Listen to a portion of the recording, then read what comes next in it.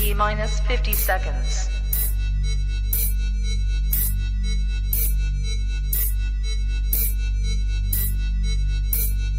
T minus 40 seconds.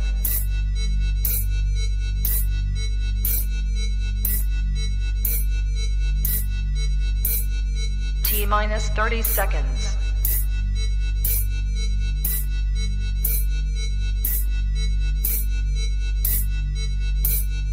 T minus 20 seconds.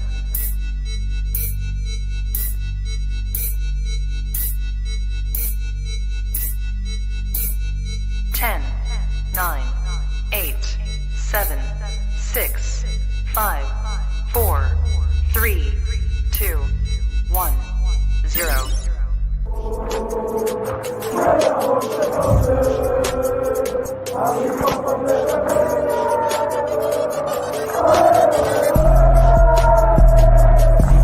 Shout out to Kopish. Shout out to Kopish, guys. Keep all the good work the up. two legends, Emil Heskey, Howard Gill. Can't get much better than that, guys. Yeah. You know what to do now. Like, comment, subscribe. I'm with legends, guys. Kopish.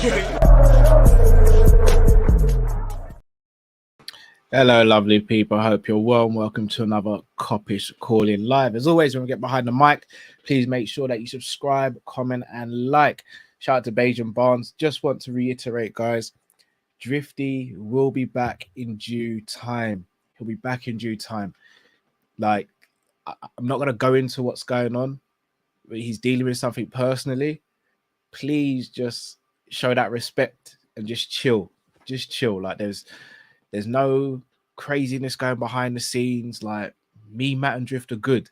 If we weren't good, believe me, you guys would know about it because we wouldn't be speaking about him. Like, I kind of don't get the whole issue here. Like, just chill, people. Like, Drift's cool, Matt's cool, I'm cool, Kopish is cool.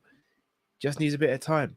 Matt's had some time where he's not been on streams. I've had some times. It's now Drifty's time where he's not on stream.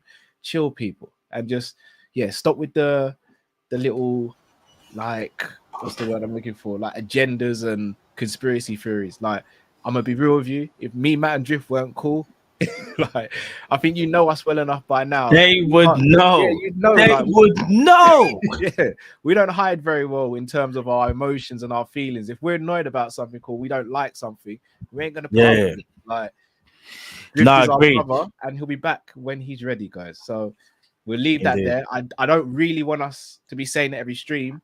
Like, you guys hear it enough. So can we leave it there now, people? Can we leave it there? Trust me, and I just want to add to what Cal just said as well, because listen, when it comes to our brother, you know what I mean? Yeah, that's our brother. Everything is blessed, you know what I mean? In terms of in the camp, he's just, you know, he's got to sort some things out. Bless up to Drift each and every time. That's our brother. But please, people, just give him a bit of privacy, you know what I'm saying? And just give him a bit of, you know, just let the man do his thing in it, and he will be back. Trust me, he'll be back. He'll be back. Indeed. Man, like, Matt, how you doing today, bro? Bro, for me, as you know, it's been a hectic week. You know, this is why I will say people behind the scenes have been hectic. Not in a bad way, people, but it's been hectic. Yeah. I've been doing a lot, basically. I've been doing a lot. But no, bro. Other than that, though, I'm all blessed. I can't really complain. Really. I really can't. So, what about yourself? That's what I like to hear, man. That's what I like to hear. Again, busy week, bro. Yeah. Every day's busy, isn't it? Like, just is what it is, bro. But, you know, hair on the stream, can't complain about that. It's getting to speak with people that we get. What I love doing. You know what I mean? So I can't complain, man. Guys, if you missed the preview earlier, make sure you tune to that. Had a guest on, a Newcastle fan called Pete McCleave. Goes further than just a football chat, though. He's got a fantastic campaign at the moment, which we urge you to get involved with. So please, after this show or before the game at least, please make sure you tune into that preview. Very good show. And Pete knows his stuff about Newcastle United, so it's a good show. Matt, I gotta ask you, how you feeling about these Man United rumours? Do you really want to know? It's a lot, innit? I haven't read or seen anything since probably the morning. So I don't know if there's been like a major update. But the last things you're going to tell me now, but the last thing I saw was Qatar or at least a consultant from Qatar was looking to get into Liverpool. They FSG said no, and they moved on to Man United, and apparently now they're close to Man United or something. Please tell me what I'm saying is not gonna happen, bro. Apparently, again, I can only say apparently. Apparently, a bid has been made. Oh, Sky Sports reported it. Yeah, see, do you want to know something? I'll say this. Oh, I've got so much on my mind. If there was ever a time that you wasn't, say you was just sitting on the fence and you was unsure, I think now's the time. I think we'll gotta come together, like in terms of like Liverpool fans just as a whole, football channels, everything, bro. Because I can't lie. Let me see something. I'm just going on Twitter now to see.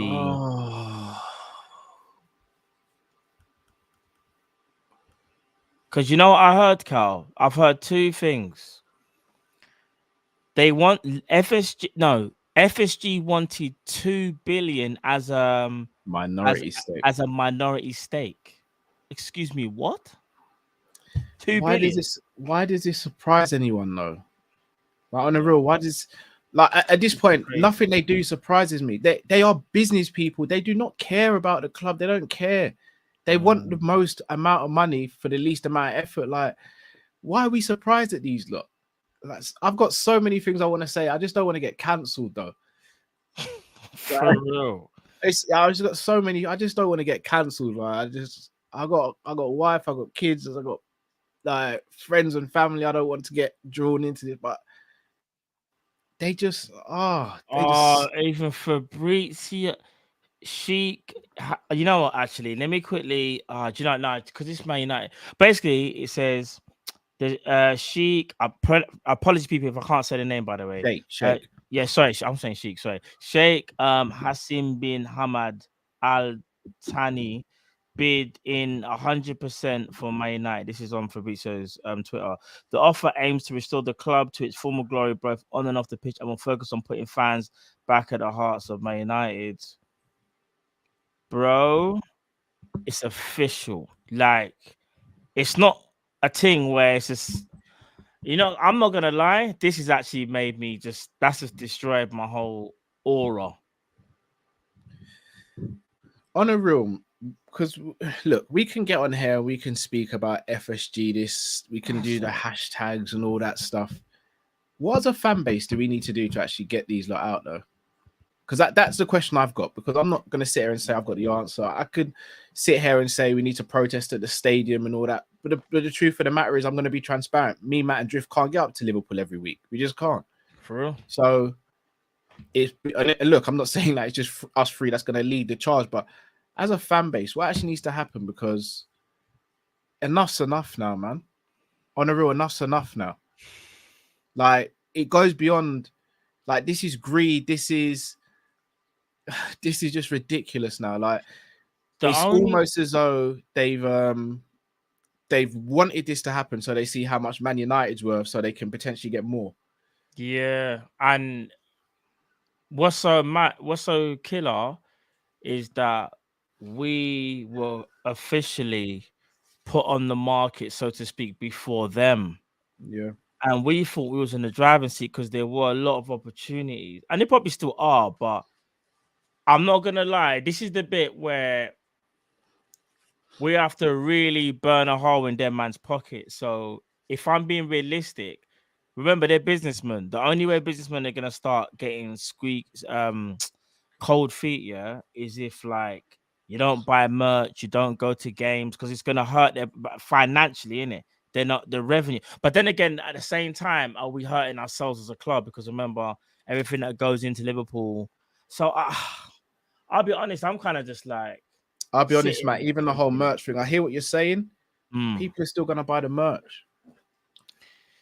They will, but what you can do is say, like, for example, I don't know, 80% of the fan base buy the merch. We need to drop that down to like 20 or 30.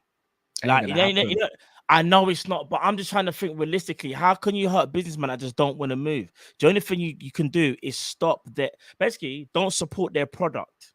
So you see the LeBron shirt. I'm a big LeBron fan, bro. But I'll be honest, I can't buy it now. I can't buy it. You know why? Because it's got FSG fingerprints all over it. And people know how much I watch basketball and how much I support LeBron James. But I can't lie to you. Then the other part of me is like, oh, but that's LeBron James, that's Liverpool. But he's still part of the FSG umbrella. They brought him in. So he do you know what I'm trying to say? It's stuff like that. Bro, do you know what's so crazy?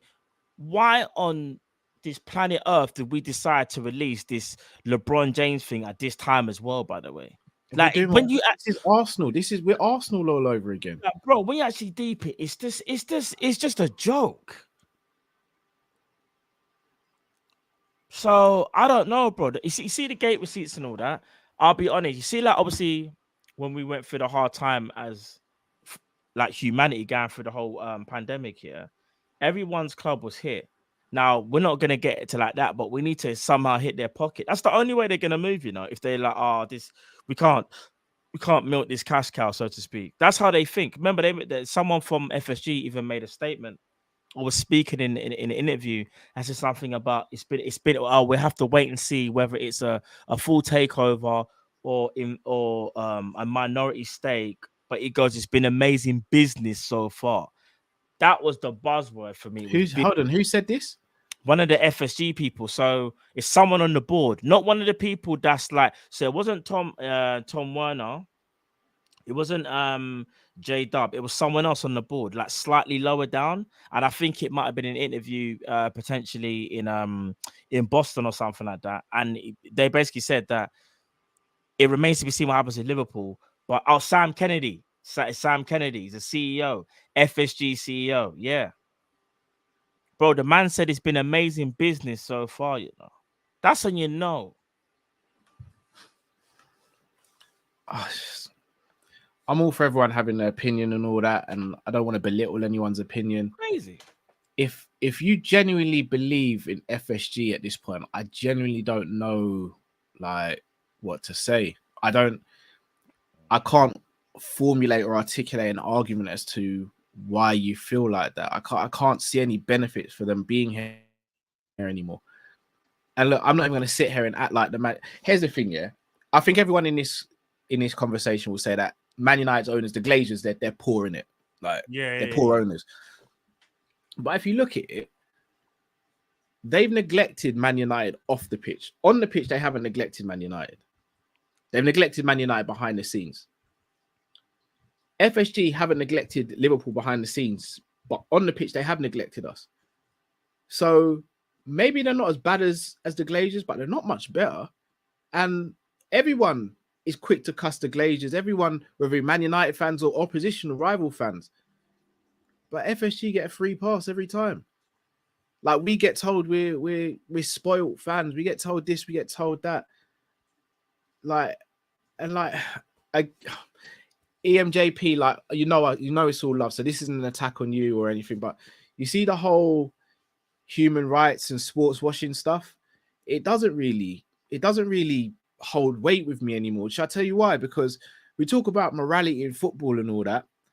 These are the same lot that furloughed staff tried to trademark the name of Liverpool, tried to raise ticket prices, are blaming COVID still for what's going on. Not being funny, like Standard Chartered, who were one of our sponsors, AXA, one of our sponsors. I hate even to say it, Nike. Like, are they all glossy? Like, let's be real, they're not glossy. So I can't sit here and talk about other people's dirty laundry when my laundry in the basket stinks right now. It needs a wash. Because if we're really going to do that, I'm really going to go all the way back. No team's clean. FSG aren't clean. From what I've heard, they pump money into Trump or help Trump. Is that someone we want associated with Liverpool as well then? Like, I don't get it, man. I don't get it. Look, and don't get me wrong, there are certain levels of violations and human rights abuse and all that. I get that.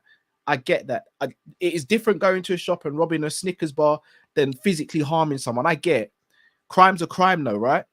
So no one's sitting there saying we want, like, we're not sitting there saying we want Man City type owners who are going to cook books and do a madness, you know, because we don't need to do that. We just want an owner who actually knows about football and cares about it. I don't think that's too much to ask. And what makes me laugh is We're quick to throw players under the bus because they don't look like they're giving effort or they're not performing. These lot have been here for what, 12 years? Like, what are we doing? On a real, what are we doing? So what? Owners are allowed to get away with it, but the players have a couple of months of bad form and we jump down their neck. But the owners can just catch a free ride. Because let's be honest, we are Felipe Coutinho not selling away from being a mediocre club. And that is with Klopp. We had to sell Coutinho to be where we are. And I know the first thing people are going to say is, well, he wanted to leave. He did want to leave, but they got lucky. They got lucky. Do you know what? George Haralambas or whatever your name is, bro, I spoke to you yesterday. I am not going to speak to you again today. And I'm going to be so transparent with you. Bro, you keep on mentioning my wife. I will find you and you're not going to like what happens next. It's as real as that. Do not mistake me for some dickhead who's doing this. Please don't. I'm only going to say this once. Just so George, get rid of him. No, don't get rid of him. Keep him in here. But George, I'm going to tell you this, and I'm going to tell you this straight.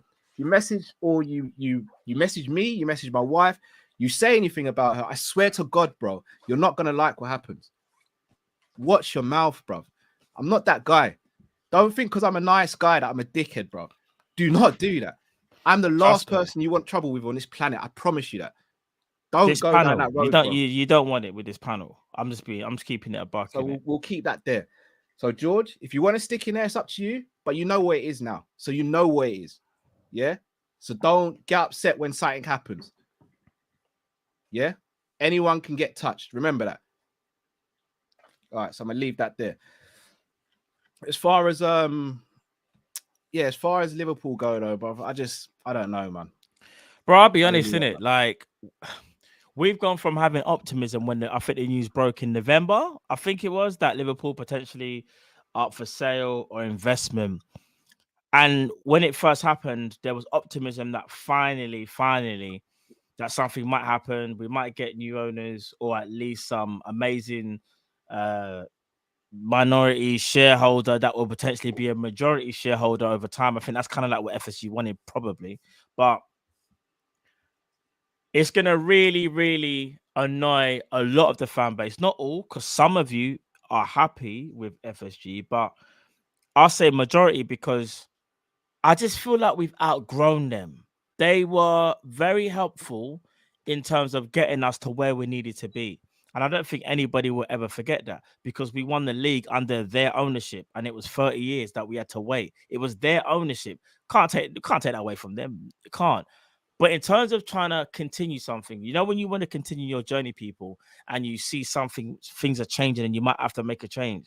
This is the change that we were supposed to make. Now, imagine now, I don't know much about the bid for Man United in terms of who it is exactly and their profile and whatnot. But but I'm reading that it's a Man United fan and he's a lifelong Man United fan. And that's the first thing when I think to myself, raw. So someone that loves the club, like really wants to help the club. And that's what we want as well. We want someone that loves Liverpool. So I'm not trying to say it was going to be the same guy. It might have been. I don't know. But if that person goes in there or that consortium or that ownership go in there and they are able to turn Man United around, we're always going to look at it and go, that could have been us. And that's the frustrating part because we know the parameters that are being set now by other teams, we are struggling. Like, we're struggling. Like, I'll be honest, when you look at our books in terms of what we're able to do over the years, we languish in like 12th, 13th place or whatever it is. For big boy Liverpool. No. But that's not a lack of having the resources. That's a lack of them wanting to put in the resources. Exactly my point. That's even worse. I don't even know what it's like. Someone's got money knowing that they need to do something important, but they don't want to do it. And I don't understand why. Like, it makes me think, like, let me give you an example. Well, not an example, but let's say they spent 200 million in the summer. How does that affect FSG?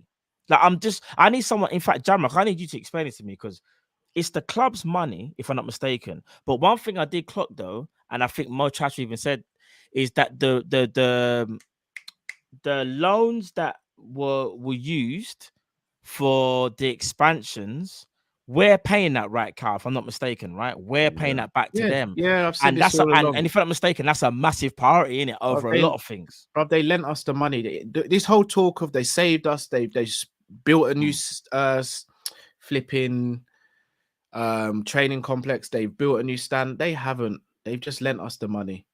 Like, that's it. All they've done is lend us the money. And we're paying it back. Oh, Mr. Bombastic, oh, shut up as well, man. Like, what is it with you people? You little bitches hide behind the little narrative. No. Keep them in there, bro. Just block them, bro. Keep them in there. You little bitches hide behind the little emblem or a little thing. I've got my face on camera. I'm not no bad man, but don't think you can take me for a dickhead and think I'm not going to say anything. What, you think I'm just going to sit and do nothing? Use your real name, Mr. Bombastic, and come on the stream. I'll send you the link personally if you DM me. How about that? Or are you going to sit there and say nothing? Them man ain't going to do that.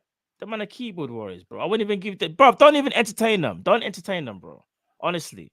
I'm not gonna lie, bro. There's a level that people need to stop going to because of course, because there's certain things that cross the line. I'm not from this generation, innit? I'm not from this generation, so no, I hear that. Listen, I just don't want to give them too much energy, bro. But I hear what you're saying though, because there's certain things that man will just not tolerate, innit? So banter's all fine, but just people really need to tone it down, man. Don't get these people. Can't be talking about certain things. That's all I'm gonna say. But yeah, bro. Listen. Before you told me about this whole Man United thing with the latest, I actually came in with a bit of optimism, thinking the weekend tomorrow, kind of a little bit positive against Newcastle, and then I just hear this, and I'm just like, yo, I don't know, man. Yeah. I don't know, bro. Yeah. Last time I mentioned anything, Mr. Bombastic, you told me not to threaten people. No, you said it in a rude way. If you're going to have this energy, expect it back. Don't, like, this is another thing. You lot love to dish it out, but can't take it. Make up your minds. And I'll threaten someone who threatens or speaks on my family. I have a right to do that. Yeah. And if you don't like it, watch something else. Facts. You ain't gonna watch this. You know, what? Am I not meant to protect my family now? I'm not saying you're insulting my wife, but stop talking, bruv. Just stop talking to me. Watch something else. It's as real as that. I don't know you. I'm not going to walk down the street and say, do you know Mr. Bombastic? Because no one knows you, bro. You don't use your real name. You don't have your picture out. So shut up, man's still going on about it. Yeah, bruv, I don't even know why he's still going on about it. You could have just said, all right, leave it now. No, because he didn't like the clap back. He's all well and good saying something. He didn't like it when it came back. Don't give right. Anyway, let's continue with the show. People. We are going to have you guys come on and say your piece. Again, I don't know what's going on with Liverpool at the moment. I can't lie. I'm very worried about the future of our club, both immediate and long term, because I don't know what's going to happen. I don't see us getting bought out now. And look, when this news broke in November, Matt, you saw how arrogant I was with it. I thought we were back. I thought we were back. Everyone was positive. To be fair, Drift was like, yeah, Drift. I'm not sure, you know, these man might just. And I was remember how I was cussing Drift about it, brother. I was like, nah, you need to loosen up, brother. Good. It's mad. I don't know, bro. Do you know what though? I'm gonna be honest. Out of all the clubs to get taken over, so you got Chelsea. But this is the killer. Chelsea were bought out at like a deadline. Remember when Roman was going for the madness?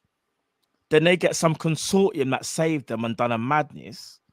And now Man United. It's the same thing, bro.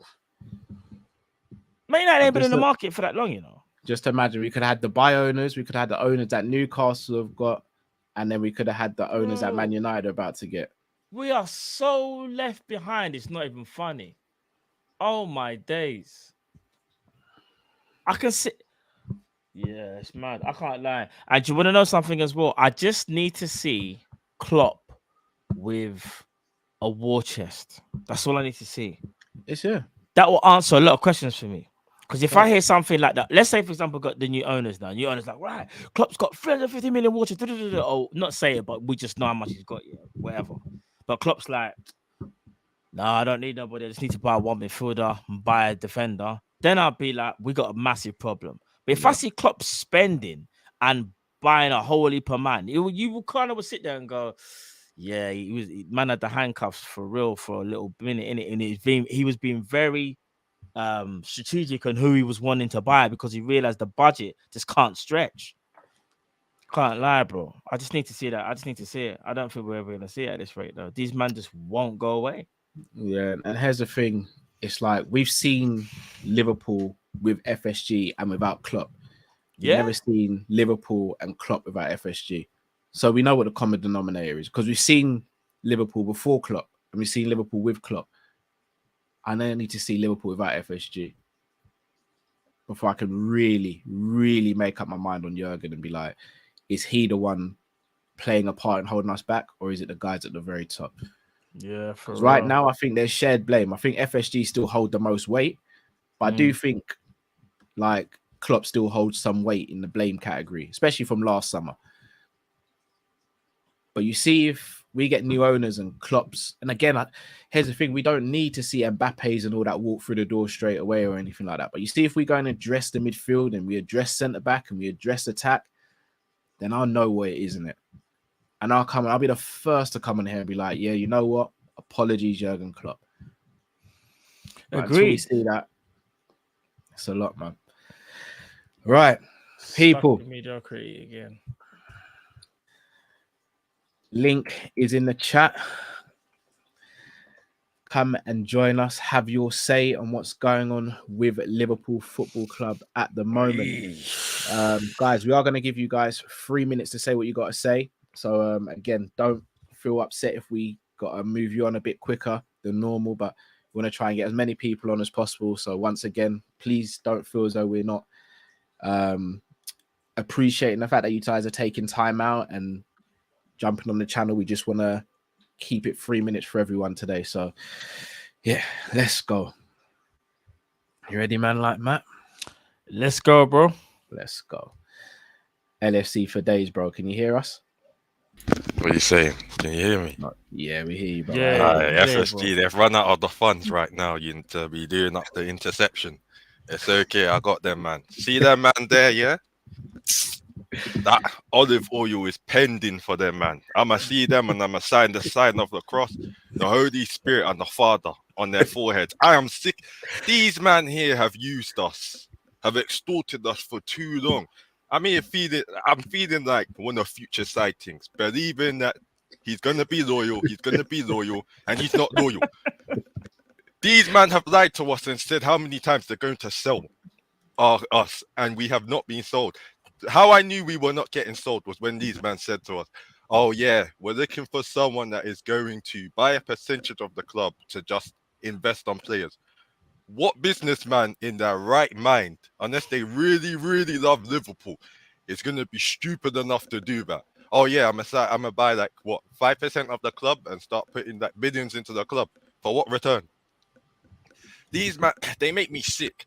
How could you advertise that you're gonna sell Liverpool, thinking that United, them stingy guys over there as well, they're Glazers, who in my opinion are better businessmen, weren't just gonna be like, you know what? If they think Liverpool was worth 4 billion, we're gonna say United 5 billion. And United, boom, boom, boom, they got it sorted. If United get these men, it's long. It's long because we cannot be doing this sell to buy when United now. And if Tottenham, oh my lord, if Tottenham somehow get Qatari or oil money before us, just rip the club up. At that point, league is done. I don't even see us holding top 6 after that, because we can't be playing this sell to buy nonsense now where there's money. Like for me, the Premier League, see this ESL, I wasn't on board, but you see how the Premier League has let, in my opinion, the way the standards of clubs should be run by just like, boom, yeah, if you got money, spend. You know, people take it as a joke now. What is FFP? What is FFP? FFP is just a symbol. Useless. Clubs are coming here finding loopholes and going past and they're getting unpunished. You see, City. I was thinking City's gonna get charged. Forget that. City ain't getting charged. Like honestly, for me, I ain't gonna lie. I'm hearing this ESL talk now. I'm hearing it a little bit because at least there's gonna probably be standards. I don't like I don't like Perez and that Real Madrid thing, but you know what? I think there will probably be better standards there. Sick and tired of this club. We play too much.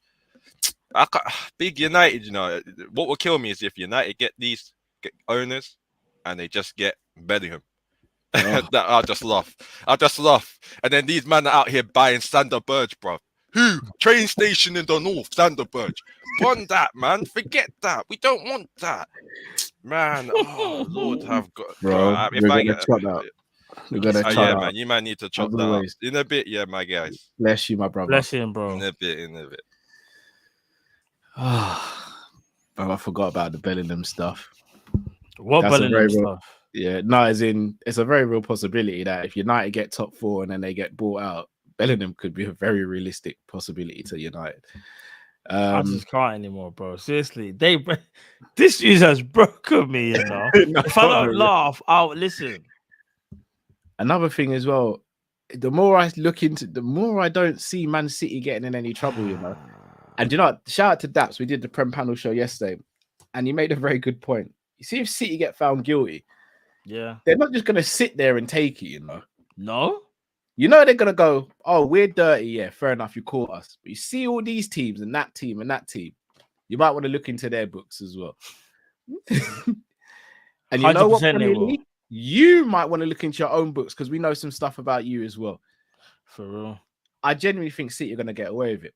And I think they'll get a fine. No, but you can't spend but the Premier League spent like 4 years putting up this thing, bro. Like this whole you can't spend 4 years for someone just to do this. All right, Matt, hear me out then, yeah? Say, for example... You can't, bro. Say, for example, you found out that for the last 4 years, I've been going on to another YouTube channel and trashing Kopish, yeah? Imagine you found out. Yeah. And then you come to me and you go... That is wild. Imagine you sit me down and you and Drift go, Cal, we've got all these streams where you've gone on there and you've just cussed Kopish and told people not to subscribe, told people these guys aren't good people and all this. And then I go to you, you're right, you got me. But you know what, Matt? I know all the dirt you did this time, and Drift, I know all the dirt you did with that. What are you gonna do? You're gonna let it go, innit? You're gonna let it go. Yeah. We're gonna be on screen, probably not speaking very well. Yeah, it might not be the same, but yeah. You're just gonna have to let it go. You're gonna have to go. No, fact. All right, you got me. But just know we ain't cool, innit? Like, but if the Premier League wanted to get City done by now, it'd happen. If UEFA wanted to get it done by now, it'd happen. Like they're cheating in everyone's face. They're at the bar with another girl, and their other girl is sitting on the table drinking her mocktail. Like, we all know what's going on. But they'll go back to the table, and their girlfriend will go, "Oh, who was at the bar?" And they'll go, "Oh, it's my auntie." But we know it's not your auntie. She looks the same age as you for a start. Like, we just know where it is now. So I don't know, man. We'll see. Anyway, let's get our next caller in. Yeah. Man likes the beery without the locks. Yo, it's good, fam. Not great. So you man are gonna be. Are you guys hearing me? Yeah, we hear you. Yeah. We can hear you, bro. All right, cool, man. How you guys been, by the way? I caught the monologue, funeral eulogy thing you guys just did. It wasn't a good look, fam. This is going to be probably one of the hardest episodes for me. And here's why it's the hardest episode for me. You're gone. I don't think you guys should ever mention American politics, American business ethics. And it's not that you can't have your opinion on it, but at least understand it before you formulate an opinion. Because you guys have a following. Some people respect you, looking up to you. And when they hear certain things you're saying, it's just not factually right or even smart business-wise or politically. So it's just not a good look. So like the guy earlier, shout out to him, I think, LFC for days. Most of you guys are like, yo, what good businessmen? What good? Bro, there's no better businessmen than these men. I would be the first to tell you, if their business module or ideas or way of doing business doesn't appease us fans, I'd rather demand them say that, like, yo, we don't like the way this business is going. Because if the books is good, you can't look at the books and go, oh, I don't care if the books is good. Bro, that's what business is. Business is all about money. Money fluctuate. After every expansion comes a recession, and after every recession comes another expansion. That's just what business is. The unfilled stuff does not reflect the back office stuff. They mind them lend the club money. That's how business goes. If you have an LLC, like I don't have to work in my name. I can work in Zubir Mafabi. That's not even my name. So when I do my taxes, Zubir Mafabi does his taxes, and I can borrow money from Zubir Mafabi. So that way, my real name don't pay tax. I've got a That's rebuttal. smart business. That is smart business. So if they own LFC, they can put money into LFC and take it back out, bro. That's what business is. If you don't understand that Zubiri. economic of business, it's not going to translate to the football. No, what you're saying, I actually understand, but you're actually missing the point. Maybe I haven't translated my point clear enough. We're not saying they're not good businessmen. They're Are the they best. good? Are they great Liverpool owners?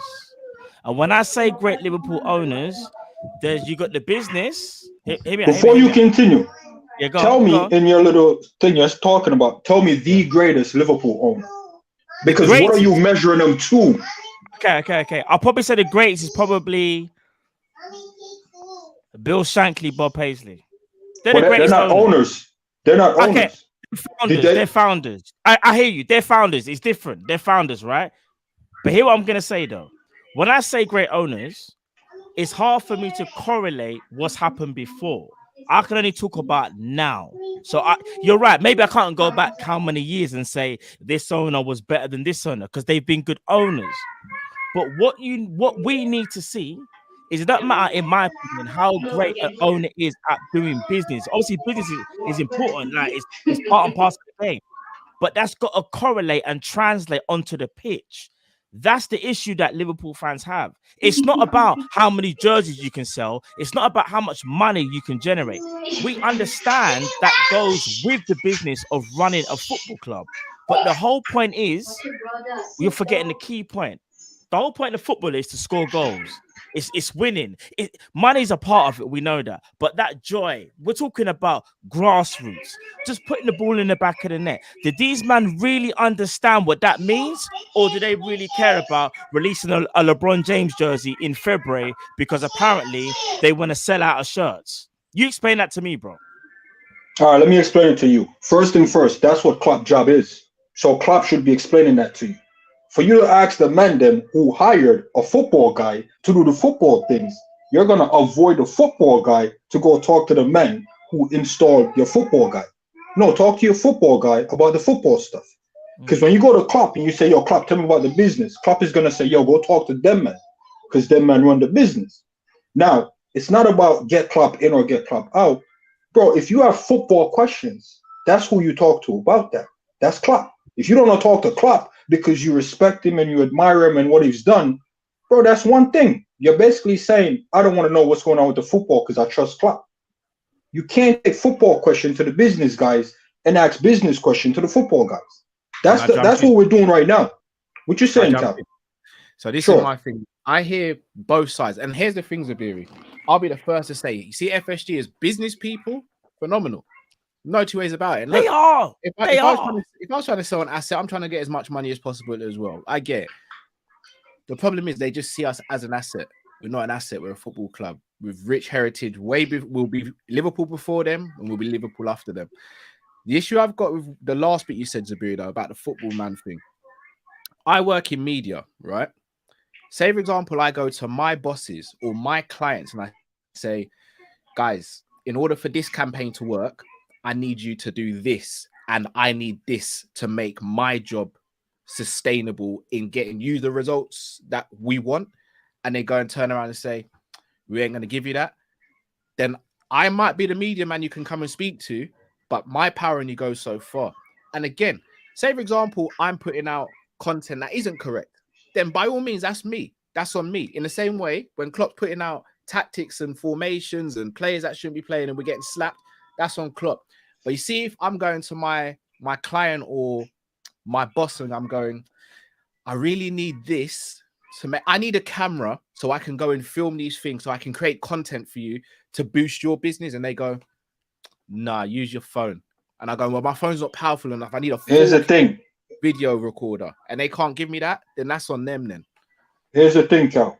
What you just said, there's no fact in that, because you don't know, I don't know, Matt don't know if that dialogue of that analogy really took place. very true. But what I will say, what we do know is the fact that the same way Roman Abramovich put his own money into Chelsea transfers and was robbed of that club. I understand the reasons for robbing him of his club, because what his countrymen did had no bearings on him, bro. That should not stand.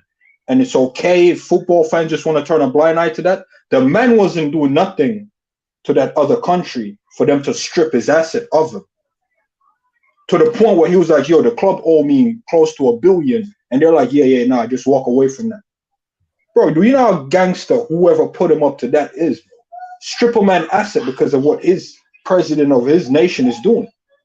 Bro, that shouldn't be right. And then us Liverpool fans are looking like, yo, look at Chelsea. Bro, look how much money Chelsea has spent. Matt, to your point, still can't put the ball in the back of the net. Look what 700 million got them, man. And they can't put the ball in the net. I know. But this is what I say, though, Zabiri.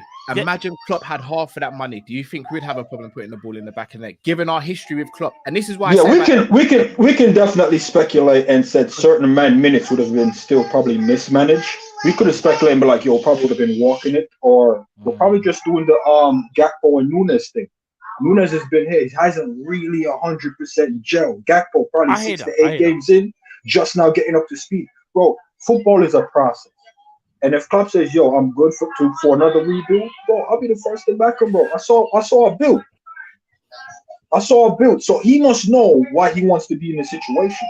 You see, if Klopp come out and was like, yo, you know what, I'm exhausted, I can be like, you know what, FSG probably exhausts him still. But the fact that he has the energy to go again, I think as fans, bro, I think we should just get behind whatever project they're doing, bro. Because here's the thing.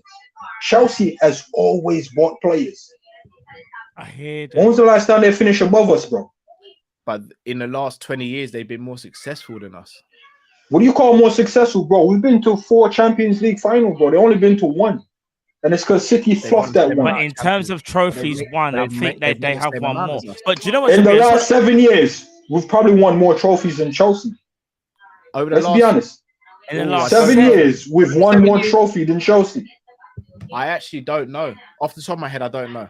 I'm not too sure. That's what I'm saying. If we're talking football, let's just talk football and leave the business to the businessman. But this is what I'm going to ask you. Let's get the next person on because we want to keep it. All right, man. Just ask a question. I'll respond in the chat. But just ask me a question if I know how to respond. You know what I'm saying? Yeah. What you saying? What I was going to say is, do you think though, under this ownership, we can still be competitive? Do you think like the model that we have? Can it translate into now when you've got your Chelsea, your Man City, and your potential Man United being taken over? Can we stay with them? That's the question. Oh, it's easy. Yes, as long as we have the right coaches in place, because that'll be the difference. You can buy anyone you want, bro. You got the right coach, but what you talking about? Any given Sunday? Nah, come on, man. Go watch Any Given Sunday. Go watch Any Given Sunday. The Mighty Ducks. Come on, you seen the Mighty Ducks? Of course, I've seen the Mighty Ducks. Come on, fam. Come on now. You just need a good coach, fam. Big up to you, man. Still, man. Big up Zabiri as always, brother. Big up, love as always, brother. Big up Zabiri, because again, like, do you know also, the reason guys why? In the chat, Zabiri, like, he's good for the banner, but again, just because he has a different opinion, guys, let's not. Exactly, that's our brother. Just because we disagree on something, I don't mean to say. Do you know what I mean? I know a lot of people, to be fair, were showing Zabiri love. They were just like, you know what?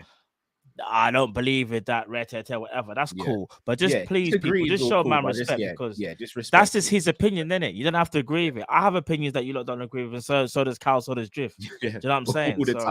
All the time, bro. All the time. You know that. But yeah, man.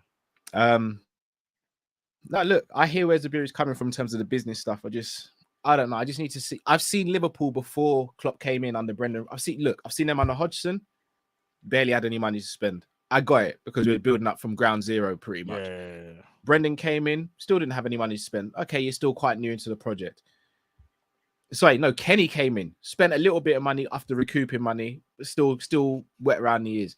Brendan came in, again, could have done more for Brendan, in my opinion. Didn't help himself, I could have done more. Klopp's here now, you're still not doing what you're meant to be doing. Like, when you look at the catalogue of the history, it doesn't read good for FSG. And the fact that we're being outspent by teams who have just been promoted, like, it's not good. And here's the thing: if Klopp is the football man at the helm, and he's not, and here's why I want owners who know about football. And look, it might even split the fan base more if we get owners who know more about football or more passionate about football, because there'll be times where we lose players and lose managers that we as fans love, but they'll go, "I'm as a football man, this doesn't sit right with me, so I want to make a change, and I'll die on my sword." You see, Roman was chopping and changing managers all the time, but you know what he's doing? He's winning trophies, and that's what made him and the fans happy. So yeah, man like Carefree Lewis will turn around and say, "I miss this manager, I miss this player," but Carefree Lewis is seeing them win everything. So it's a double-edged sword, but it's the other side of the sword we've never experienced, and I kind of want to experience it, to be honest. Right, let's call her. Kyle's Neto Army, welcome to the show, brother. I'm good, man. How you guys doing? We're just like you, bro. You know it's like, rough, but you know it's pause. You know, bro. Nah, man, I'm sick and tired of this shit, fam. I'm sick and tired of this, man. Listen, big up to everybody in the chat. Big up to the people waiting after me, and man, bro, I can't lie, innit? Is it just me that doesn't give a fuck about what happens tomorrow against Newcastle? Because I don't care, man. I don't really give a shit. I do care. Fair, man. Fair. You know, I'm at that point in my life, and with Liverpool right now, I just don't care, man. That's just me. I don't care what happens, bro. Because we can win tomorrow, but at the end of the day, we're just falling into FSG's happiness, which is getting top 4 and making top 4 our primary objective. I don't want top 4. That's just my opinion. I don't want top 4. I don't want to see us achieving anything this season, because anything that we achieve this season is just going to paper over the cracks that have appeared this season, and it's going to make, rightly or wrongly, it's going to make FSG think that we're not finished. We're not going to sign anybody. Like, I hate going down this road in it, but I hope people just understand Jude Bellingham ain't coming, man. Please just get that over your heads. Jude Bellingham is not coming to Liverpool Football Club, because at the end of the day, Liverpool Football Club is that guy in it. They are that people that sit there and they talk, man. We are the masters of foreplay. We talk you, we get you into a mood, we get the wine, we get everything. Then when it's time to get into the bed, we don't do shit. What we do is we're about to do something, then we go for and say, you want some breakfast? Fuck off out of here, you cunt. The hell's this, man? Fuck off out of here, man. Some breakfast. You want some breakfast, and it's fucking 2 a.m. in the morning. We're trying to sleep. Idiots, man. Get these fucking pagans out of my club, man. I'm sick and tired of being sick and tired of these guys, man.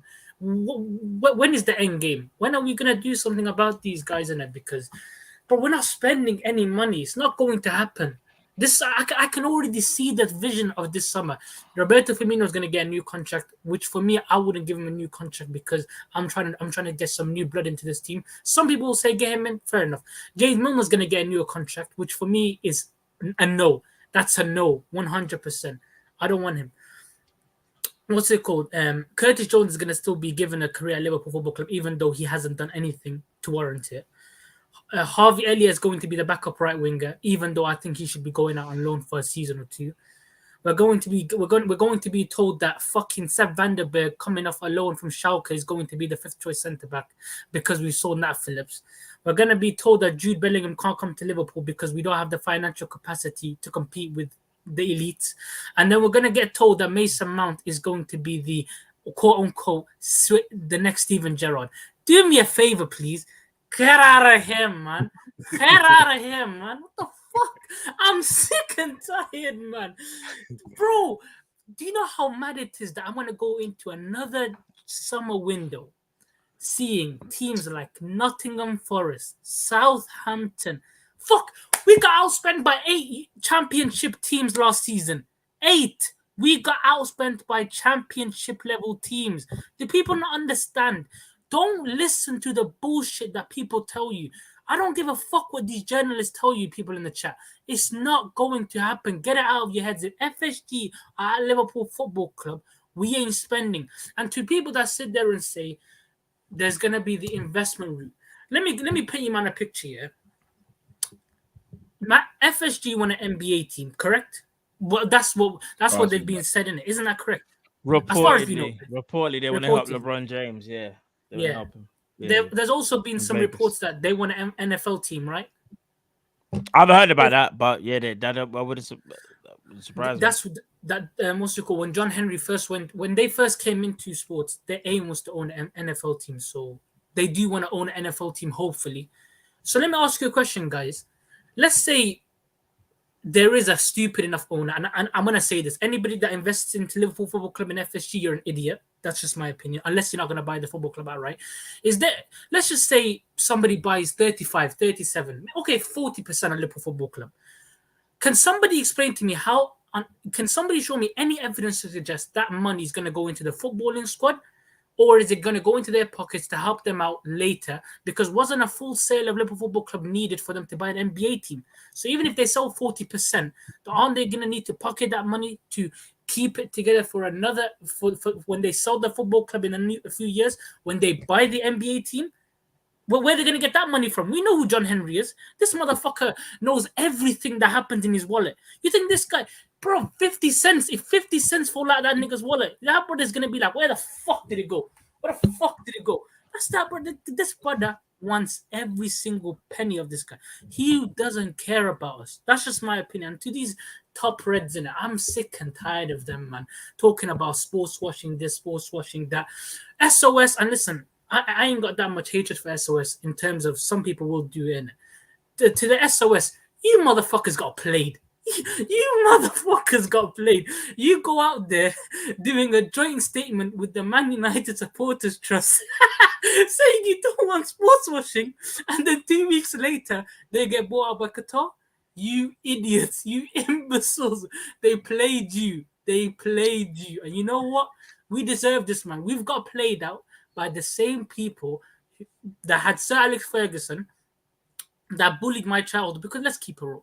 I was a Liverpool fan. Sorry, bro. I'm going to give you 30 seconds, bro. I'm going to give you 30 seconds. Fair enough. Because listen, my head's gone, but I got to leave in it quickly.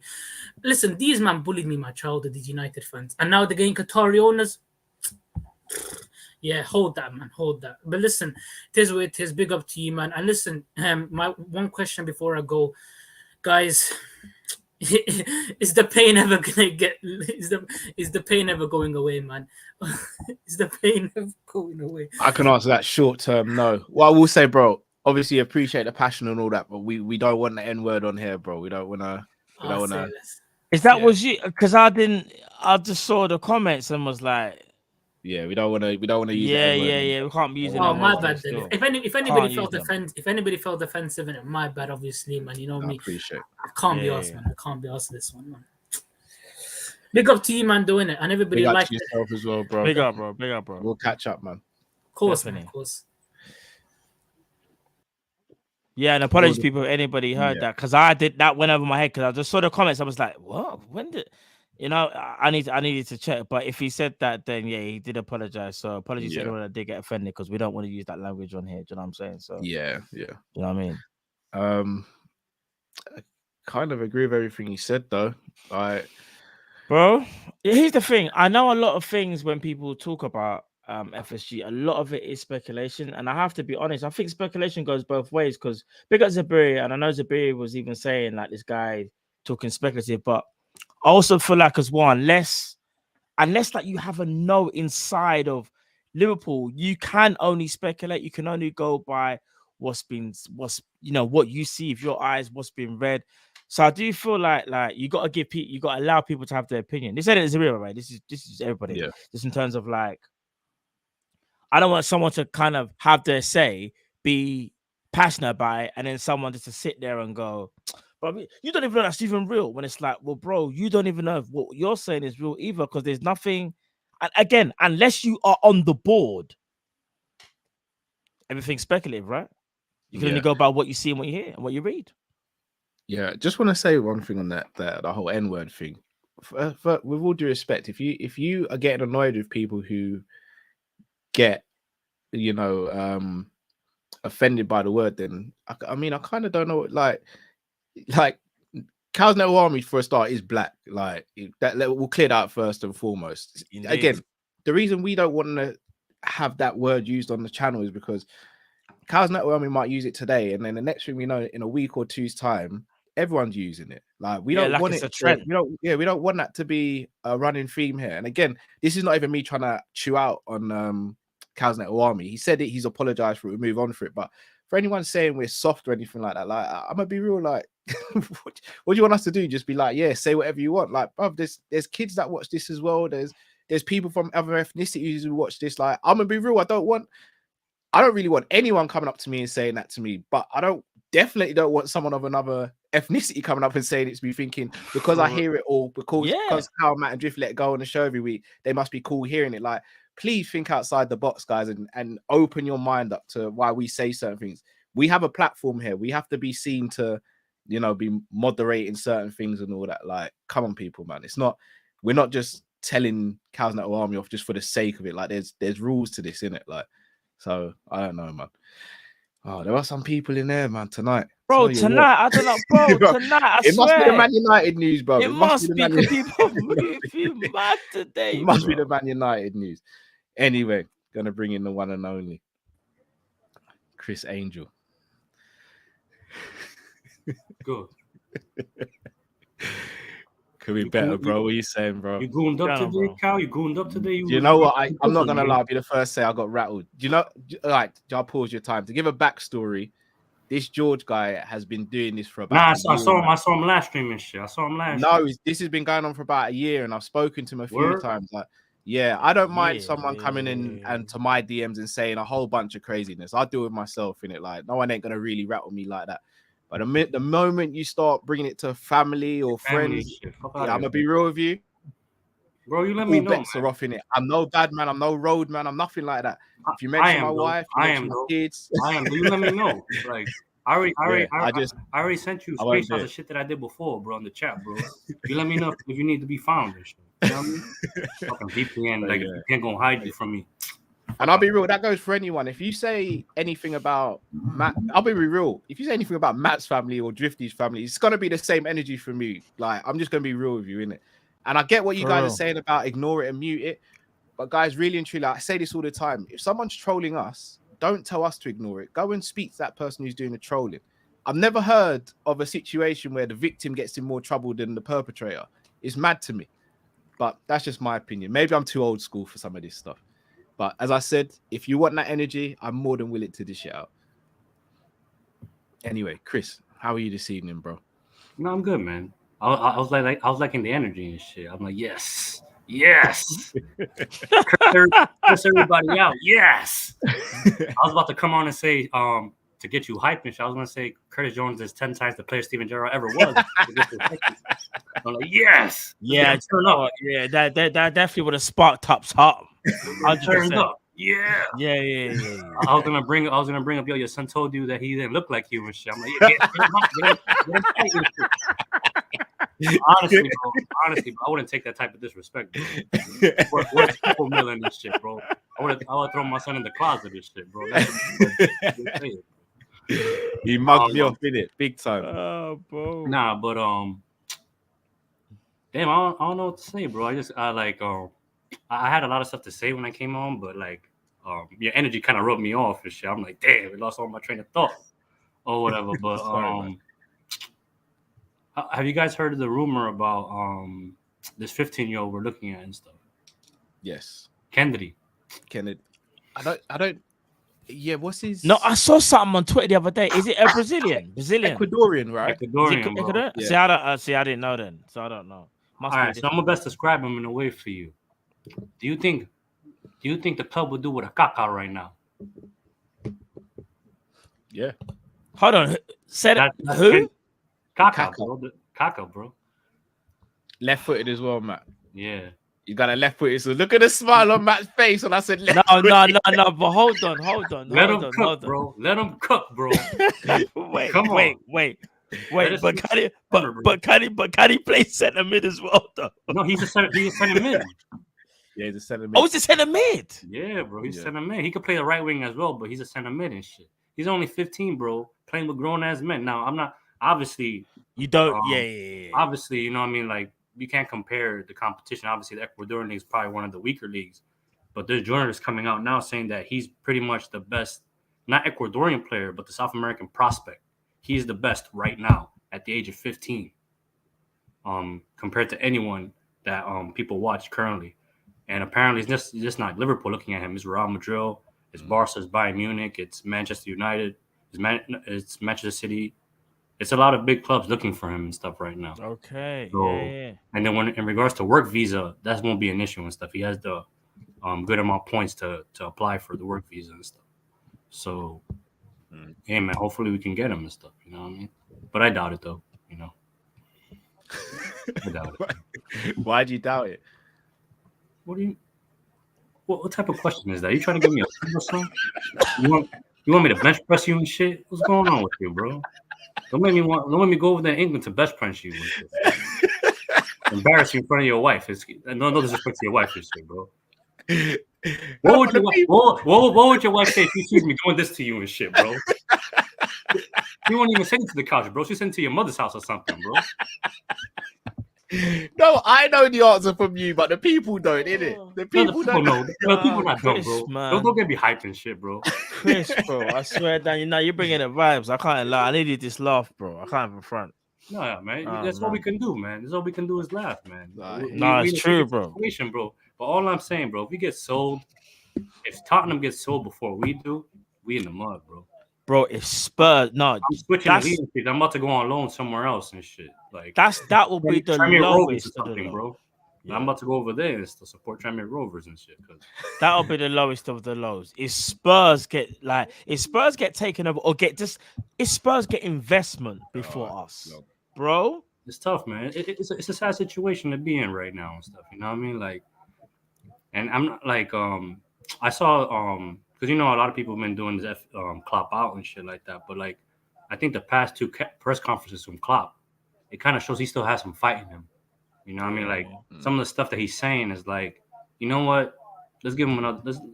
Let's wait and see type shit. Because there was a thing where he said, I don't know the exact words, but he's pretty much said like, when we're wrong, it's 100% my fault. But when we're good, it's all the players type shit. So honestly, that's kind of good to hear. You know what I mean? Because like he was moving mad lately with the press conferences and shit like that. I mean, yeah. So, yeah, man, we'll see and stuff. And everyone that kind of like bigs up FSG and shit like that, talking about the Saints and shit, bro. They were part of a cheating scandal in 2018 with the Boston Red Sox and shit. They were caught cheating and shit. Oh, I didn't know what I mean? Oh, yeah. I didn't know that. Yeah, that was big in the baseball world, bro. That was big, bro. That was big and shit. You know what I mean? So, not everyone is perfect, bro. Not everyone is, everyone has their flaws and shit, but yeah, man, let me get out of here and bring someone else in and stuff. Hopefully, right, Chris, you're a legend as always, bro. Hopefully, you can get more people to get you more upset and shit like that, so you can curse more people out and shit. You know what I mean? Yeah, yo. But everyone, the next person that comes on, just say Curtis Jones is better than Steven Gerrard. You know what I mean? Coutinho can lace Gerrard can't lace Coutinho's boots or something like Mascherano. Mascherano's 10 times the player, 20 times the player as Gerrard, bro. So say shit like that, but we gotta get hyped. You know what I mean? But let me get out of here, man. No, bless you, Chris, bro. We'll catch up, my bro. Yo, big up, bro. Blessings, bro. I'm about to start standing in the corner again, bro. I'm about to buy FSG, bro. So, you know what I mean? It's getting bad, bro. It's getting bad out here, bro. I'm out here in my North Face and shit, bro. And it's 9 degrees out here, bro. I'm about to stand in the corner and shit with my product and shit. You know what I mean? If anyone wants some, you know what I mean? I'll give you a Kop-ish discount and shit. You know what I mean? Let me Big up. Blessings as always, brother. Love as always, G. Big up, Chris. Big up, Chris, man. Trust me. Always listen at the vibes. You always get the vibes, Chris. You can't even be on the stream and be angry when Chris is about, man. No, bro. Do you know what it is? He one thing about Chris can read the room. He knows that everyone's down in the dirt. Man, put the energy, put the vibes today. Do you know what I mean? So big up Chris, man. As always, bro. Facts. All right, let's get our next caller in. Indeed. Paul A, can you hear us? We can't hear you at the moment, Paul. You there, Paul? You there, bro? All right, Paul, we're going to have to move on to the next person, bro. Hold on, Cal. Quickly. Read the KC. What I just sent. Oh, okay. So give me a sec. Yeah, because you got, yeah. Cool. Yeah. Mizzy. Oh, go on, bro. It's good. Yeah, big up. Yeah, man. What's going on, Tom, Mizzy? Yeah, just trying to find consistency because I just played football today. Just came back like a few hours ago. Obviously, it's in the morning now, but we had a late evening football. It's all good. One assist, but it still counts in it. Just trying to find consistency like Liverpool in it. Yeah, it is what it is. But Cal, I'm following more on UFC now. Ever since I, become in tune with the Sanderson show, and there's a UFC 285 or something next month, early March. Yeah. Not gonna lie though, I mean, in March there's a lot of things happening. Like, there's UFC, and then there's John Wick. The final trailer came out, so I'm so buzzed. Yeah, I saw yesterday. And yeah, it's gonna be lit. And I'm heading to Australia next month as well, for Russell Peters. Nice. Yeah, live. So I got the tickets front row, so I'm not gonna get grilled, but you know what time it is. You know what time it is. Yeah. Yeah, a lot of things. I'm looking forward. But back to UFC and John Wick, because I got probably an interesting question for you guys. But obviously about Liverpool, let's hope we pick up where we left off. I guess we can. I'm gonna put that aside now because I let other callers to talk about it. But back to UFC, and I have this question. Yeah, like so in the new John Wick movie, there's Scott Adkins and Donnie Yen, and then so there's two actors. And then there's another actor, Iko Uwais. I'm sure you guys have heard from The Raid. He's the main star. Yeah, the Indonesian, who does really well in Silat. My fellow Asian counterpart. So my question is, if you sit down for a day, talk about UFC, which one of this bunch would you want to spend time and hang out with them? With one of them. Do you know what I'm saying? So, yeah, I think that's just that. That's just my question. So who the names again? So the guy from The Raid. Iko. Yeah, Iko Uwais. Yeah. Scott Atkins. No, did you say Keanu Reeves? No. Not Keanu. Okay. Not Keanu Reeves. No. Scott Atkins, Donnie Yen, and Iko Uwais. Out of the three. Donnie Yen is so. Yeah. I'll leave you guys to chop that out. But big up to you guys as always. Big up to yourself, bro. Big up, bro. Yeah. Bless you, bro. Love. Love as ways, bro. Nice one. Big up Tom Izzy. Big up Tom Izzy. That question. I've got my answer, but I'm very biased. I'm stuck between the two. I can't pronounce his name. The guy from The Raid. Iko Uwais. Oh. Him or Donnie Yen. You know why? Because here's the thing. You see, Ip Man won. Game changer. Bro, Ip Man is a joke. Like in a good way, it's a joke. But The Raid.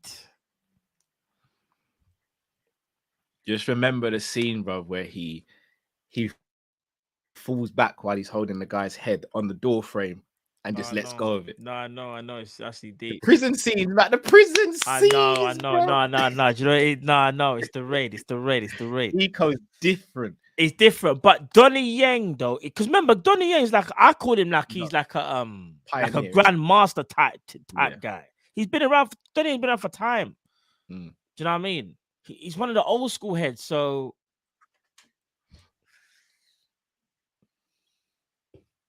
yeah, I'll go for The Raid. Yeah, I go for the Raid. Yeah, you raid. I'll be honest. I've said this. The Raid is my favorite action movie of all time. Of all time. I know it's not the best. But you know what I'm like with fighting scenes and combat, bro. You know, Johnny is. If you're talking just pure fighting, it's definitely it can go in the conversation. Maybe I should clarify. Maybe combat film, should I say, rather than action. But for me, like, bro, there's so many. Like, you see, because I'm a Jackie Chan man. Yeah. So I'm thinking of like Drunken Master. Got a channel on YouTube as well. Yeah, I'm thinking about Drunken Master and them thing there. Shaolin Chamber of Death. Snake and Crane Answer the Shaolin. Was it Snake and Crane Answer Eagle Shadow? I'm trying to remember the full name. Oh, bro, there's too many, bro. There's bare. Let me ask you a question. Raid 1 or Raid 2? Now you're being stupid. You're asking silly questions. That's like saying who's better, Suarez or Salah? I mean, some people give an answer. But you're asking a silly question because both are great. No, I hear that. I'm swaying towards 2, you know. Number 1's the original. I know. Bro, you see Little Man at the end. Who, Mad Dog? You've never seen anybody. Remember, I remember, if I'm not mistaken, wasn't Mad Dog in number 2? Yeah, it was, bro. You see when I saw Mad Dog doing this with the gun. And just said, yo, this man's so good, it's not even going to make sense, but we're just going to put him there because he's the sickest. Yeah. Bro, you know? Yeah, go on. When Mad Dog had the gun pointed at the guy like this, and he put the gun down, disabled it, and went, this is my weapon. You see if someone, bro, he went like this to the guy with the gun to go in the room. You see if someone's holding a gun to me, and they say, no, go in the room, we're going to scuffle instead. Do you know how scared I'd be?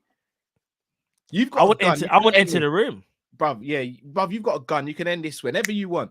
You say if a man says this is my weapon. Yeah. Oh no, bro, it's long, bro. It's long. Nah, yeah, I'm not. Nah, I'm just not involved. It is. I'm honestly not involved. The man is that confident that he can. Nah. I'd literally say to him, I'd be like, look, I've stepped out of line. Whatever it is, I've stepped out of line. I'm sorry. We don't have to do this. And the man's like, but he'll say, but you was very tough with your gun. Now you don't want to speak. He stood there and says, that's not my weapon. These are. Do you know how bossy that is? Yeah. And he got the job done as well. That's the thing. That's the bro. No, do you know what it is? It might be Raid 2, but you see when I first saw Mad Dog, because obviously you know he was sick here, but when you see when they're fighting, you're like, no, bro, this is the fakest stuff. It's fake. You'd actually think like it's CGI, but it's not CGI. The choreography is amazing. Choreography's mad, bro. It's amazing. All right, this guy next caller in, Mr. Receipts. Jamal, welcome to the chat, bro. Oh. Jamal? Yeah, Jamal's there. All right, we'll take Jamal out. We'll get someone else in until Jamal's ready. Should we bring in one of the old school man? Yes, we have to. One of the founding fathers. One of the founding fathers of this Mount thing. Rushmore. Trust me. Dare I say the best beard in the game? I allow it, but why you want to do that? Man like Gaz, big up yourself, brother Gaz. Oh, are we live? Sorry. Just making a few hairs up. What's going on, brother? Not too bad, brother. How are you, man? Bless, man. Yeah, I'm currently at the minute doing squad battles. So I don't know if you know about this trick. When you get your goals up and then you just wedge. No, you're not.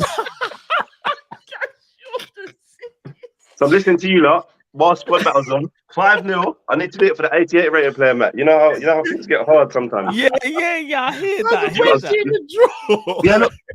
So I'm still active. My players are moving downwards. What are you looking at for that? People, throw a like for Gaz, I beg you, please. Life hack 101. That's what we're here for. Hey, guys, I see you in the FIFA team like me, you know, because I see we're posting our teams every now and again still. Yeah, I'm not involved with that. I just do squad battles now and just smash the computer 20-0. You're not on online anymore. I try to, but I blame connection. If I get battered, I say, "Oh, poor connection, man. Connection's terrible." How you all doing? All right? Yeah, bless, brother. Bless, man. How are you, man? Yeah, I'm all right. The good thing is, look at this nostril at the minute because I got man flu for like the 15th time in the last week. Bro. Yeah. So I'm trying to support Liverpool with my red nose at the minute. I hate that, bro. Not great, but all good otherwise though. No complaints. We could always be better, could always be worse. Indeed, fam. Everyone else good there? Yeah, bro. Just it's one of them ones where, put like this, everything's calm, but Liverpool at the moment, bro. And after seeing the Man United news as well. Wait there, is this a channel for Liverpool? I'm not here for that. I don't watch football anymore. I've signed into the wrong thing, you know. I'm gonna have to go. I thought we was here to talk about Brazilian female volleyball. So if we're not, I'm out. That's all I was here for. You lot got me messed up. Guys, what top you wearing? What top you wearing? That's what? This is this is Liverpool women's volleyball team, I think. Oh, okay. It's the new kit. Yeah, I don't want to show you the undercarriage is a bit different because it's volleyball. So I don't want to show you like that. Turn it into OnlyFans. Get you lot kicked off, mate. X-rated. Oh my days. Okay, so I just wanted to start off with the fact that Igor Biscan is at least 7 times the player Steven Gerrard ever was. I'll give you my WhatsApp number account and my email address, and you can throw the abuse as much as you want, mate. Listen, I'm not going to lie. I'm here for that. I am here for. You know what? Until you run a YouTube channel or until you do videos, when people are calling you out. So I got a new haircut, and I think the exact word underneath it was, "You are a pussy drying magnet," or vortex, I think it was. Like, bro, I'm just trying something different. And you think, mate, why does it have to be personal?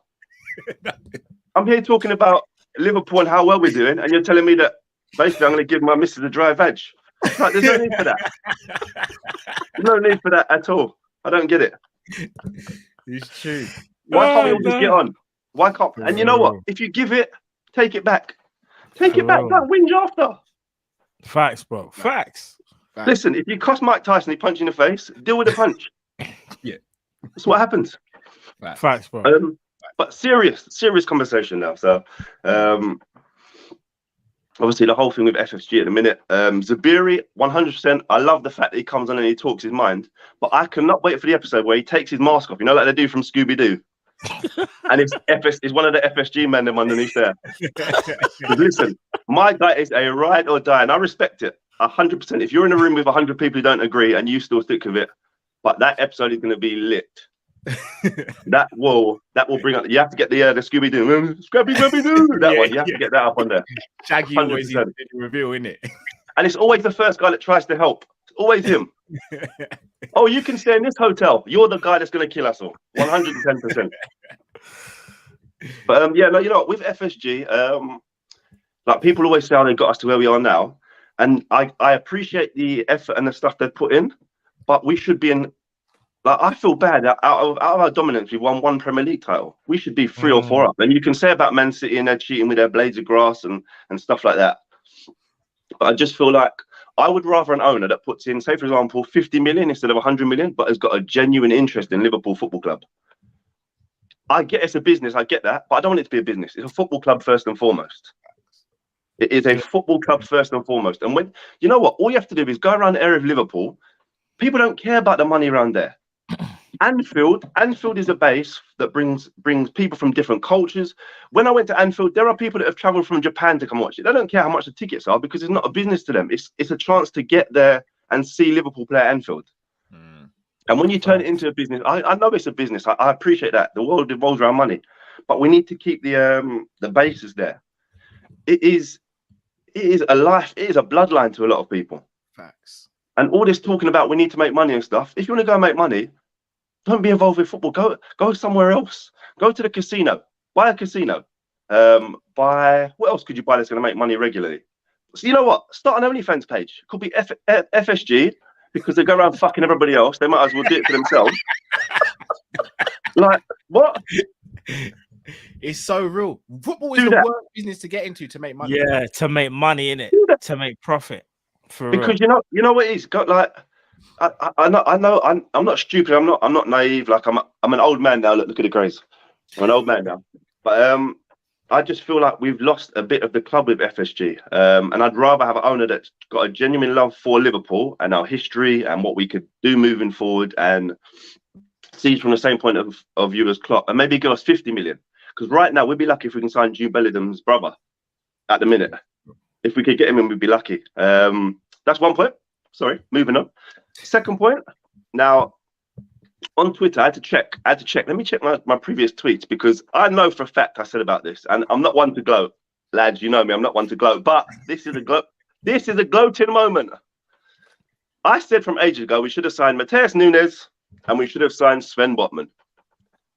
These two, all right, Nunes might not be pulling up any trees, but we know for a fact. Listen, my mum could play centre midfield for Liverpool now, and she'd have an impact on the game. Yeah. And she's a little bit older than Thiago.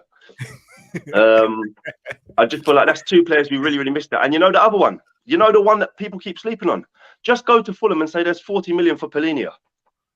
Yeah, do you know what? Speaking about him as well. Yeah. 40, just give them 40 million and say done. Or give them 40 million. I was telling man about Botman as well, you know. Yeah. I think we had a conversation about Botman years ago, bro. But then to be fair, I had a conversation with you about Quartes, which I said he was amazing. And I think, when's he playing now? Yeah. Bro, I don't even know. Like, maybe... No, I think. No, you know what? I saw him at work. He was he's a train driver now. on a Piccadilly line. Yeah, I waved to him and I thought I recognise that guy. I worked with him, and then I was like, oh my goodness, that's Quartes. That's Sebastian. Quartes. I said, what? He said, I'm sure. No, it weren't. Sorry, it was Jubilee line. It wasn't Piccadilly. Sorry. I said I saw man's name on the road. I thought, yo, I recognise that dude, you know. Quartes, or is it Coates? My next point, and the one that is absolutely peeing me off at the minute now. I'm watching Liverpool. I'm not enjoying it. I'm not gonna lie. I'm not enjoying it. Big shout out to Robertson. He's given me the highlight of my life so far, laughing in Pickford's face like that. That made me very happy. I'm not gonna lie. It was a pillow moment. I had to put a pillow on my lap. That made me a little bit too excited. And now I'm not even gonna say pause. No, there's no need for pause. That made me hard. All right, moving on. Why the hell is Gakpo playing centre forward and Nunes playing on the left if we bought Nunes as a striker and Gakpo as a winger? Please, lads. Tell me, please, lads. I don't know. I think I've got the answer, but it's not an answer that I agree with. I just think I have the answer, if that makes sense. I've got nothing, mate. So I'm hoping you can enlighten me here. I quickly just say this here, just quickly. You see Gakpo, he's not aggressive, and I think ball to feet, he's actually better than Nunes. The way how Liverpool play football, if it's ball to feet, you'd rather it to the centre forward, where the centre forward gets the ball, turn, and then at least he can see the pitch with his vision and open space for others. That's what Gakpo, I think, what they're trying to do with him, so to speak. But you're right, though, because I originally saw him as a left winger. I still think we haven't used him there correctly. But I just think the traits that he has and he's shown more centre forward qualities than a winger, because we want our winger to beat people. Now, Nunes isn't the best at beating people in terms of like his technical ability, but what he can do is shift the ball and he'll blitz you one-on-one because he's so quick. Yeah. And not only that, I'll even say this: skill-wise, even though I don't think he's the highest, he's still got skill. Like there's even skill he done the other day against Everton, where the little pullback and flicking that he done, like that. So I think it's just a case of the skill set that he has. They're looking at him going, oh, you know what? Maybe we should see what it's like in centre forward. However, guys, this is what I am going to say. You see when Jota's back fully fit, Jota starts over anybody, over Gakpo, that's over Nunes. I was going to say, do you think they're trying Gakpo in the centre? So then you've got Diaz will be our first choice left winger. Yeah. Maybe Gakpo can play there. Jota can play anywhere across the front. Personally, myself, when Jota and Diaz come back, I think I'd mix things up completely, I think I'd go Nunes centre. Although Jota hasn't played there, maybe try him on the right and Diaz on the left, because I just think things aren't. You cannot have Salah on the right wing hugging the touchline. That's not his skill set. Yeah. Like, you're not Luis Figo. You need to be. If you're dangerous in goal scoring situations, why? Oh mate, they just scored a banger against me on semi-professional. Oh no. Oh my no. You know when you see something unfolding, you're like, What? Bro, semi-pro. And I've got Milinkovic-Savic in goal. Are you mad? You waste of you fools. Sorry, I got so excited. If you ever see the way this ball flew into the cheats. EA, I'm calling you out, lads. Yeah, I just think I wonder if he's doing it so as because you know Klopp loves a player like Milner. He loves a player that will play left back, right back. He'll do the line if you need him to. He's really good at egg sandwiches. Like I wonder if he's doing that from that point of view. And then last question, lads, and I'm going to leave you all alone because I need to go and take some Beechams.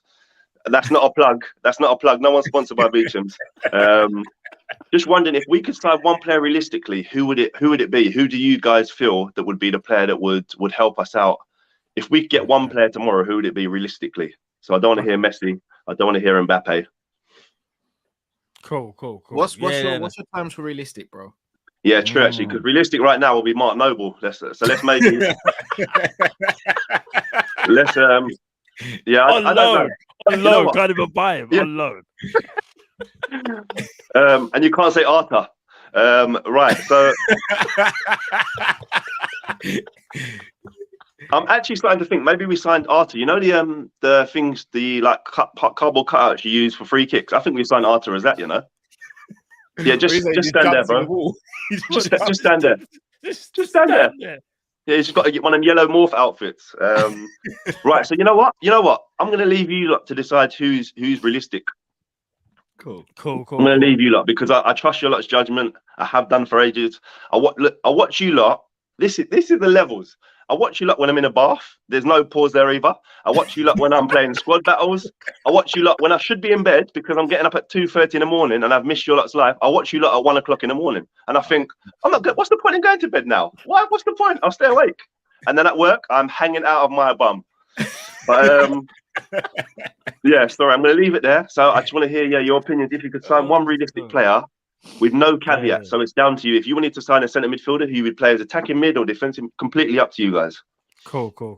Guys, but love as always. Love as always, brother. Come on, seriously, man. You lot. Can you come on? My phone goes off about 30 times a day. 10 of them are WhatsApp things. 5 are Facebook, and the other 15 are you lot uploading videos. Can you stop everything? Just give me a chance. Just give me a chance, lads. Look, you can see I'm lacking sleep at the minute. Let me sleep. Let me sleep. But respect to you lot. You lot are grinding hard. Yes, everybody, if you've not liked this channel, if you're not like this video, why have you not liked it? And if you don't, I'm not saying it's going to happen, but you might have bad sex for 7 years. So just like it, just in case. It happened before. That's what I'm going to say. It's happened before.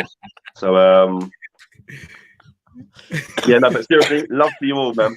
No, you lot are elite. You lot are the pinnacle. You lot are the. Oh, there's not even anyone I can put. You lot are the pinnacle. Don't forget, you're a founder. Don't get. You know what I mean, bro? You're part of this, bro. No, but this is what I'm saying. They don't know about football back in the day. Come on, bro. Come on. I would do a video. I'd do maybe a video every 2 months if I was lucky. You lot are doing 4 videos an hour. I'm like, come on, man.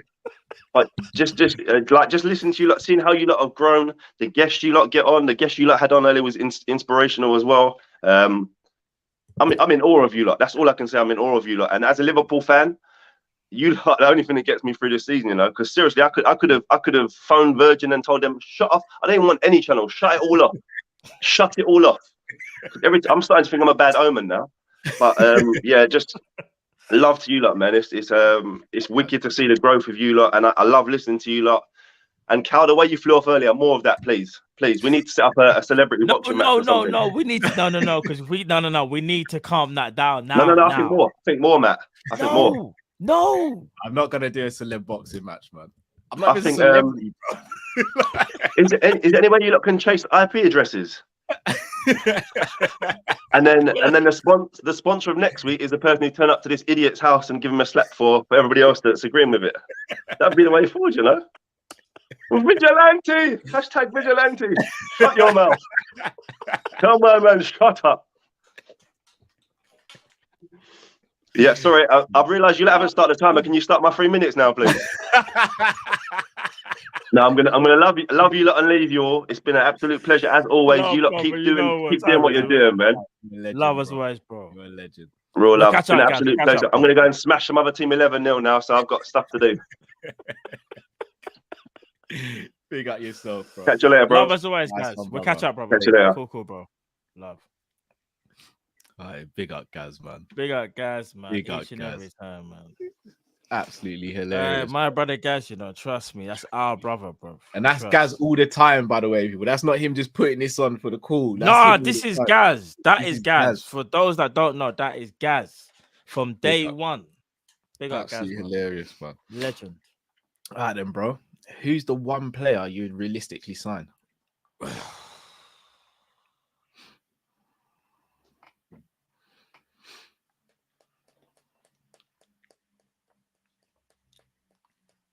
It's either going to be G Bellingham or Moises Caicedo. I'll probably go Bellingham. Only, and I don't know if that's even realistic, but it's only because we've been linked to him so heavily, and apparently he wants to play for Liverpool, so to speak. But I think even though he wouldn't be the answer, he would bring such like a buzz to the club. Yeah, like it would give everybody like a lift in it. Like, oh, we potentially might have the next generation, so to speak, Steven Gerrard. Even though I don't like doing these things because he's G Bellingham, he's not Gerrard, he's G Bellingham. But I know what they mean when they say that. Like, he could be an important figure for Liverpool. He could be our next captain, for example. So I would go G Bellingham. But if not, then Caicedo will be a second, because I think a player like Caicedo, I'm not saying he's Wijnaldum, but he's again a Swiss Army knife. Caicedo, I think he's so, and that was Wijnaldum for me. Yeah, so I would have said Bellingham. I personally don't think he's realistic anymore, though, man. Like, I don't think so. Nah, I'd love to say it is. I just don't think it is anymore. Not with these owners. It's just not.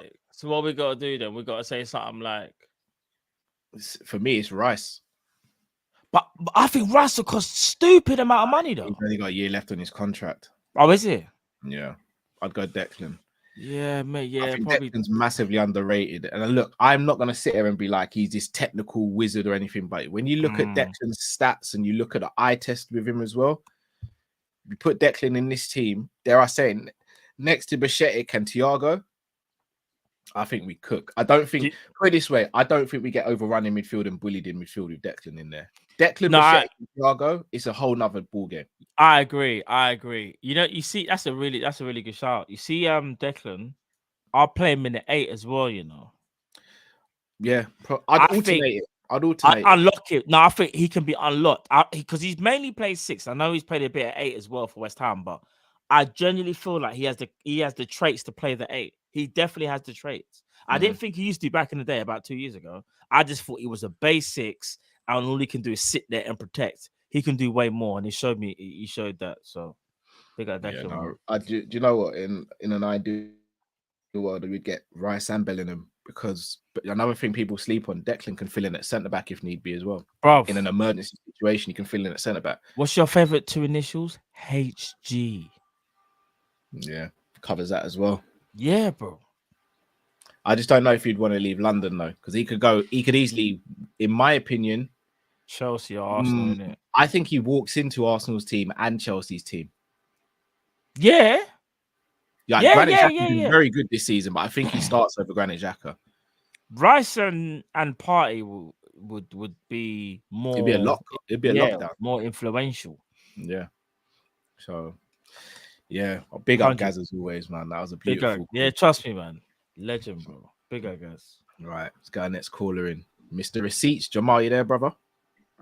Yeah, I'm here. How are you guys? Not too bad. Well, what's going on, bro? We're Liverpool fans, innit? Yeah, I know. Yeah, I have to say, Carl, I was gonna bring a receipt on you, but you're on smoke today, so I don't want to smoke. What receipt was that? Yeah, what's the receipt? Hold on, let me pull it. It might be the one I asked for ages ago. No. No, it's about the receipt when he said that how City, Arsenal was gonna smoke City, and he said Arsenal will have won the league by the end of April. Oh, I've been look, bro. Look, Liverpool got me emotional, really, man. No, you might as well pay that receipt. You might as well, No, I don't want to smoke. No, you won't get no smoke. Don't worry. I'll co-host. What the receipt is, bro. Like, no, but he might have a clip. But you know the clip where he actually hears you say something. I'm good. But yeah, Carl, come on. I know Arsenal has been playing ball, but I always say, man, this team is young.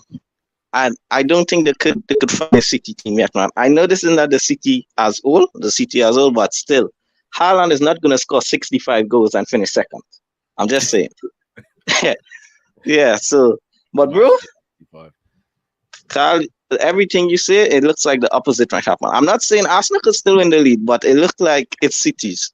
So I'm just saying, bro, can you just say we're not going to sign Bellingham? Can you say that how we're not going to get top 4? I don't think we are going to sign Bellingham.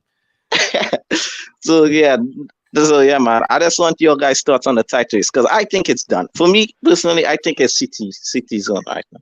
And the next thing, Carl, you could also bring a receipt up on me because last week I said I wouldn't start Bujetic in the midfield against Everton.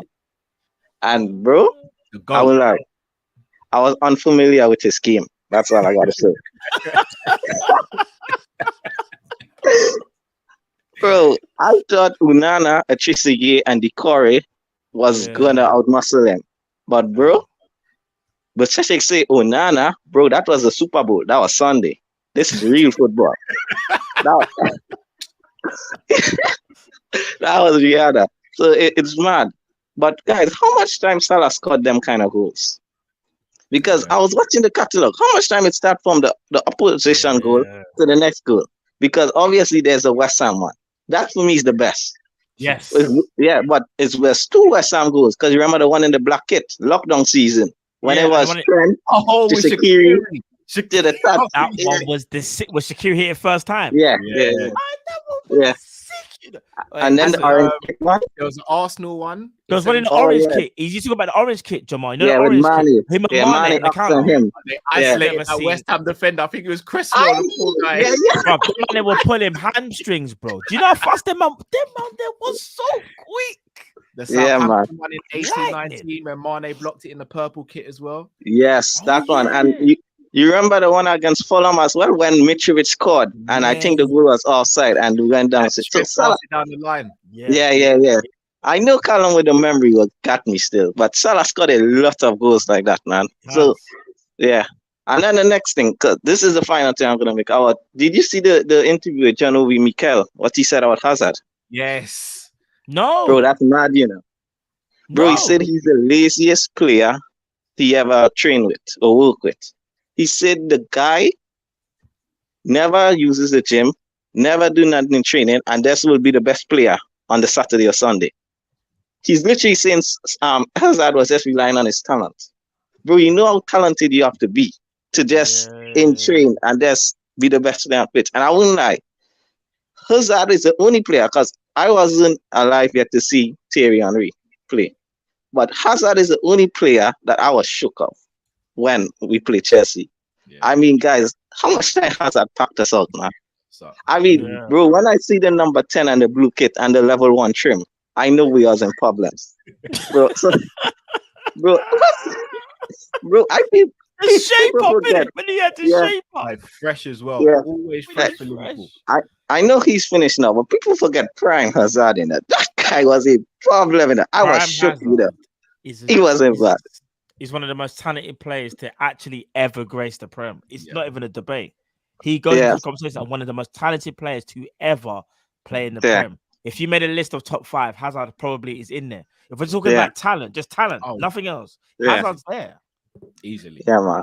So I just want you guys to say, if Hazard he worked hard on himself like Ronaldo, what he could have done. I feel he would have won some for Belgium and maybe won Chelsea the Champions League. But I'll leave that up to you guys. So yeah, man, that's what I gotta say for this week. Big up Jamal, bro. Big up yourself, bro. Oh, man.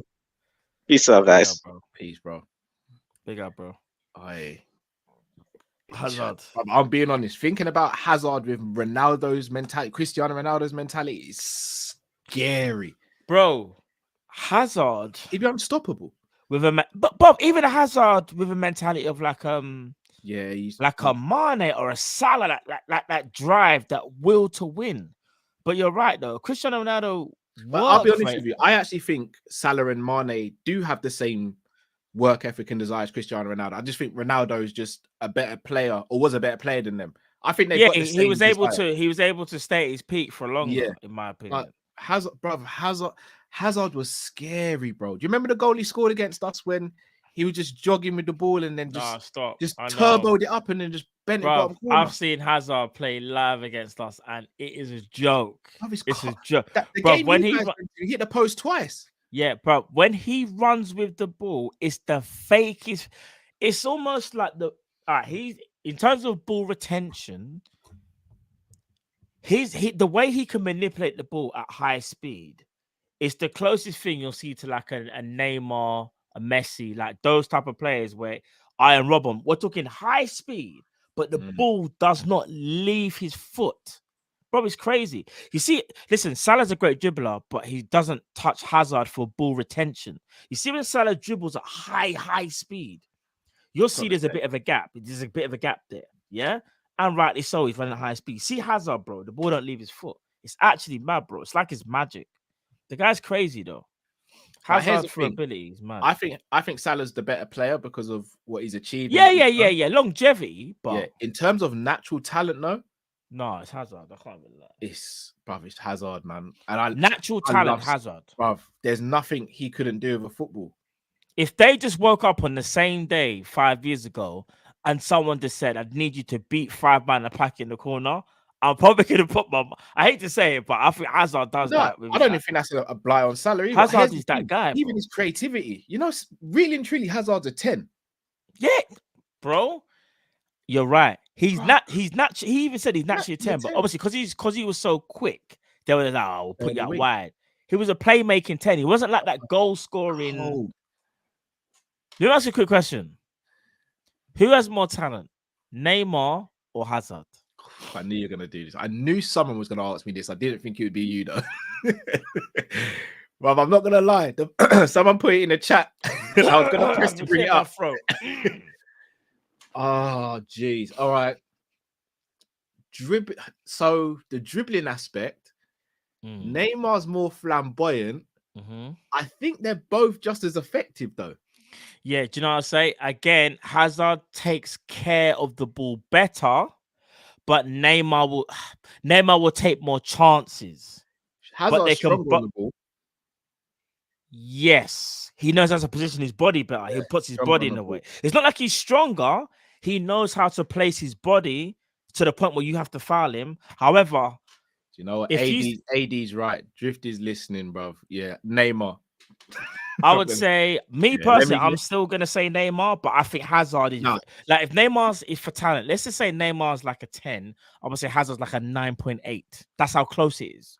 I'm gonna be real with you, and I'm not even trying to say this to be controversial or anything.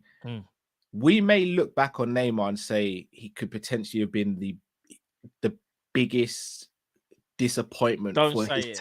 Hear me out. The biggest disappointment for the talent he has and what he went on to achieve. Not the biggest footballing disappointment, but the biggest disappointment for the talent he had and what he achieved. Bruv, he had everything.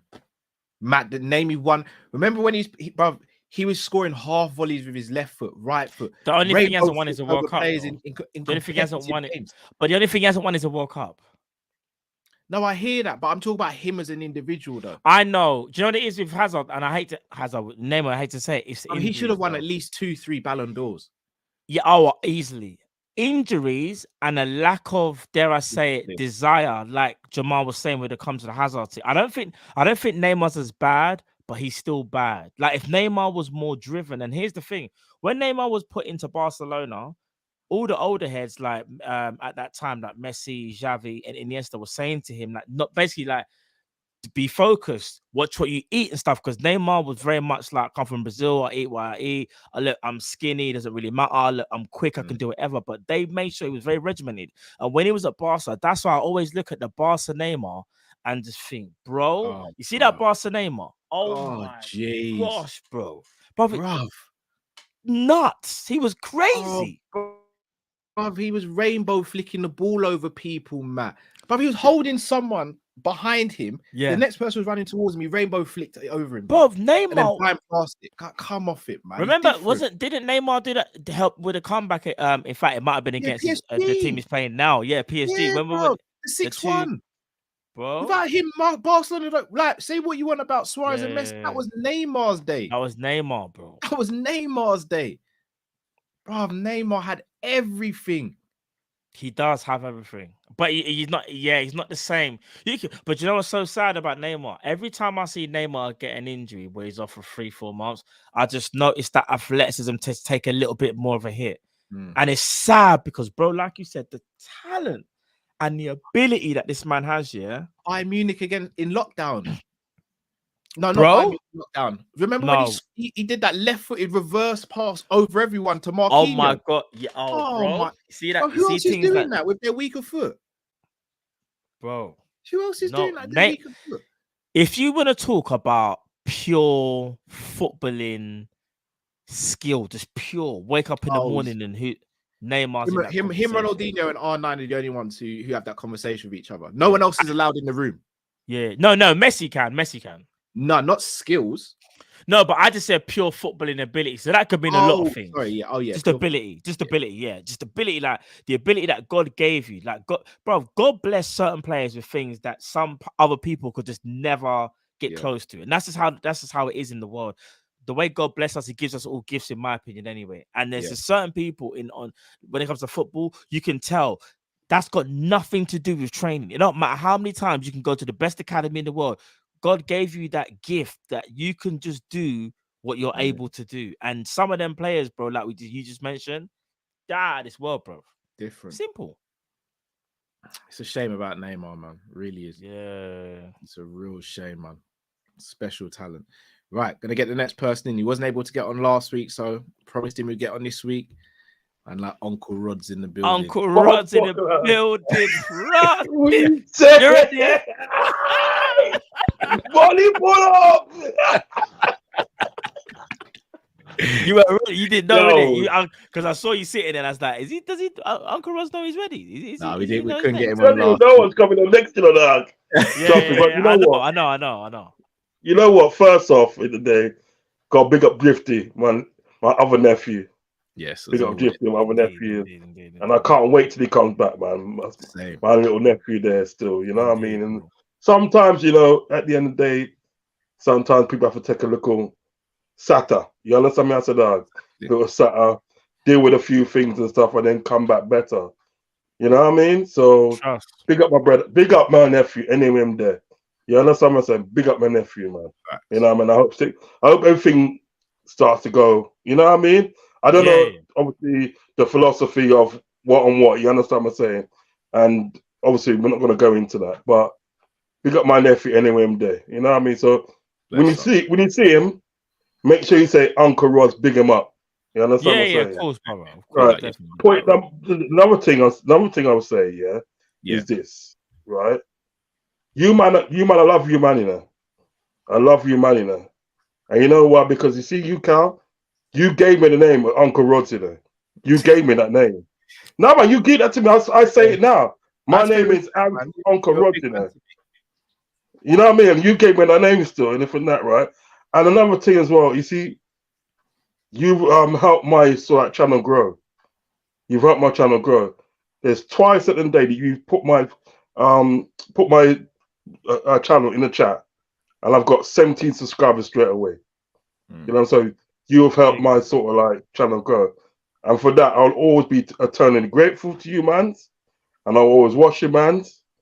And when it comes down to people like George and everything people like George, remember, say anybody violate my nephews, you have to come and see me first, No, violate my nephews, These are my nephews, So when you talk to my nephews, you make sure you have some respect, because you see something that talk is talk, but when you bring in someone's wife, I don't rate that. I don't rate that, because I've seen your wife, and your wife is a beautiful woman. May I say, if I'm so bold to say, punching still. She's a I don't know how you got her, but that's a different matter. I'm punching. That's a different matter. I think you're punching above your weight, son. I am. I'm punching still. I'm punching. No, but you know what I mean. But you know what? Do not violate my nephews. Facts, bro. Because at the end of the day, not only you'll be talking to them, I will be talking to them. And if I have to talk to them, and if I have to go back to the 80s again, it's a worries, It's a worries. So don't violate my nephews, man. When you come on my nephew's channel, show some respect, because you know something. This is a hard job we do, you know.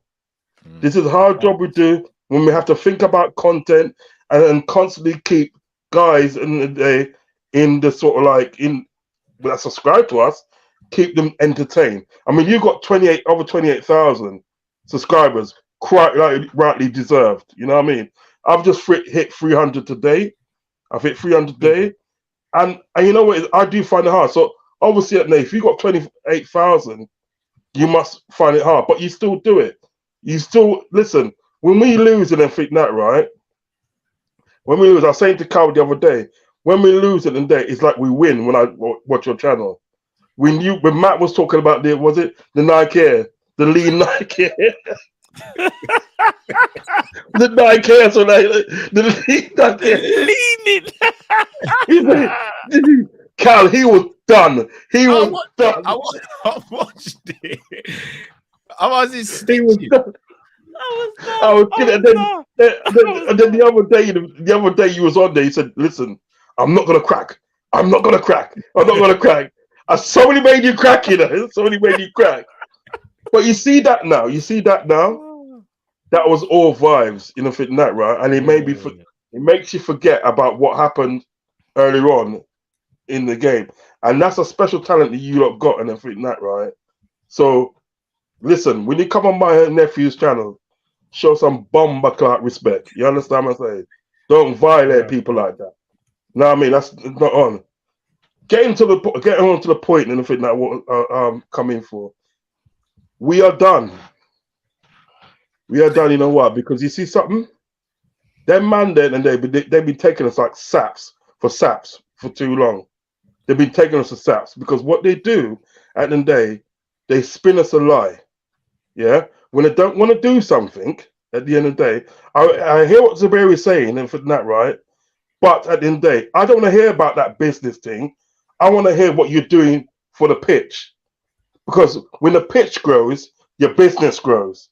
Do you understand what I'm saying? If we got a successful team on the pitch, that sort of like anything that we need to sort of like to make it click, yeah. So to make it click, you know what I mean, Carl? To make it click. If we got that on the pitch, yeah, that means the business grows and everything that, right? It cannot be all about you at the end of the day, like filling your pockets. Do you know what I mean? Do you understand what I'm saying? So I hear what Zubair is saying, but I think in some respect, without no disrespect to him, I think he's missing a point in some sort of way. Because we want to see what's happening on the pitch. We know what you can do behind the scenes. We've seen it and everything that, right? You want to see what you can do on the pitch. I'm not being funny and everything that. If we never sold Coutinho, you know, we don't get Salah, we don't get Van Dijk, we don't get Alisson.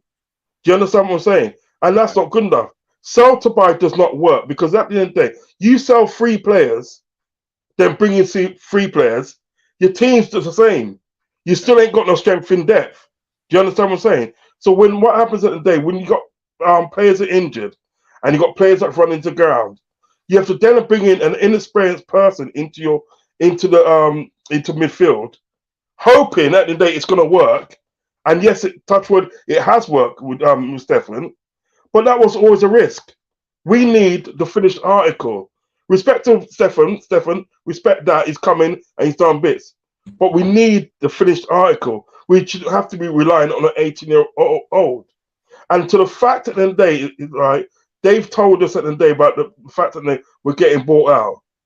They put an unbelievable offer to the Arabs, Qatari people. They put an offer to them, knowing that at the end of the day, nobody in their right mind is going to take that.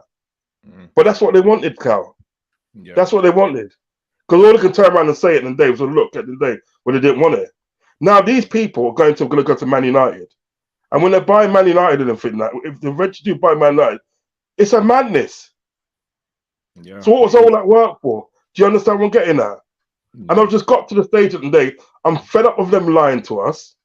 I'm fed up of them and they're taking us for saps. That's what we're doing. Because all they're doing it there, if they don't want to do something, they're just sending their PR man out or cop out and say, look, just tell their man's it then day, you know what, then day. Yeah, just tell them there's a war chest. There's a war chest next summer and everything that, right? And the person would goes, is there? He goes, no, but they're not supposed to know that. They ain't going to know that. Do you understand what I'm getting at? We've been constantly lied to. The only war chest that I've seen is a war in Ukraine chest in porn. That's the only thing I've seen. Yeah. Do you understand what I'm saying? Excuse my analogy. I'm sorry, you know what I mean? But hey. But do you know what I'm saying? We've always been constantly lied to about what's going to happen with the club. Do you know what I mean? Coca-Cola, they get investment for Coca-Cola. Where's that money? Redbird coming. Where's that money? I'll tell you when it goes to buying an ice hockey team, goes to buying a basketball team, and it goes to get acquiring AC Milan. What use is that to us? And another team in Brazil. What use is that to us? Are we seeing any of that money? Are we seeing any players? No. Yeah. And then we've gone back and stuck in the mud. And then Man United it's going to leapfrog us again. Then we're going to spend another 10 years trying to catch them up. Yeah. How is that? How does that make sense? What kind of owners we got? It doesn't make sense. So what kind of owners have we got to say that these guys are good? These guys are the greatest. No, you're not, because you know something. The league, Champions League, FA Cup, League Cup, we would have won them in spite of FSG. Yeah. In spite of them. We would have won them. We didn't need FSG for that. We would have won that. Won them. So don't come and tell me at the end of the day that, that FSG make us win all this thing. No, you never. You was just there. Agreed. And as for these other channels at the day, other channels, sorry to cut across, I'll be gone in a minute. No, cool. As for the other channels, right, I'm trying to big up at the end of the day, sort of like trying to say about human rights and everything that, right? Please, do not be hypocritical. Do not be hypocritical, because England, USA, and they check out what they done for human rights. You got war veterans at the neighbor, my friend. You have got war veterans at the day, right, that first fought in World War II. In World War II, fought for the sovereignty of this country, put their life in the line for this country and for that. What benefits are they getting? Yeah, some of them are homeless and everything that. Is that any way to treat people in your own country? And then you're gonna chat about people in other countries and what they're doing? Miss me out, man. Get the out of here. Get out of here. I don't want to hear it. Yeah. These guys and these Qatar guys, Saudi guys and everything that, they probably know more about football than me and you do. Because they religiously watch football. And that's what I want. I want people in my club and everything that, right, that's gonna do the best for my club, footballing wise. Do you understand what I'm getting at? But hear what? Yeah. I will ask you again to put my thing in the chat. It's in the chat already. There you done the thing, my brother. Listen. Anybody violate, get annihilated. You see what I said, dog? And listen, big up wifey for me. Big up wifey for me. And big up my 2 kids for me. Yeah. And big up Drifty for me. Yes. And the whole of the family. Mama Cal as well. Mama Cal, but get big up as well. You don't know. Bless our uncle. Guys, Uncle Rod's channel. Uncle Rod, always a pleasure, my bro. You take care, yeah? Nice one. Big up Uncle Rod's, man. Big up Uncle Rod's. Right. I look again, agree with a lot of what Uncle Rod says. I mean, we need to see more from these owners. We do. And that, look, again, I want to be clear. It's not absolving Klopp from blame for this season, but the bigger picture again. I've seen what Klopp can do. I ain't seen what these owners can do. I've just got to be honest. I need to see what Klopp's like with owners that turn around to him and push back when he makes a decision that say, Klopp, you might look like you need a midfielder. What's the situation? I need answers. We need that now. We need an owner that cares about football, or at least wants to have an interest in it, because our owners don't. Without that, you're only going to stagnate. You'll have sporadic success. We've enjoyed sporadic success, but I want sustained success. Guys, I want to be coming on here every season saying in February, the quad's on. And do I think we're going to do it? Maybe not every season, but genuinely last season, I thought we were going to do it. I want those seasons. I want to be able to turn around to rival fans and say, who are you talking to? You know who we are. We're Liverpool. What did you win last season? What did we do? And the conversation stops. We can't do that at the moment. Can't. I want I just want us to be the best at everything. And we were so close. And I think if we could have kicked on from last season, I think we would have done it again this season. We would have been competing. But I'll be honest, some of our rivals, they've been more proactive, and we're kind of here now. So unfortunately, it is what it is what it is. Right, let's get our next caller in. They say this is a big rich town. Yo. Ghost. How you doing, bro? Good, man. Good. Weekend's over. Super Bowl's over for here. So it was good. Real good. I've got a little confession. I never tune into the Super Bowl, you know. Oh, really? Yeah, I've never been been into NFL anything. I know the Super Bowl is massive. I've never sat down and watched the Super Bowl because I don't understand the rules. I don't get it. I know there's always performances at halftime, and that's like Rihanna shut it down and all that. Yeah, she did. She was pretty amazing. I like LA's halftime last year better, to tell you the truth. But all things, Rihanna did work. She did some work. Yeah, she's cool too. She's a really nice person too. So hold on. Yeah. You dropped that casual like, well, you know each other. That's the sort of thing I say about Matt or Drifty. Like, yeah, Matt and Drifty are cool. I know them. You know what? Rihanna wants to live in Arizona. I don't know if she bought the house yet, but I know the last time we were speaking, she was talking about how she's going to buy a place out like towards Glendale, like towards Arizona. That's how much she loves Arizona. So that's cool. And then after the Super Bowl, she actually came out and kicked it at the W for a little bit. So it was cool. Cool. I like those. No, it was a wild time. Yeah, it's funny because I'll tell you something real funny. I was talking to this girl, and I was telling her how like I had to go pick up Redman, right? And I went to go scoop him up, and took him to his thing. We all chilled, kicked it, and those are stories can't be told again. But he parties. But I went to, when I said I gotta go pick up Redman or whatever, it went over this girl's head, and I was like, at that moment, I was like, I'm old. I felt so old because she didn't even know who Redman was, and I was just like, oh, that hurts my heart. Break me. Yeah, and it's one of those things. I mean, when I said, oh, I'm going to go kick it with G-Eazy, oh, she knew all. She's like, oh, what's up? But I was like, nah. See, I don't know who G-Eazy is. Right, exactly. But G-Eazy, oh, you say G-Eazy maybe to, I don't necessarily say the missus, but say it to a female, they know who G-Eazy. I have no idea. I've never heard of him before. Yeah. G-Eazy gets it. He's about. Oh my! I've never seen a carpet of ones. Like that's the party, the after party when like they're throwing ones and stuff. Like it looked like grass, but it was just ones, just dollar bills that have been thrown up in the air for particular people. That are doing their thing. I'll be the one in the black bag just scooping it all up. I know, but like with the broom. What's up?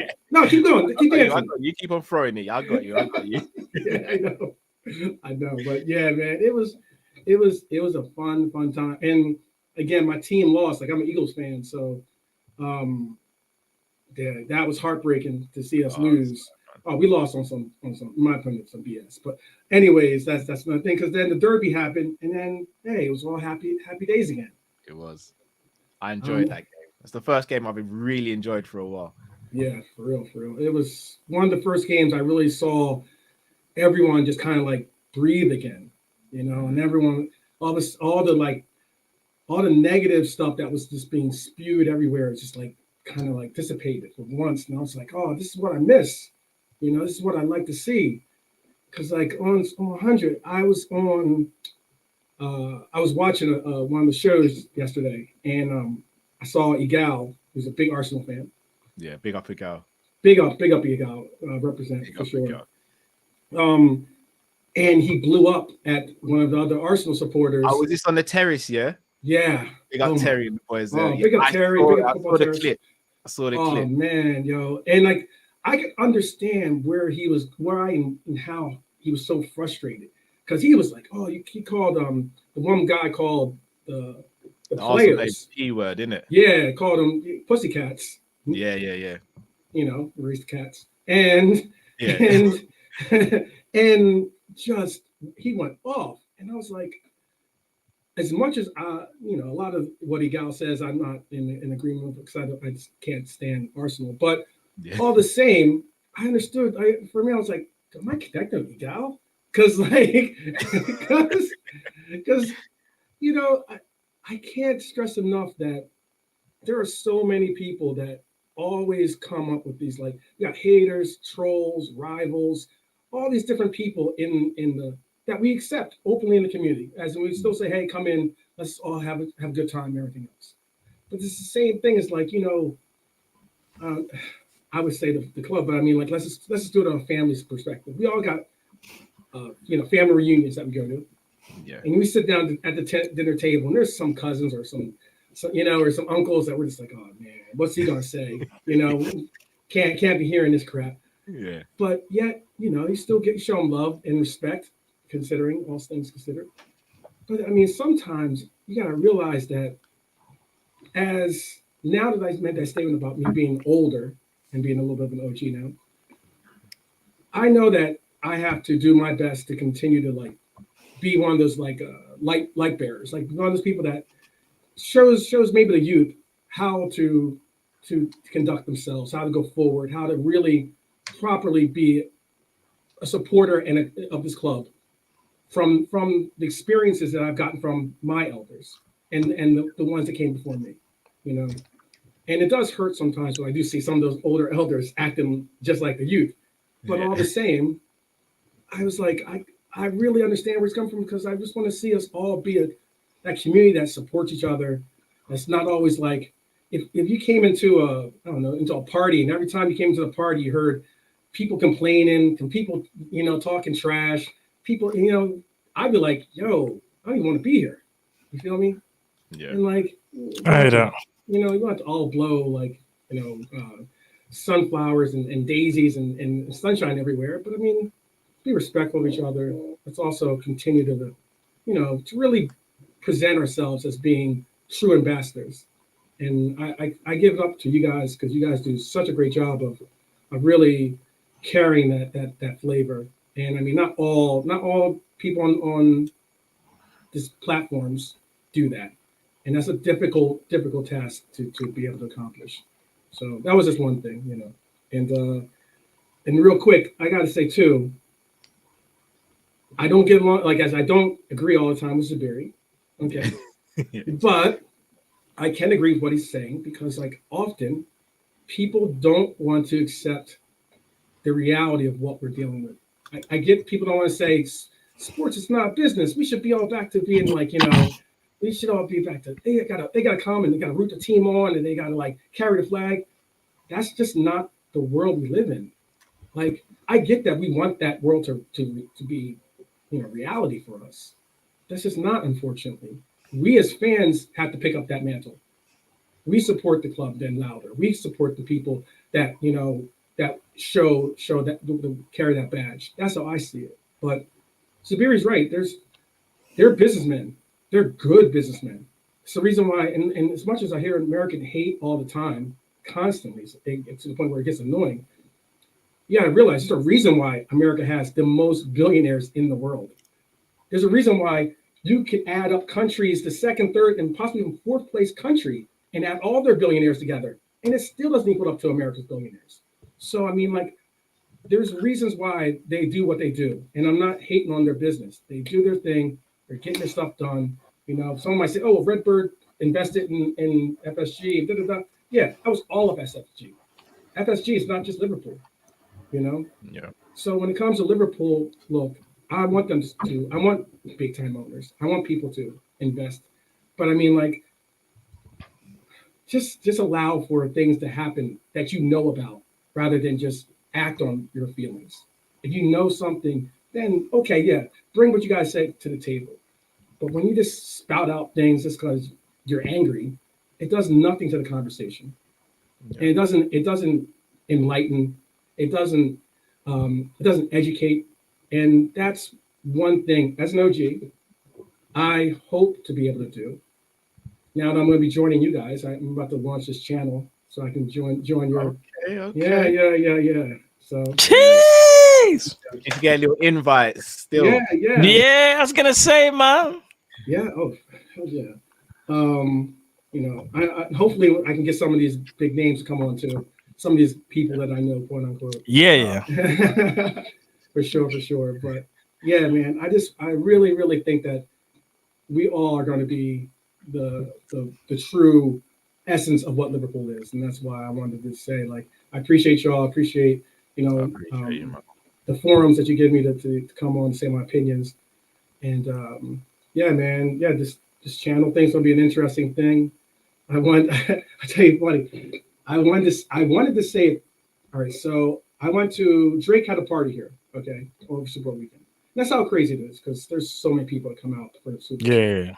Yeah. And what was wild about it is that he had it at the airport. He had it at the hangar, the airport. So it was like a hangar, okay.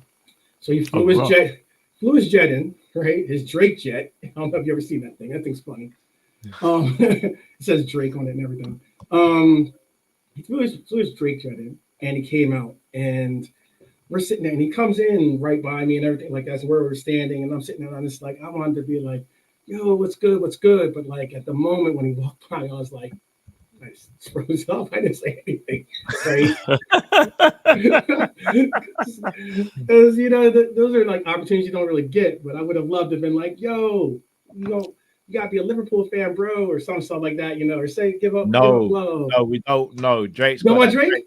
No, no man, Drake. Okay. Whenever I see him wear a jersey, he goes left for The that. Drake curse, innit? It's that Drake curse. No. Oh, come on. Drake, he's cool. He can do his music too. I don't know about him wearing a Liverpool kit. I've seen some really bad things happen to some sports teams that he's about. Okay. But if you can get him on the channel, I ain't saying no. I'm just saying. I don't know what Cal's saying, but I'm just saying. I'm down. I mean, yeah, I got you. Yeah. Yo, one thing. I know I took over a lot of time. I'm gonna end by just saying this. Yo, big ups to Drifty. This is rumor. I can't confirm the authenticity of this, but I know that I heard that the Divock Origi chant was started by him at Anfield this past weekend. So big ups. You all know that you're out there. You all know that you continue to support this club, and we all love you, Drift. And like, big up, man. Yeah, that's all. Big up, bro. Bless up, brother. Big ups to the chat. Nice one, Ghost. Take love care, us always, brother. Oh, definitely. Cool. Take care, bro. Man, like Ghost. Trust me, legend as well. The channel. Too many legends, bro. We got too many legends in this channel, man. Very true. I'm not gonna lie. I could see Drifty starting off a chant like that. 100%, bro. You know already. He 100% would. You know he probably was him, bro. Yeah. Big up. Right, let's get the next caller in. Man, like Jay. Can you hear me? Yeah, we hear you, yes, brother. What's going on, bro? How y'all doing today? How y'all doing? Yeah. Why y'all so doom and gloom, man? Nothing has really happened this week. I wonder except we need Everton. Have you seen the news about another club? It's just a bid so far, and it's not even the people that were trying to buy us. It's not the same group. It's a different group. I hear you. It just and let's say this: has money ever been United's problem? No, of course. So what changes? But this is what scares me, though. The fact that they get infrastructure is a problem. Yeah, and someone years, that's something that can happen overnight. Their owners right now don't love the club. It's a bit like the FSG thing where they like Man United, but they don't love Man United. If this new owner reportedly does love Man United, I think it's a different conversation. And like Cal said, if the infrastructure is right, with that passion for the love of your football club, I think it can go a long way to fixing a lot of problems, in my opinion. How long did it take us to get our infrastructure right? I'd probably say when FSG walked in, even how long with did money, it take? Stuff takes time. No, it does. The roof leaks. It has rats. They got issues that they're gonna take time. That's true. That's true. It's gonna take some time. They're on the right track. They're gonna buy players regardless. That's gonna happen. I don't think it's their gonna managers affect us as much as we think it is. They're already a big club. It's not like Newcastle got money. It's already a big club. It's not gonna hurt us that much in the long term, I don't think. It doesn't feel good. I know it doesn't feel good in the short term, but I don't think in the long term it's gonna hurt us that much. I think it all depends what we do. It does, because it's not just them. You got Newcastle that are still. I mean, no one's. Who says we don't get a bid in March? It doesn't. I mean, the date doesn't really matter, does it? Slight head start. I just need to see them coming before. Also, with bids going to United, they're publicly traded, so they had to disclose that. That's true. We could have had 3 bids by now, and they all got but we're not traded, so it's not public knowledge. So that's something else we need to very true. Be aware of. So that's very true. Let me hurry up because I'm running out of time already. Are you good? You're good. No, that's cool, bro. That's cool. We're speaking. Let's see. Let me go through these. I would talk a little bit about. I don't want to talk about that actually. Let's talk about Liverpool, the football club. Let's talk about it. Yeah. We're a big club. We're the biggest club in England. I don't care what anyone says. Biggest club in England. Only clubs I feel are bigger than us are maybe. I don't even want to say bigger, except maybe Real Madrid. I would say is a bigger club. But other than that, I think we're on equal playing field with, say, a Bayern, a United. PSG's now really a big club. They were started 3 days ago. AC Milan's a big club. Yes. People need to start putting in some respect. Football didn't start in 1992. It just didn't. People act like, and Sky Sports is part of the problem with this. They always act Premier League. The football didn't start then. It was going on long before that. And there's a whole generation that doesn't know Liverpool. We do this. We run this. You know what club has the most points all time on the top flight? Guess what club? Liverpool. You know who's second? It's not even. You never guess who's second. Isn't it Arsenal? It's Arsenal. Yes. Oh, swear. Second most points all time. England's red. United's not even third, even though they have all these titles. They're not even third. Bro. We need to stop taking the stuff from Chelsea supporters and especially Tottenham supporters, because I don't even know if they know what a trophy looks like. Like, what are we doing? They have no clue. Unless we're counting the Audi Cup. We can count the Audi Cup. We can count that. That's a trophy, I guess. But we don't need to be taking this stuff from them. Arsenal's never even won a Champions League. What are we doing? We know. We They are want a major massive. European. We need to. Some of our fans have this small mentality, small club. We are massive. We are Liverpool Football Club. Everton had a head start on us. They still don't have more points than us. Facts. Or trophies. What have they done? They're going to be relegated. Nicest stadium in the championship. Congratulations. They're for sale. I ain't heard nothing about anybody even wanting that club. People forget they're for sale right now. Half $500 million. No one cares. No one cares. We are massive. Stop taking this banter from all these banter clubs. That's what they are. I don't want to hear anything from anyone unless they are a Madrid fan, not even an AC Milan fan, because we have eternal bragging rights over AC Milan. Or I don't want to hear it from Bayern either. I don't want to hear anything from any of these other clubs. Football didn't start in 1992. We are Liverpool Football Club. Put some respect on our name. Facts. Thank you. Tell them again, Jay. Facts. That's all I have. I think that's all I got for now. No, you're speaking the truth. I sent you a clip of Victor Osimhen. Man, that guy's ridiculous. He's cold. You know what? He just bullied a dude earlier today for a goal. Oh, is it? He scored it was like Rashford's goal against Barcelona yesterday, but even better. Just you know who he's linked with, though, innit? No. He's linked with them, but we'll see. Chelsea, I thought it was United. We'll see. You know, Napoli will charge. Crazy money. Yeah, Napoli. Disclaimer: you did mention Osimhen, Cal. I don't know if I should bring it up about. Yeah, well, it's kind of obvious, but you mentioned him when we were looking for a striker. And I was like, it's a bit rough around the edges, you know, bro. I'm not too sure about Osimhen. I look what he's doing now. Crazy. It's flourishing. He's a year older than Darwin, so let's see. Maybe Darwin will smooth out. Yeah, let's hopefully. Maybe he'll smooth out, you know.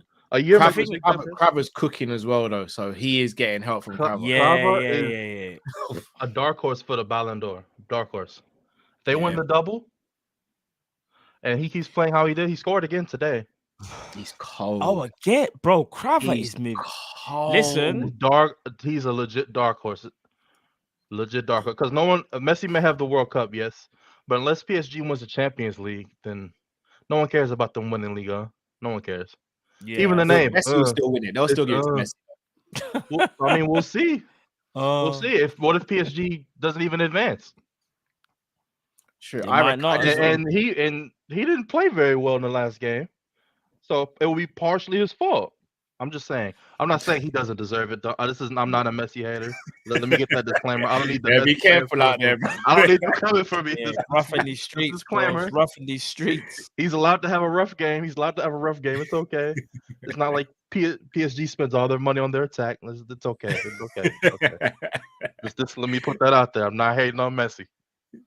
And I'm a little young. I want to ask y'all. We all know this guy was super talented, and he came to Liverpool. He was kind of finished when he came, I guess. But Balotelli, why didn't he work here? Why didn't he work for our club? I know up here he's not all the way up. We'll dice that up. I know why. There was a lot. No, it's actually simple, in my opinion. Oh, is it? Yeah, I think it is. And Jamrock, I've seen your comment about my talent ID is sus. Jamrock, let's not do this. I beg you, please, because my talent ID is actually serious. I'm not even gaslighting myself, but it's serious, Jamrock. Let's not do this. But yeah, no, we'll chop it up if you want, Jay. We'll chop that one up. One other thing I wanted to say: we need to show some love to the generational talent that is Stefan Bichetti. Generational, bro. Generational talent. He's when top it's two in all the said world. and done, he'll be up there with Gerrard. When it's all said and done. We pull it back a little, bit. We'll pull it back a little bit. Yeah. I'm looking at the book right now. We'll put it up there with just a little bit. Just hold back a little bit. A little bit. Yeah. And and the last thing I'm gonna say is, I kind of get the Gakpo because he's kind of playing a false nine right now. Yeah. And so when you have Darwin on the left, if it's not working from that perspective, you can always just switch them during the game. Yeah, and it's just almost, it's kind of seamless because you can also change how you press and everything. So I think that's why he's doing it, because he can kind of get a feel for the game, and then throughout the game he can Darwin, I want you in the middle now. Then Gakpo, you go back to the left. He can switch it up like that if he really wanted to. That's what I kind of think he might be trying to do. But maybe that's it. I don't think it's a great idea, but it's not horrible. It gives you some options up front, because you can't really necessarily do that with Bobby. You can't really do that. No, you can't. But you can do that with Gakpo playing a false nine. So yeah. And you could chop up about Balotelli and his madness and his one assist that he had with City. The one that mattered, I guess. But they cheated, so it doesn't matter. All right, y'all have a good day. All right, big up yourself, Jay. Thanks, bro.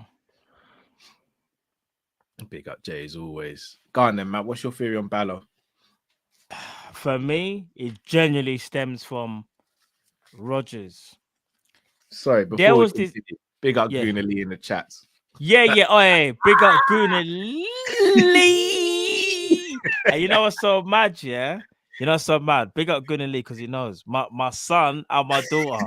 I was like, let's say hello to Uncle Lee. I said, we got to go Lee. And all you hear is Carrie go Lee. And my daughter's like, Lee. Well, she can't really say Lee. She's like, Lee. Bro, what I'm saying is, Lee, you know what time it is, bro. But now, big up Guna Lee, family and that. But bro, when it comes to Balotelli, Brendan Rodgers was a key denominator, bro. Yeah. This guy said, remember, when I was Steven Gerrard, we're getting Balo. I can't do that accent. My accent's terrible. I don't even know why I even said it like that. People, forgive me, please forgive me. That's one of the worst accents I've ever done. In fact, I was trying to work out where the accent was. I don't know where I was going. My head's gone. But no, I remember when he said to Gerrard, like, "Oh, we're getting Balotelli," and bro, let me tell you this, yeah. How can you say to your captain, "Oh, bro, we're getting Balotelli," and then the manager is supposed to then convince us fans that it's going to work? The player was coming to Liverpool, and do you remember the clauses that they started putting in his contract? Yeah. Remember, this is highly put into the news, bro. Yeah, misbehavior. Like basically clauses that you just are misbehaving, like clauses that you just wouldn't allow to be, or you wouldn't release. You wouldn't leak, yeah, bro. I'm telling you from now. Knowing your manager didn't really want you, but you're trying to prove everyone wrong was never going to work. Bro, do you know when I knew that? Balotelli scored against Spurs, if I'm not mistaken, the winning goal. Yeah, and Brendan Rodgers in the press conference, they said to him, it was post-match interview. Yeah, you must be pleased. Balotelli's scored a great goal, and I swear to God, he might as well have just said, Raheem Sterling's a great young man. It's like, bro, we're talking about Balotelli. Was that accent better, people? I don't know if it was, that one was better. Bro, that was slightly better, innit? Bro, he said Balotelli wasn't tracking back. I was really annoyed. I can't remember, but he slandered him, even though he won a winning goal. He was more concerned about Balotelli not tracking back. Bro, it was doomed from before he got there. Doomed. Yeah. And remember, Steven Gerrard said it as well, remember, in his book, I think. Gerrard was like, Brendan Rodgers came over to me and said that was getting Balotelli. Imagine the manager. What I will say, though, it was doomed, but it was also doomed from when he was wearing an Arsenal kit that summer, because he wanted Arsenal. He was twerking Arsenal. Yeah, he was. But again, that falls. I don't know what the recruitment and what the owners were doing that year. But shall I tell you what it was as well? He was doing up a madness sometimes in training and all that as well, you know. But there was a training session they were doing. They were playing a match, and is this for Liverpool? Yeah, bro. Yeah. He turned around and he kicked the ball from halfway line and lobbed his own goalkeeper and just started laughing, bro. Stuff like that is mad. What? Are you serious? Yeah, it's never gonna work. No, he did wild things. He was never a Brendan type player either. Brendan likes high pressing, high energy. It was never gonna work. But you know what Gerrard said? Funny enough, Steven Gerrard, I don't know whether he just because they're boys. Talented.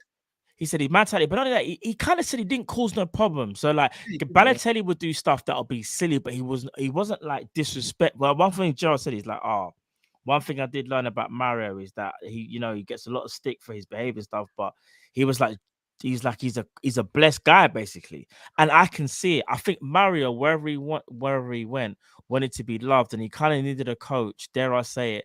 Another Mancini that really believed in him. And unfortunately, if it wasn't Mancini, bro, he was gonna do a madness. He just needed someone to believe in him. And not only that, bro. I don't know if you've even seen. I know I'm going off a little bit, but just quickly. Balo, when he was at Inter, have you seen some of the abuse that he used to get, bro? The racial, bro. Even recently in Italy, when he was there, he was getting, bro. Horrific. Let me tell. When he was at Inter Milan, his own teammate Materazzi, the madman, bro, put hands on him and all sorts, bro. Remember, Balotelli was young back then, but just because Balotelli's tall and he's physical, bro, he's still young. He went through a lot. I can't lie. I've got time for my Balotelli. I've actually got time for him still. And do you know what? Outside of football, he does a lot of good. Like, he does a lot to help people that people don't even know. Look at that in Manchester, going to random schools and giving them money. And I've got time for Balotelli.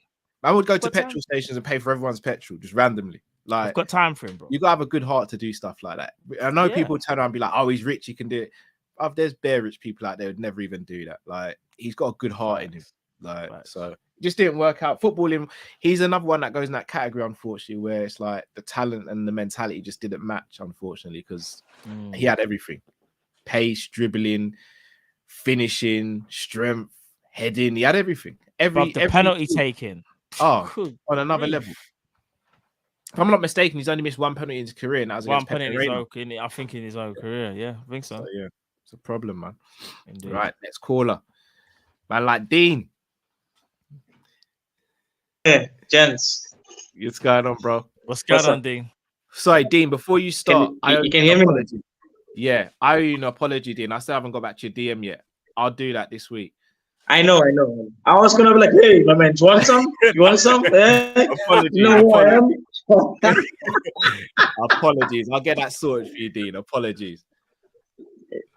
Otherwise, you guys are good, man. You know, I was like, yo, man, this, you know, you seeing the people in the comments. I was like, well, man, I should be doing my job right now, man. I should be doing my blocking them, blocking them. No questions asked, just blocking them. Yeah, it's crazy, man. Big up, bro. So, I just want to chop quickly tomorrow. I think I'm confident, not because I don't think because of the Everton win, because Newcastle we have always been a problem to Newcastle, whether we're playing well or not. I think the last time they won was in 2015, if I'm not mistaken.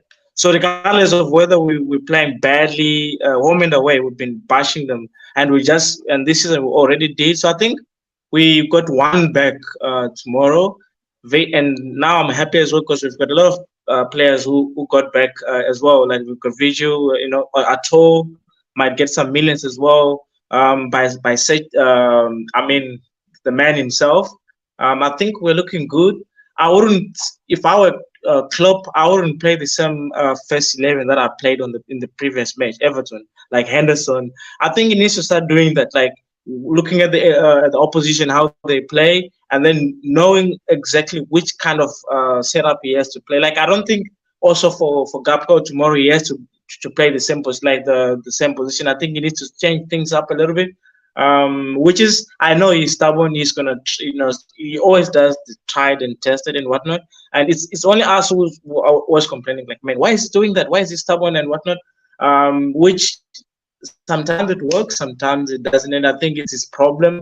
And we're talking about it today with my colleagues because I was playing football and they're like, no, that's all what German people does. They do that all the time. Like he's German, and I have a lot of German friends. They say like, we do that. We're very stubborn. If it works, why change it, right? And I think with football, because of some clubs, they have proper analysis team. They have like a whole team that looks at the opposition, how they play, and all that. So I think we need to start, you know, being more adaptive to the modern football. And I want you guys to look at these players. I'm gonna give you names, write them down, look at them. They're youngsters. But I think we should start doing what Dortmund, Benfica do, like go for the youngsters, sign them, and put a high price like Barcelona. They do release clause like 1 billion. I think we need to do that already with Basic and all these young players so that they don't get stolen from us. So otherwise, it's gonna be difficult. So quickly, there's a boy, a Ghanaian called Fatau Isahaku. Fatau Isahaku. He's like Mane, but with the left foot. That boy has the ceiling is like unlimited. So this is how you spell it. Fatau is Fatawu. Fatau Abdul Fatau Isahaku is ISSAHAKU. Fatau Isahaku is a winger, midfield, attacking midfielder with a left foot. Who does he play for? Sorry, Dean? We were linked with him, weren't we? Dean, who does he play for again? He's Ghanaian. I think now he's at Sporting. He's like under 18s for Sporting right now. So look at him and tell me if he's not a future Mane. And also I want you to look at this boy. It's Takeover. Then in the next show I'm gonna join in. Then I'll join in. Obviously, it won't be a call-in show. Any day that I wanted to chop them off once you analyze them. And there's another boy, a Turkish boy called ARDA. Is Ada Hula. Ada Hula. I don't know how you pronounce. So it's Ada Hula. So it's GULER. The sentence. So it's ARDA. Ada Hula is a Turkish, also left foot. Very good. So I've been looking at young players a lot, like the player that we can bring in at Liverpool. Yeah, he's a very good player. And there's a boy also called Tom Bischoff.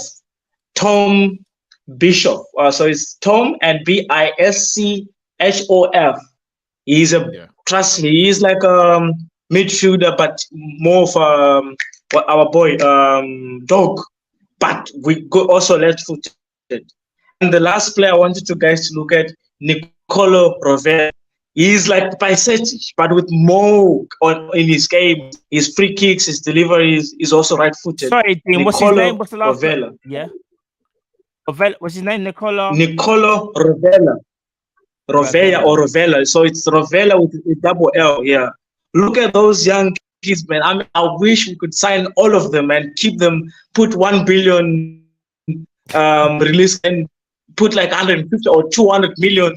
And because it doesn't matter whether they do well at Liverpool, but when other teams come knocking, we can sell them at high. That's what Barcelona does. They sell these young players at a ridiculous amount of money, And I think we should also start doing that since this mode of sell and buy, it has been working for us. So we can start with our young players like Musolowski. Why not say he's worth like 150?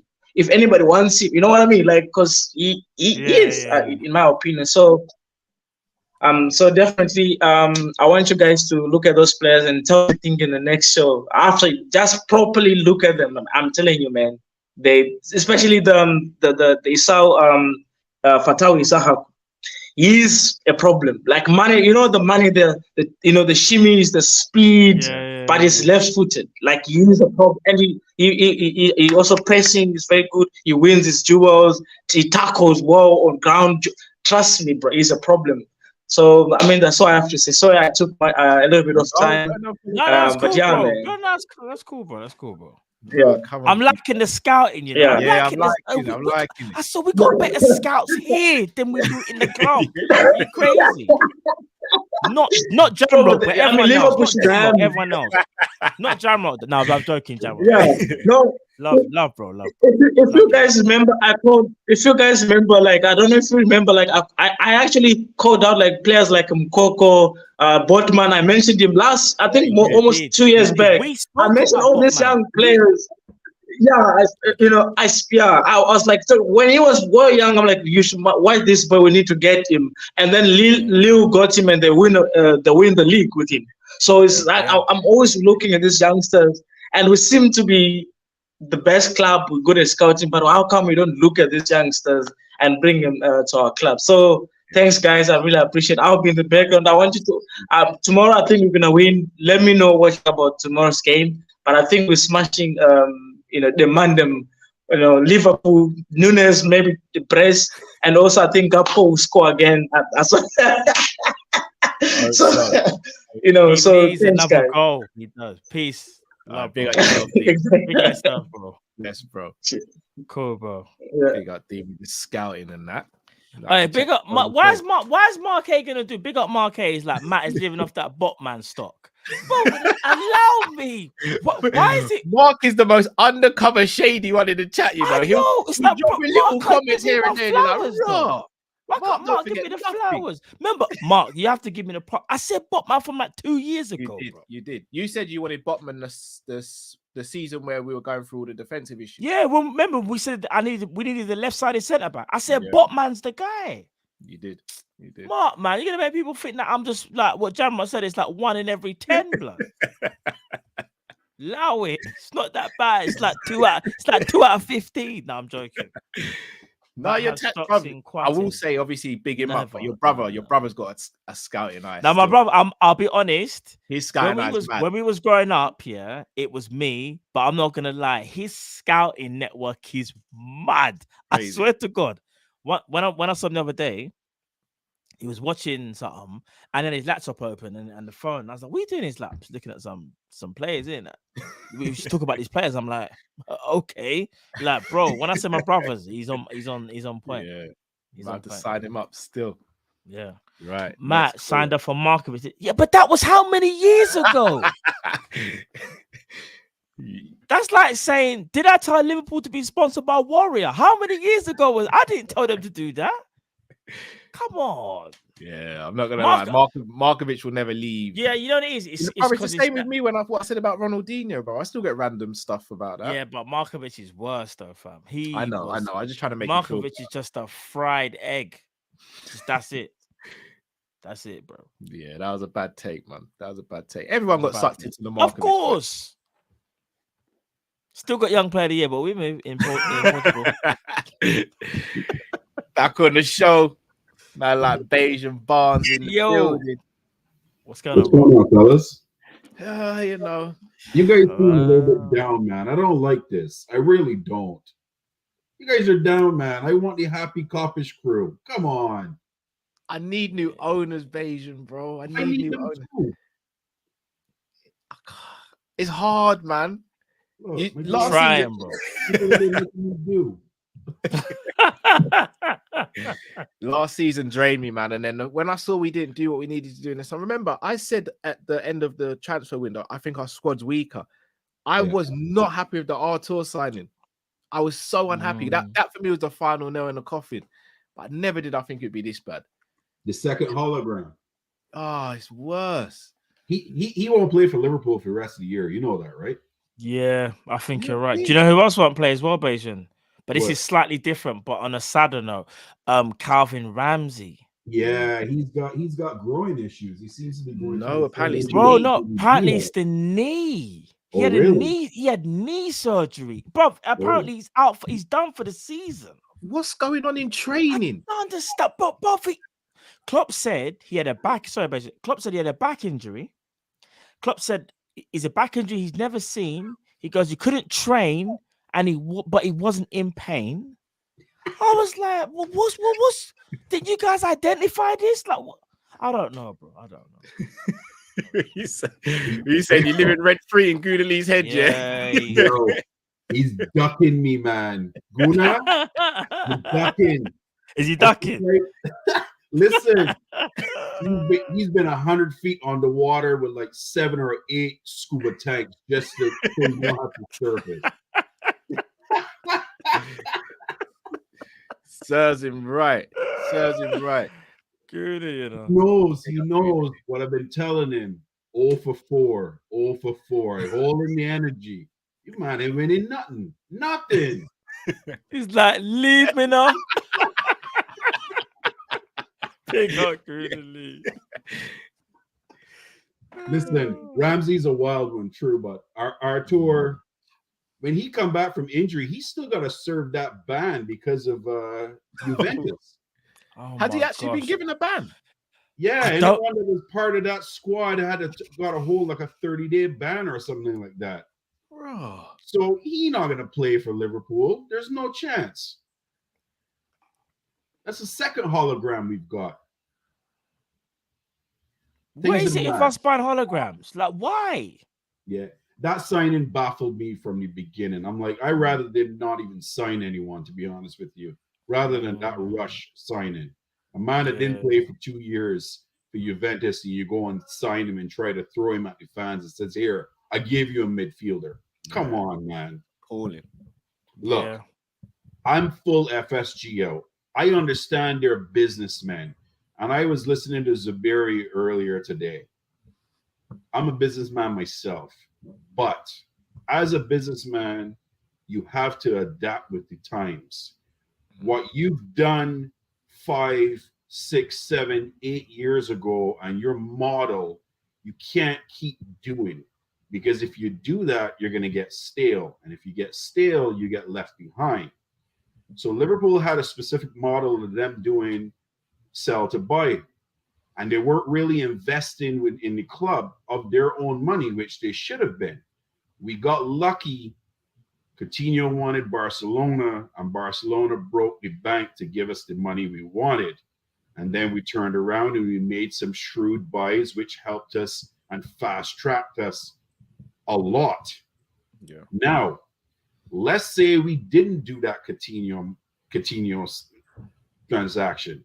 Yeah. Do we honestly think that we would have had Virgil, Alisson, Fab, Thiago, you could say, in our lineup if we didn't got that money? It wouldn't have happened. We would have been a mid-tier team. So let's not forget that they still have not invested as they should have as an owner of this club. They've done well. I'll give them their props. But this is the time that if you don't start being smart and spending money, A, you're going to set yourself back, and B, your actual value of your club is actually going to diminish. Because mind you, if you don't make Champions League this year, your wage bill is going to decrease because a lot of the incentives that's part of your wage structure is actually going to go down. So your wage structure is going to be a lot less. Your revenue is going to be a lot less. So as much as people are saying they're shrewd and they're good owners, they're actually not being, because they're being stubborn as well, just like Klopp. So it is time, and Matt, you said it very, very, very elegantly, and you're true. Their ambition, and we've outgrown them as a club. They can handle a small club, a club of this size. They don't have the know-abouts to do it. So I'll leave that alone. I'm full FSG, big time. Now I'm going to be positive. Let's leave that alone. I'm done with the FSG talk. Newcastle, we're coming for you tomorrow. The run continues. I'm calling it, Cal. You heard me last Friday. I told you we're beating Everton 2-0. I said it. I'm going same score again. 2-0 Liverpool, another clean sheet. The run is on. Trust me, brother. I am on it right now. Guna, I'm going to leave you alone. I'm going to let you stew in some of that sorrow. I'm going to throw a little bit more at you, man. You're dropping points this weekend again. Big up to the channel. Big up to the chat. I did a big up to John. John had me on his channel this past Monday. We did the review for Everton. The reaction show. That was pretty mad cool. So I probably will be on there again tomorrow with John, chopping up the preview for the Newcastle game. But that is my energy. I'm keeping it. Love you, man. Big up to Drifty, my boy. Let's keep the energy up. Elimination Chamber tomorrow. Oh, yes. Oh, we eliminate. Yeah. Newcastle is going to get beat, and Gunas are losing points tomorrow. Man in the mud. Yeah, big up Asian bonds. Big up, bro. Love us always, brother. Where's Lee? Hey. Getting it bad. Hey, listen. You did chat yesterday, bro. He was lit, bro. Listen, bad. They were playing on his name, innit? So they were saying things like Arsenal lost, unfortunately. Have to move carefully. Yeah, I'm gonna be real with you though. I still think Arsenal win the league. Still think they win it. I'm not sure. I'm just saying, I'm not sure. I had them as favourites up until the Man City game. I know Man City, but here's the thing though, they could still. It's not even about Man City. It's what they do from here on out because they're not in great form. They need to get out of this form and see what happens. So yeah, no, I hear that. Let's see. They're obviously they're about, but Lee, I'm not even trying to say it to jinx you. Like I genuinely believe that's what he blames me. I promise you, I just think Arsenal win it. I do. I'm not sure. I thought they would. In fact, you know what? I'm not gonna. I did say. I remember we spoke actually even a couple of weeks ago. I did say I think they're gonna win it as well. Yeah. I'm gonna stick with it. I still think they might win it as well, but it just wouldn't surprise me to see City. Yeah, of course. That's what it is. But yeah. Oh, AD says it. Hope it goes left like the rest of my predictions. Right. What are you saying? Damn. All our predictions are in the mud, is that what you're saying? Damn, son. I said I don't get nothing right. I said everything wrong. Nice guy. Let's call him. Big up Beijing Bonds as always. Big up as always, bro. Big bucks. Hello, can you hear me? Yeah, we hear you, bro. Long time. Man, good for now, man. You guys good, yeah? It's been a minute. Chelsea. We can't really say now because them man. No, we're above. No, we can. We're above them now. We're above them, but their future's looking good. Nah, man. Looking good. You don't think so? Not with this manager. Not with this manager, man. No way. You don't think so? You need to trust Potter, man. You gotta give him time. Just Hey,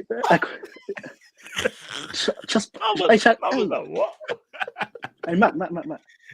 Man, step out the yard, man. Stop talking about just Potter, bro. Like, just Potter. It's my mad, fam. What? Just Potter. I'm Matthew. I'm gonna address you by your full name. Matthew. Hold on. Why are you so opposed to Potter? Because I rate him high. Potter's a good coach, though. Cool. Let me ask a question. What are you basing up? Like, how do you rate Potter? Please tell me. Like, was it based on? Because he hasn't. What did you do at Brighton? He got them playing football. He made them one of the most feared teams to go and play. Football. The Zerbi has pretty much the same team, and they're 7th. And they're scoring goals for fun. He's taken over from Potter's. He's taken over. Potter's left him in a good way, though. You got to give it a back. No pun intended. Brighton. Yes. Bro, he's come to the most successful club in the last 20 years, bro. Different kettle of fish, man. Different kettle of fish, bro. I'll tell you a record, please. Shall I tell you a record right now? You go. Okay, cool. Chelsea have 2 wins in the last 14 matches.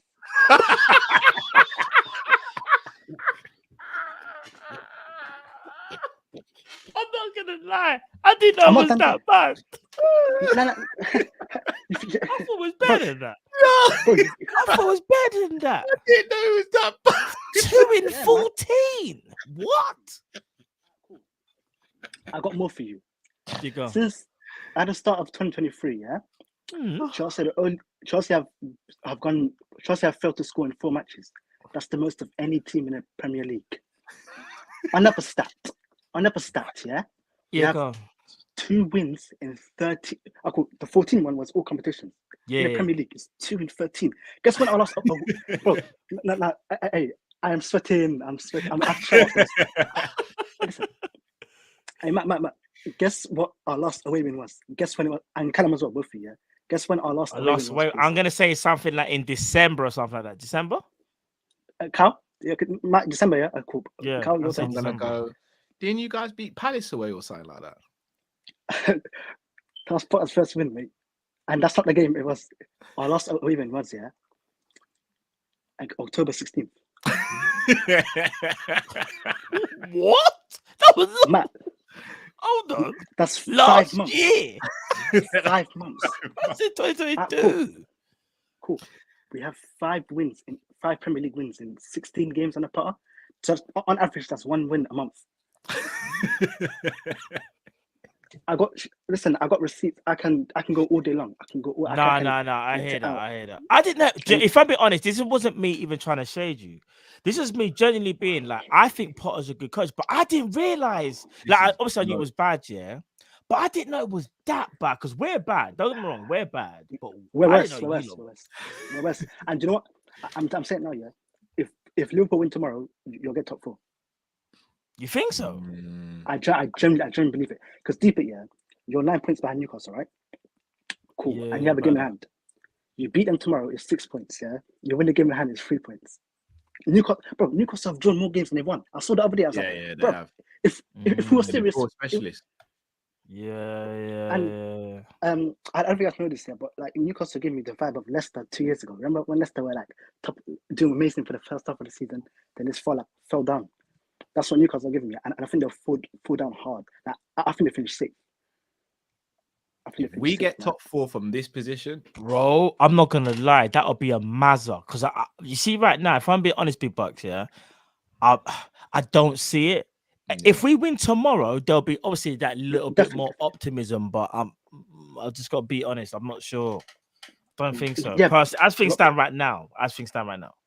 And Cal, you told me to trust him. I can't, man. I'm sorry. Like, the guy has no credentials, man. Like, don't you see? If I saw a style of play, yeah, I'd be like, you know what? The results are not going our way. Fair enough. Results are bad. Performances are bad. And yes, people will be like, yeah, recently we've gone better with the new signings. But bro, I don't think that's anything to do with tactics. I just think that's because we got better players. You know, like that. I don't think it's anything Potter changed anything.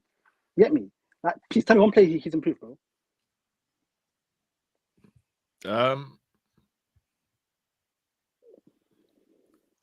Exactly. This guy left. No. Kepa.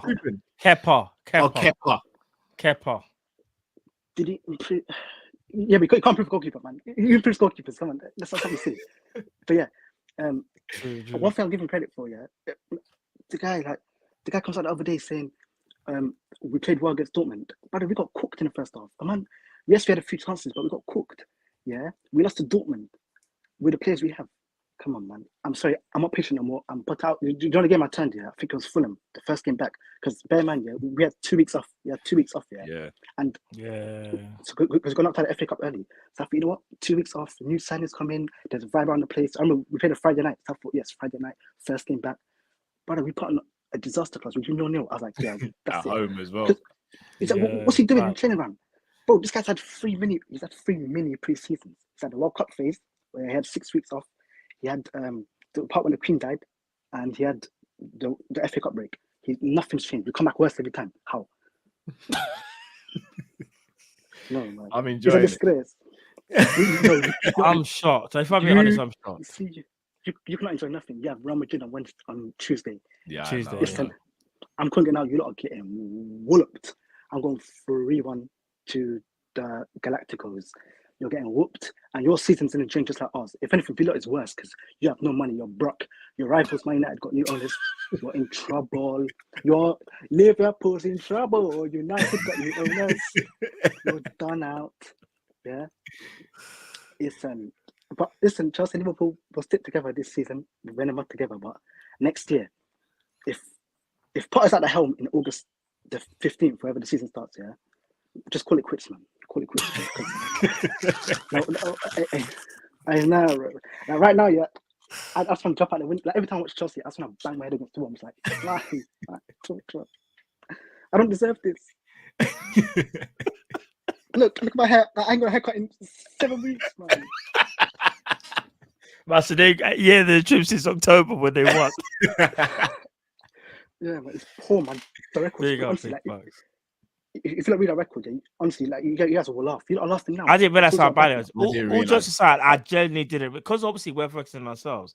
I didn't realize like another team of your stature is doing that badly. I'll be honest. Mm-hmm. But yeah, man, that's all I've got to say, innit? No, big up yourself, man. It's been a while, man. Don't be a yeah, it's been a minute. Yeah, it's been a minute since you've been I won't be a stranger. And one thing I say, yeah, I kind of see you. You are a bad man. Why is it every time I read the chat, yeah, every time I come on the Kopish, you always telling someone off. I'm doing what? You're always telling someone off. You're always beefing someone. Nah, they deserved it today, man. What happened, please? All it was is that someone was just being rude, innit? And Kyle just has to just tell man, innit? Like, it's not that. Yeah, I clocked that. I can't lie to you, yeah. I don't like just the only blot on your channel. The only blot on it, yeah. And I rate you, man. The only blot is people in the chat, they get too comfortable, man. I can't lie. Like, I read through it, I'm like, these are rude, fam. Like, I'm bit right now. I'm getting cussed. It's rude for no reason. I understand. But yeah, I hear it, man. I hear that, bro. Bless up, bro. Love as always, big bucks, man. Appreciate it, bro. Yeah, man. I hope my boy Drifty is good, man. I hope my boy Drifty is good. I hope he's blessed. Yeah, appreciate it, bro. See you later. Come on, Chelsea. Big up, big bucks, man. You know what I mean? Chelsea fan, but he's been rocking with the channel for time. You know what I mean? For time. So big up, big bucks, man. Trust me. All right, another friend of the channel we ain't seen in a little while. Man like Ram. Hey, Ram. You there, bro? Where you been, bro? Man like Ram. I'm gonna bring down the vibe, bro. I'm ill as fuck. Oh, Ram. I'm dying right here, man. I'm dying. Like, I know I think it's just a cold, innit? But I don't know, for some reason it just wants to kill me, bro. It really does. Like, I've been so like bedridden for the last couple of days. It's been peak. But I always got time for you guys, man. You know how it is. But appreciate that, brother. But yeah, man, I just want to say all the news that's going on about FSG. Like, I feel as though, you know, I know this is gonna sound mad and it might not happen, but I just have this feeling in it. You know that they're so interested in building up this NBA/NFL start team, whatever it's called, yeah. We will talk about how bad FSG are, as in terms of like, when it comes to Liverpool Football Club as a culture and so on and so forth. What makes you think that they could do the unthinkable and take money out of our club and put it towards the NBA or NFL teams? Because we're making money, we're making a lot of money, and we've got a lot of assets. What makes it so unthinkable that they'll do a Glazer and take money out of the football club and put it towards the NBA/NFL startup? I'm just speculating, because if you think about it, we're already making loads of money. We are at the healthiest point of our tenure with FSG when they first started, when they first bought us. Why can't they not do that? Because probably in about 3 years' time, they could get their money back, or even 5 years' time, depending on how big the club is at that point. So that's my question to you guys. Like, is it unthinkable that they could even do that? I know it's gonna hurt some heads, man, but we gotta have these situations, man. It could happen. I can never say it won't happen, and that's my main worry. And people want to start off with the whole Dubai or Qatar and like say human rights and all this stuff. Well, if you live in England, the majority of our hospitals, I told this to Callum as well. I've had this conversation with Callum. The majority of our hospitals, especially the private ones, are funded by Qatari and Dubai investment people. And the only hospitals that are NHS funded are, and arguably the best ones, are like UCLH and King's College Hospital. But they have their own way, because they can be classed as, they could do UCL like trust fund, King's Trust Fund, and plus it's for those students as well. So they'll be like, they can name it as, oh, we're developing the next generation of doctors. Like, the only hospitals that are of the standard of a quality hospital to practice are the university hospitals, and they're under NHS. Everyone else, whether it be Northwick Park or Ealing Hospital or Hammersmith Hospital, they're not at that level. And I don't understand why people don't want to talk about those kind of things, but they're very happy to say stuff about what they've done badly. Like, I'm not condoning what they've done badly, but you have to be consistent. You have to see two sides of the coin. And it's also beneficial. I have family members who work with the NHS and know what's going in and out. So it's kind of easy for me to access the information. But I don't understand why people are so easy to dismiss all the good whilst the bad. And that's sort of like cognitive with everyday society, innit? Like, people dismiss what you've done good, and they always think about the bad stuff. So that's one thing that I've got to speak up for. And Matt, I know you've been going on about Botman. I know you've been talking about Botman. I can back you on that, because my first ever appearance on Kopish, we were talking about Botman. It was against Arsenal.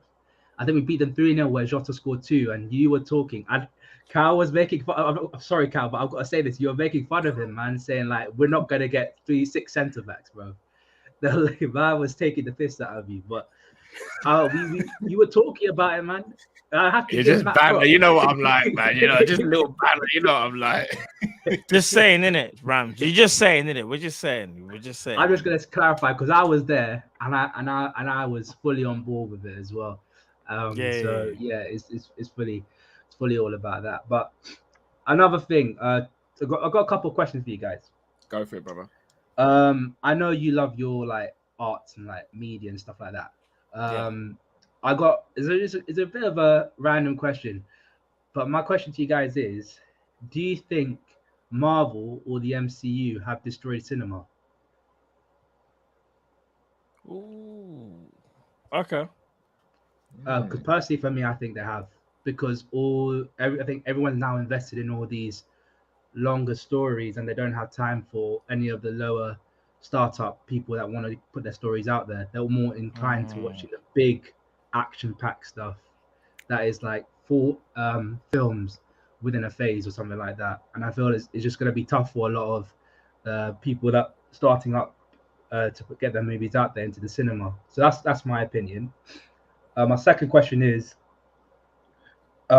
as a child or whenever you started watching movies, which was the movie that made you fall in love with cinema? So my one, the 4-year-old Ram was loving off Spider-Man, man. The 2002 Tobey Maguire one. That was the first film that I fell in love with. Maguire, you know. Like Tobey Maguire, Willem Dafoe, Kirsten Dunst, everybody were doing their thing, man. I was like, that was the movie that got me into cinema. And lastly, this is a question on music. Rank these artists in terms of their talent, in terms of singing wise. Chris Brown, Justin Timberlake, and Usher. Just singing, yeah? Just singing. So say they were all in one room and they were gonna sing against each other.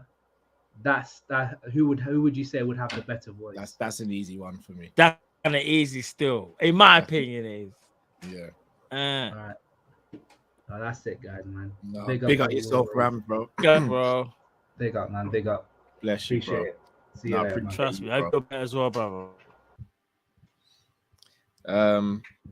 FSG taking much. Do you think they'll do it? I don't. I want to give them a benefit of the doubt.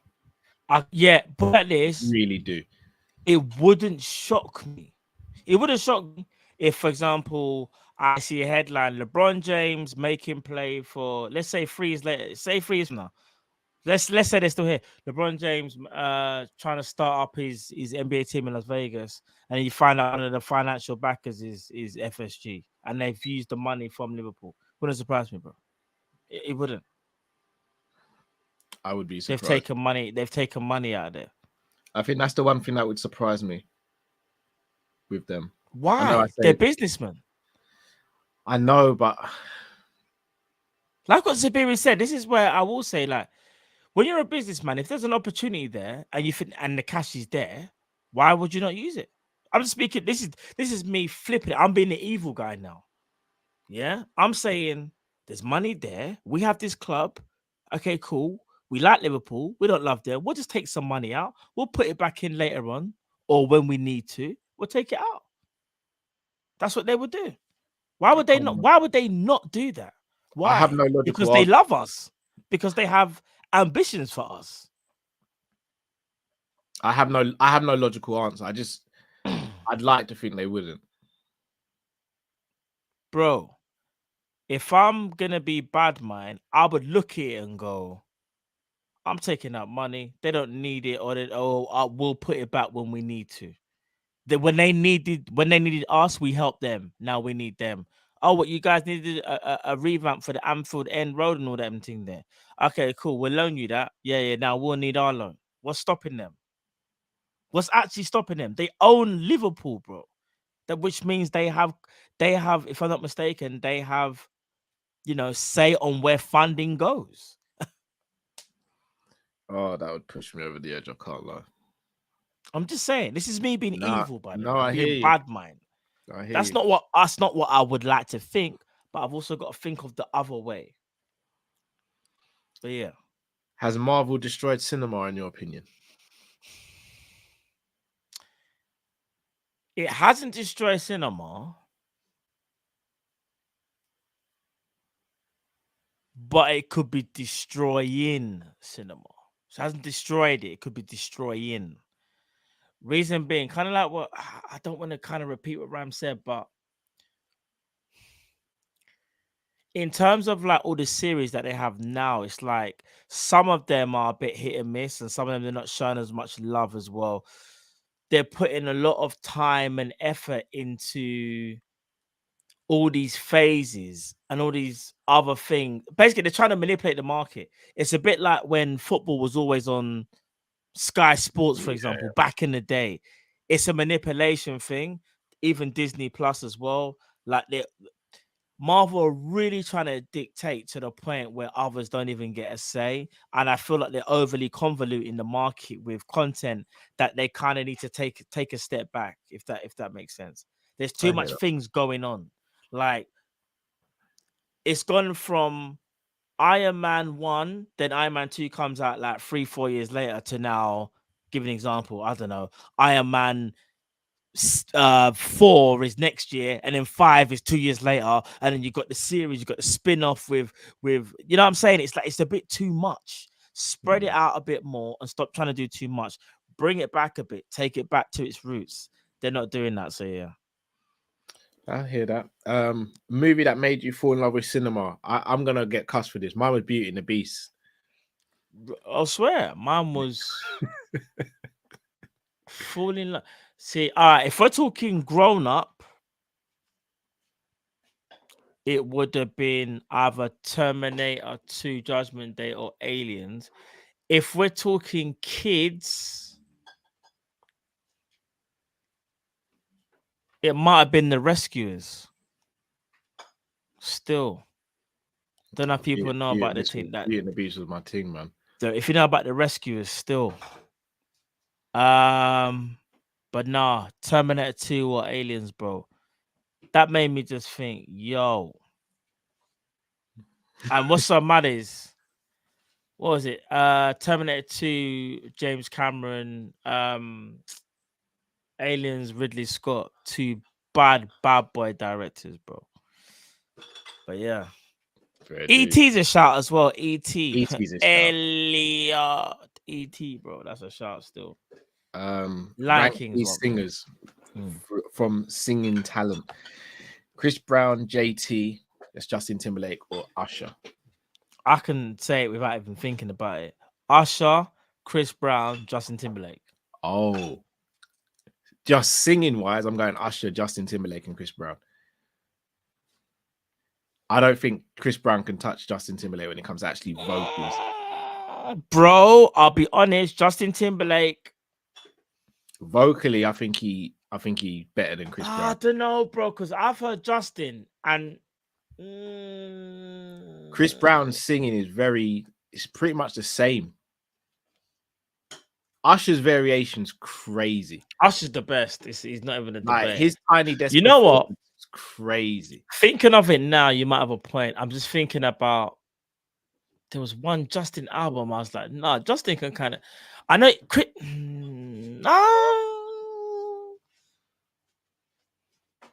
I'm not sure. I'm not sure. Now that you said that, I'm not sure. I would still say it's Chris Breezy, bro. I don't know. I don't really rate Chris Brown as a singer. He's not. No, but I don't really. But it's so weird. But Justin don't really sing though. He does, on his albums he throws down. Bro. When you think of, even was it Future? What's that one? Future Sex Love Sounds. That album was cold. The album is sick, but he's not singing. No, they're talking. Him and Chris Brown are kind of the same. They're not, because what it is, they're not like singers by trade. It's hard to explain. It's more. What was the song he did? He did, and they remixed it with Beyonce. Oh gosh. I don't want to see you got me say. That's yeah. That's a tune. That's a tune. Easy. Oh, bro. Yeah. That one, innit? Nah. That tune's sick. Usher's clear though. Usher's but you can't until the end of time. Big up, yeah. Usher's so clear, it's unreal. Do you know what? There's only one man that really, in my opinion, is better than Usher from the R&B sector of all time, and that is the man who's is in prison. Whose name we can't remember. His voice, no one touches him. Yeah. Like his talent and his voice, no one touches him. But obviously, agreed. Yeah, but obviously he's done what he's done, innit? So we can't really ain't gonna really big him up. But 100%. Usher's he's the man. Bro, Usher is Usher's different. Bro, he's the man. Lyrically and everything, he's the man. You got it back. Hey, bro. The man, listen, the man's flipping what's it? Skidded on the floor while he's singing. Are you crazy? Bro, no, Usher's man's cold. doing it Henri. You know the Henri does the celebration. Skidding on the floor. Are you crazy? Why hitting the notes? Are you mad? No, Usher's cold. Usher's I different, shout. Joe's a shout. I don't think Leo talks to him. I don't think Neo talks. No, not Neo. Joe vocally can talk to Usher. You got Jaheim as well. Jaheim's not bad. Jaheim's all right still. Jaheim's not bad, but I've always said this: Joe over Jaheim though. Yeah, Joe's, bro. My catalog of Joe songs is high. Bro, I got one. Even though, do you know what? Keith Sweat, come on, bro. His voice, I think. I want your body. I want your body. To the very last.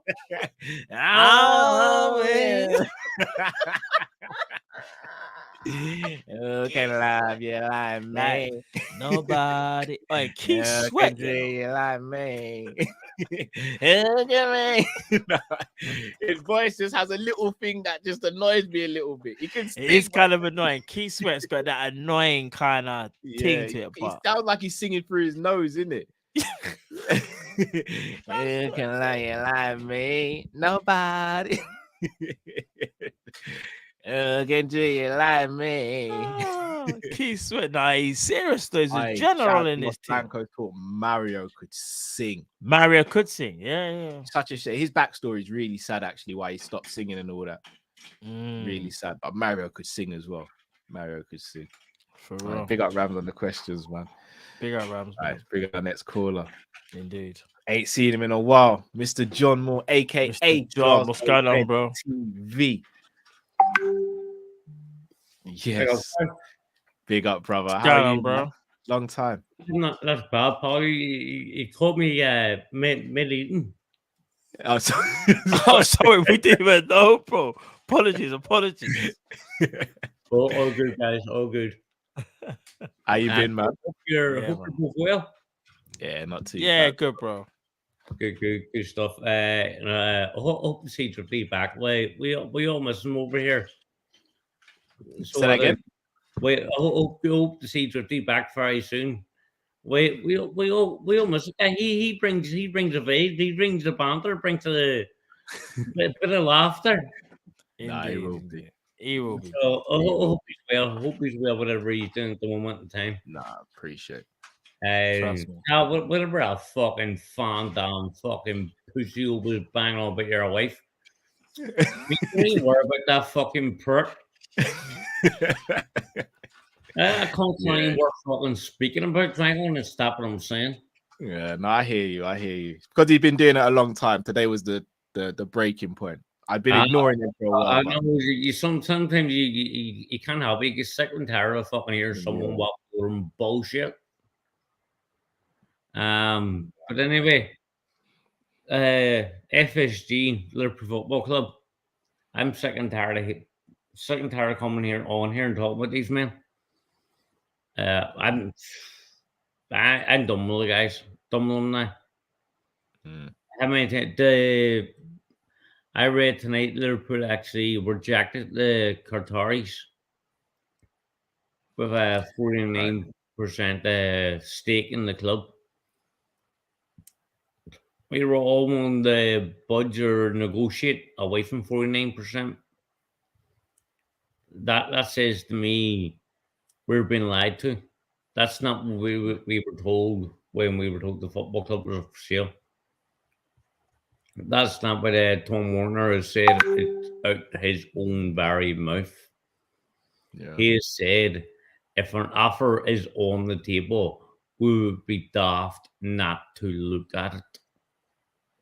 Yeah. And it looks as if they haven't even bothered to look at this offer. Whether it's a tactic to try and get someone else on board, if it is, it's just blew up in your face. You're playing fair with Liverpool Football Club, the greatest club in the world. How dare you mess about with our club, our fans, our history, our passion, our love for the city. You have no right whatsoever to do this, Josh. You should never, ever have them keys to Anfield, keys that any man, woman would be proud to hold in their pockets. Them keys belong to the fans. Give the keys back to the fans. give us what we want and what we truly deserve and what we truly need. Success, glory. Bring it back to the Shankly days. Bring us back to Paisley days. Douglas of old. This is where we should be, and that is where I want to see this club. Facts. It is an absolute disgrace, and these decades are ruining us piece by piece.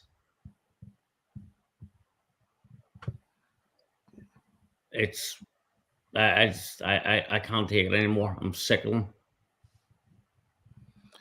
You and me both, bro. I hear that, bro. Trust me. I want them days back, bro. I want them days back. Who doesn't want them back? That's all we ask for. I don't think we're asking too much. Yeah. I really don't. We're not asking for 500 million every single summer, are we, Cal? No, we're not. We're not even asking for 100 million every summer. Yeah. We don't need to do that. Just do what you need to do. That's whether it costs 100 mil or 200 mil or 50 mil. Just do what you need to do. Just go out there. Last season we needed one midfielder. We went to this summer transfer market, and we need easy 3-4 midfielders.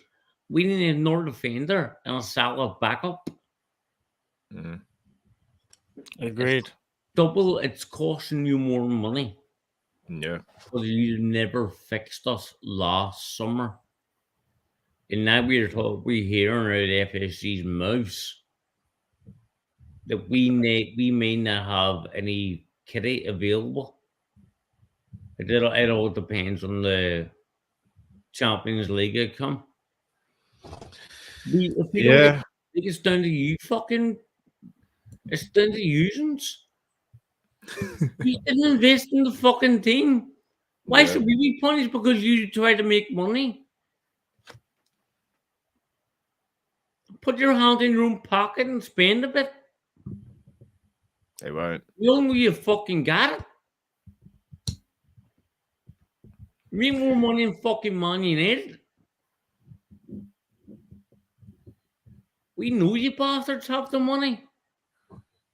Spend it. But bless up, guys. Thanks very much for having me on. No, thank you, bro. Thank you. Appreciate it, brother. Big up yourself. Come on, now. Trust guys, me. make sure you head over to John's channel and subscribe. Trust me. John's Big doing up big things on yourself, his channel, man. Big up yourself, bro. Big up, guys. Thank you very much for that. Love you, bro. Take care. Peace. Take care, bro. Blessings, bro. Blessings. Again, grieve, John. Yeah, but people just not listen. I can understand everyone being in this kind of state because when you see what was supposed to happen, and you look at other teams, you think to yourself, when is it gonna happen for us? Yeah, that's the truth. Fact. Shout out to Mtar Mizzy, Rams, and Jamrock. Couple of singers we forgot. Donnell Jones. Yes, he's got a catalog, you know. Donnell Jones, you know. Baby, I'm yearning for your love. Baby, Bob? I'm yearning. Donnell Jones is serious, bro. Big time talent. Babyface. But how can I forget Babyface? Babyface, cold. And he wrote bare music for people as well. He did.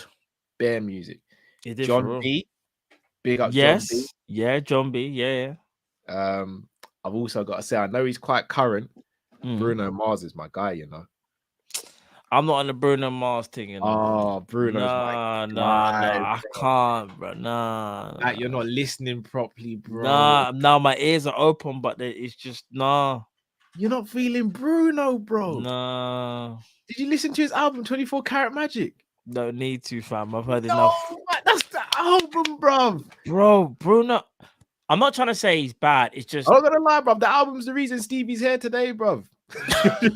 Like, be real with you. The album's the reason Stevie's here today. Like, the album's cold, bro. Bro, Bruno Mars is good.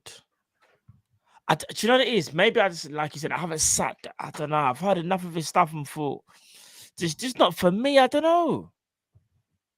I don't know. That album's cold. But his album with Anderson .Paak as well. You've not listened to that either. No, Anderson .Paak serious, but he's not. Anderson .Paak cold. He's cold. He's cold. Their album, Bruno actually, like, in terms of current artists, Bruno's my favorite current artist right now. Yeah, not talk about rap and all those things. But in this. All right, big up Anfield Road and D'Angelo.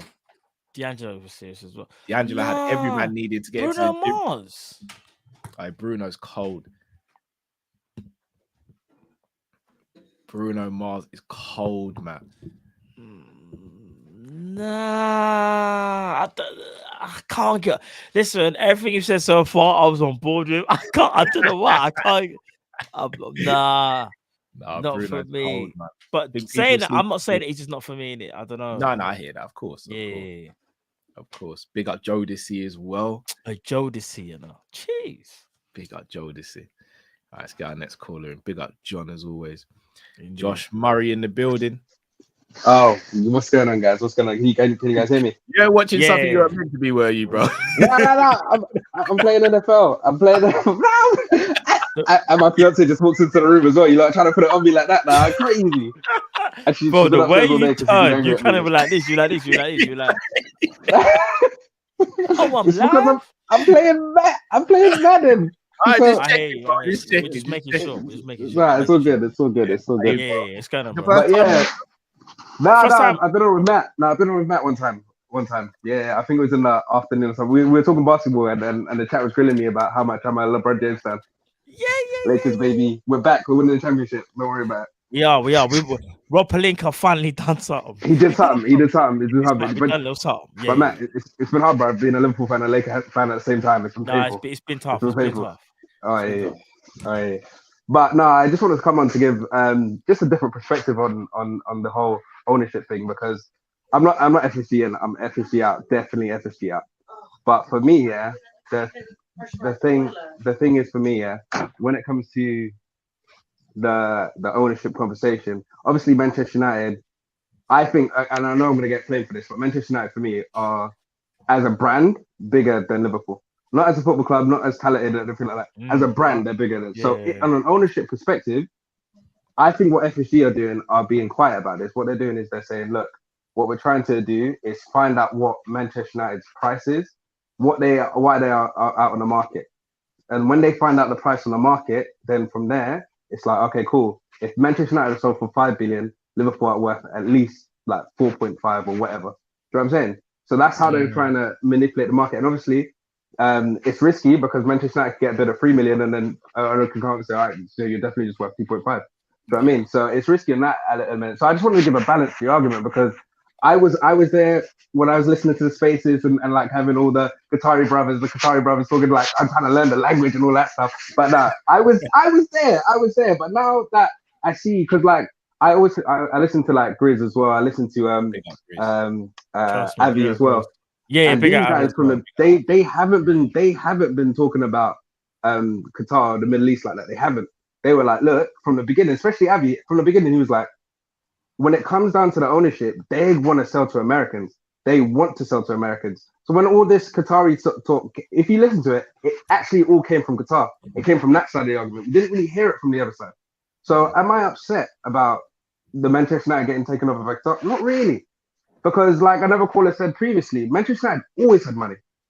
They spent the most money. They spent more money than City over the last 10 sort of years.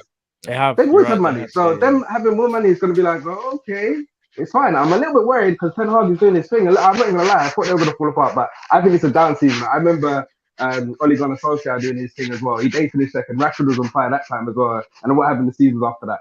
It's been a down season because, in my head, it's been a down season because the World Cup threw everything in a mess. A lot of teams have suffered. There's not been an outstanding team in the Premier League. Maybe Arsenal, but even they're struggling now. So, like, I see it from a perspective of if it's August and we are not sold yet, then I'm worried. Then I'm like, I can't do FSG again for another summer. I can't do it. I just can't do it. But right now, I know everyone's doom and gloom, man. But at the end of the day, Manchester United, a public company, they need to, all these offers, they need to be out there like that. But I'm listening to people like Ben Jacobs, who's been around the game. And I think I've seen a couple of you guys on the space as well. He's been around the game. He's talked a lot of knowledge about all of this takeover ship stuff. And again, the noise from Qatar came from Qatar. It hasn't come from, we haven't heard it from anybody else. It's just the Qataris. And if I was a Qatar owner and I was about to take over Manchester United, I'd be like, yeah, Liverpool rumors. But we went for Manchester United because we knew Manchester United. It's the narrative. They're shaping the narrative of all of this. Do you know what I mean? So I'm trying to say, guys, let's not get caught up by the narrative. Because at the end of the day, what we should be doing is be like, look, our team is hitting form again. Let's keep pressing for that. And let the ownership do its own thing. Because at the end of the day, I'm not saying I don't have an opinion. Obviously, everyone has an opinion on whatever. I'm not going to say that. But what I'm saying is, let's not get caught up on the ownership narrative. Because at the end of the day, it's going to be a lot of jockeying. Because like we all know, FSG, LeBron James, they all want an ownership within, if it's the NFL or NBA.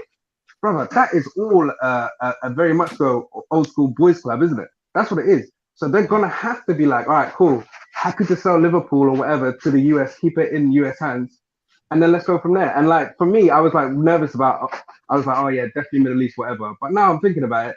Seeing what Todd Bowley's done at Chelsea recently, that's crazy. And also, and again, one of the callers said it as well. The Americans, they build sports franchises. They know how to run sports. If we're looking at the Middle East model right now, yes, PSG's won leagues. Yes, Man City's won leagues. But they've done nothing in the Champions League. They've done nothing. Do you know what I mean? True. So I'm not too worried about the Middle East. I'm saying let's just see how this plays out. Let's see how the season plays out, and then pitchforks are out if FSG are still in the summer. That's all I wanted to say, guys. To be honest. All right, big up yourself, Josh. Big up yourself, Josh, very bro. good perspective on it. I can't lie. Yeah, no, I'm just trying to change the narrative, man. Yeah. All right, boys. Take care, man. All right, big up yourself, bro. Blessings as always, bro. Bless. I can't lie. Everything he said, like, I can understand where he's coming from. Yeah, I understand his perspective on it as well, and it's good to kind of look, like, to think like that as well, because I think there's obviously two sides to every argument. And yeah, one thing I have noticed, even the whole Qatar thing, it did stem heavily from Qatar. Like, it wasn't anybody in the UK, for example, like I don't know, like a Paul Joyce, for example, someone like that who we know when Joyce tweets something, it's gold, isn't it? Like, he's the golden one when it comes to Liverpool news. But yeah, like, I don't know, it is. I just want to know, or I just want to have the inkling that something's happening behind the scenes. Yeah. But as things stand right now, I'm not sure. I need to see us sold before the summer window opens. If I don't see that, then I'm worried. Oh, facts. I'm very worried. Facts.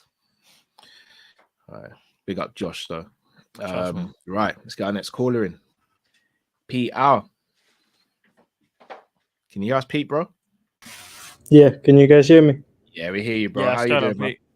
Yeah, can't complain. I mean, I probably could, but yeah, not going to. Yeah, because it's been a bit of a mad week. So I was watching you guys, your UFC thing, and then so that night I was playing football and I ended up getting concussed. Oh, jeez. So I said, let me just go to the hospital. So I went to the hospital and I was concussed. So, but that's happened before, so it's not that deep. Like, just move on with it. But I mentioned my shoulder, and apparently I've been boxing with a dislocated shoulder, kind of. So I've kind of given myself arthritis. So so apparently I need an operation to get that sorted. Oh, damn, man. Bro, sorry to hear that, bro. Sorry to hear that, Pete, man. So yeah, it's quite good, the Liverpool one. Hopefully we can do the same thing again. And this time I'm not going to mention anything about basketball. It's simply just going to be asking you guys a few questions, and then I'm going to go. So sorry, before you ask the questions, your profile picture is absolutely hilarious, bro. Is that Jordan Pickford in as a dinosaur? Yeah, as a T-Rex. Oh, he's got the best pictures. He does. That's goated. What you got for us, Pete, bro? So the first one is Neymar. Because Neymar would probably play for another 1.5, 2 years. So would you swap him and Nunes? And you can never get Nunes, no money. It's just like an exchange. So you'd have Neymar for 1.5, maybe 2 years. He's not exactly good for the club, and then he moves on. Second question, Mbappe and I think his name is Garvidal, the centre back. Yeah. Or Gavi and Jude. Who would you prefer to get? And then the third question is either you sell your full front row of attackers and replace them with whatever money you think you can get for them, or you sell your full back row, including Alisson, and you have to replace them with the money you think you can get for them. Which one do you think we could become a better team from? So those are my questions. Is it some serious questions? You know, All I know feel is like the some of first them are aimed at me as well. The first question has Matt in the mud. Some of them are aimed at me, fam. The first question's got Matt in the mud, bro. No, big up yourself, Peter. Look, bro, I hope you Trust recover all well, man. Yeah, thanks. And So rest I'm going up, for bro. the I hope you second get appointment tomorrow. Joe, bro. You have to rest up properly with that, man. Yeah, get well soon, brother. I still went boxing again on Tuesday just because I was losing my mind just sitting at home. No So I think- sparring, no, please, bro. Yeah, that was supposed to be today. I've decided let me not go for that. Yeah, so, please don't, bro, man. Yeah. Don't take it for granted, man. yeah. Okay. Thank you guys. All right, bless up, See you Peter. next Get week. better, man. Blessings, bro. Man like Matt. Are you taking Neymar for a year and a half and swapping him for Darwin Núñez? But it's just for a year and a half, innit? Year and a half, That's but it. we never get Núñez back. But we And get then Neymar for a leaves- year and a half. Yeah, but Neymar leaves on a free after the year and a half as well. Oh no. Oh no. Oh no. Oh no. Oh no. You're doing it. I know you're doing it. Big up, big up. What's it? He's Big mad. up. No. He's loyal Matt right now. Bro, no. Hear me out. Big up. What's his name? Big up Dan. No. Big up Dan from Filthy Fellas. If you man do it, I'll do it, innit? That's my answer, bro. Can't even lie. Big up Nah, Dan. I'm not swapping Darwin. Big for up all the Neymar. Filthy Fellas as well. Big up Filthy Fellas. No, I'm not swapping channel. Darwin for Neymar. I'm not. My name Neymar's is obviously a better player. I'm just not swapping him. No, you He can't do would it. It's not. for a year and a He would- half. I would love to, but it's the fact of you're only going to get it for a year and a half, and like you never Neymar get is a lunacy. top team. Like, bro, it's Marmite. Yeah. Bro, it's never going to work between them two. Yeah, you might as well have said something like Neymar with like a manager who's. Do you know where Neymar would actually work? I hate to say it, Chelsea, because Potter seems like, as much as I rate him as a coach, he just seems like he's this vibe, man. I'm going for vibes. I think But Neymar yeah. could probably work at Man United in a 10. So, But yeah, not at Liverpool. Can't do, Obviously, it wouldn't work. he's I more love creative, Neymar as a player, but it just wouldn't work. Yeah, unfortunately. Yeah. Right. What's some questions? Are you taking Mbappe and Guardiola or Gavi and Jude Bellingham? Mbappe and Guardiola. Yeah, I knew that. It's Mbappe. I'm doing the same. It's Mbappe. I'm doing the same. Bruv, can you imagine Mbappe and Diaz swapping on the wing? And then Guardiola and Virgil or Guardiola and Canate? You just imagine Mbappe playing for Liverpool. Oh, bruv, don't. Obviously, I've always said Mbappe is world class and one of the best in the world. So, like, you know my thing, bruv. Huh? Would you sell all your attackers or all of your back line and replace them? All of my back line. Oh, is it? Probably easy. Probably easy to replace. No, I'm not letting go of Alisson, bro. It's easy to replace. What? Who you replace with Alisson and Trent? Okay, so Trent will be like the up and coming right back that we don't know about just yet. Guardiola goes into centre back. The partner would be. I don't know who the partner would be actually. Exactly. Guardiola. No, hold on. Oh, I'll go and get thingy from Barcelona, Araujo. I like Araujo. Yeah, good I player. like Araujo. So Araujo and Guardiola, and left back would be. Oh, sorry, it's pronounced Gavardio. Yeah. Sorry, Oh, Jay. Gavardio. Sorry, Yeah. Jay. Apologies. Every stream I butcher. Remember, if we're selling Trent, can we still afford to get a Hakimi, for example? Because Trent will cost more. You get a lot. Yeah, that's a good shot, actually. In theory. Yeah, because Trent will cost a lot of money. Let's just say like Chelsea wanted him or something, and Chelsea like, 120 mil or something. Let's give an example, 100 mil or 80 mil. You could get Hakimi for cheaper than that. So yeah, Hakimi could go there. So go ahead, Hakimi, Araujo. How do you pronounce his name? How do you pronounce? Gvardiol. And then left back would be.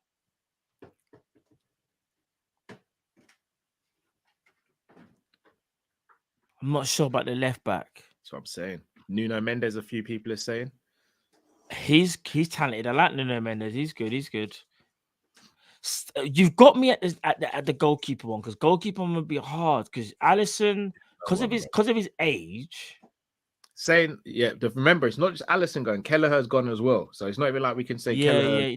No. Did you know what go and get his backup? All jokes aside, PSG's man who they just recently let go of. Not let go, but what's his name? Keylor Navas as backup. I could get Keylor Navas, Yeah, that's a good shout. Keylor Navas, even though I'm not gonna lie, when it comes to Taron, Rafael Guerrero at left back, that's a shout. Shout out to TK, Nori as well. Yeah, bro. What about Alphonso Davies? I don't think we'd be able to afford him. Yeah, maybe not actually. But it's the goalkeeper one still. But the goalkeeper situation's mad. What would you do for the goalkeeper? Who'd you get? Because Alisson would be how much? Because of Alisson's age. How was Ali? 29, 30 now? Something like that. It's the 8. Yeah. That's where it get tough. Would you do the front line then? I would, But how would you? What would you do with it? How much do you think you get for? Because Salah's kind of in his I reckon you still get good money for Salah. I think you'll get good money for Nunes and Diaz and Jota, to be fair. So who would you put as replacements then? Just quickly, if you could. Moussa Diaby, right? Yeah, I knew you say through the middle, Osimhen. Yeah. Left. Osimhen, cause he's a bargain bucket and add some. Left, I'd go Cava. And then, bro, you want to go to Napoli and say you want two of their fam? You best go there. You need Michael Edwards. You need Julian Ward. I got rock out everyone. You got rock out every negotiator, even negotiator that don't even work for you. Yeah. I got rock out of everyone. I'd have to. Doubt. If you could get them, I'm not gonna lie, you're onto something. But bro, the prices will be insane. I know. But that front three right there. That front three is probably unplayable. Nice, unplayable. Be cooking. Sleepy Fro says Crava plus Osimhen's 300 mil. It might be still. It might be. I tell you what though, I really miss Luis Diaz. I know he's back running and all that. I still don't want him rushed back. But I really miss Luis Diaz, man. Lucho, man. He's that X factor, man. He's that X factor. Sure. Right. Let's get the next caller in. The legend of the show. You guys are always waiting for him. Man, like Bruno in the building. Bruno, First of all, that guy that was abusing you at the beginning of the show, George? Well, guess what? I blocked him. Bye-bye. Gone. Appreciate it. I blocked him. I was at my sister's house and I was watching it. Gone. Reported him. Gone. You might think that's a bit harsh. Nah. Bye-bye. See you later. I appreciate it, Bruno. Pick up yourself, Bruno. Second thing. So, United apparently getting Qatari owners because apparently FSG couldn't be bothered they're doing this whole percentages crap again. Huh? This isn't like eating a pizza. Okay? This isn't like you're eating flipping macaroni cheese. Yeah? This isn't like flipping eating a pizza where you're trying to share a pizza with your mates at Domino's, yeah? Where you've got like a massive, 12-inch pizza or 15-inch, one of them big pizzas at Domino's, yeah? And basically you're trying to split it up into equal parts. Like Karen will get flipping 40%, Drifty will get 20%, and Matt, you'll get, 30% of the pizza. Like, none of this crap about percentages, right? I want the cup sold quickly. quickly. I want this done quickly. I'm sick and tired. And by the way, I said from the first day that I came on this show, right? What did I say? The FSG fanboys, the match-going fans, those ones are the ones that are going to have to take the blame for this because they accept this rubbish, right? They accept this rubbish. Second place is not good enough, you know. Like I told you, we are not Tottenham, okay? We are not Tottenham Hotspurs over there, right? Or we are not Tottenham bottlers, as I would like to call them, yeah? Tottenham bottlers, yeah? We don't celebrate second place, right? Second place does not exist in the dictionary at our club, yeah? It's not in the dictionary, okay? We only accept first place.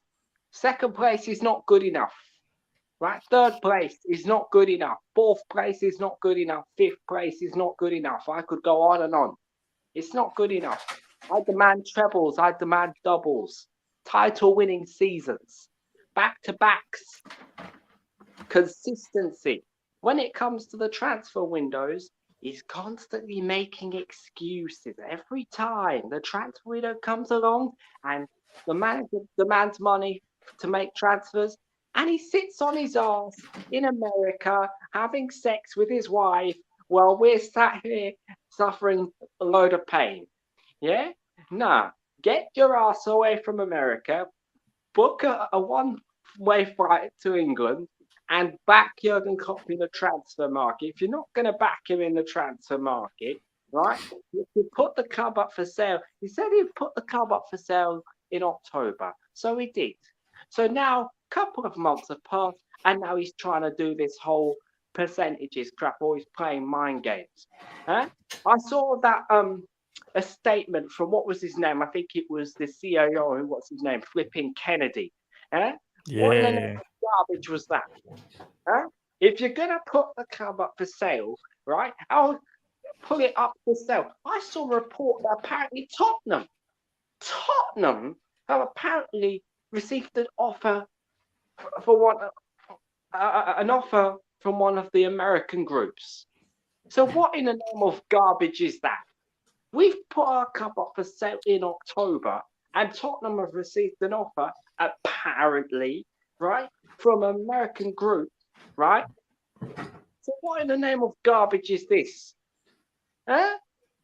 If you cannot keep up with the Bayern Munichs, the Man Uniteds, the Manchester Cities, the Chelseas, the Real Madrids in the transfer window, pack your bags and get out.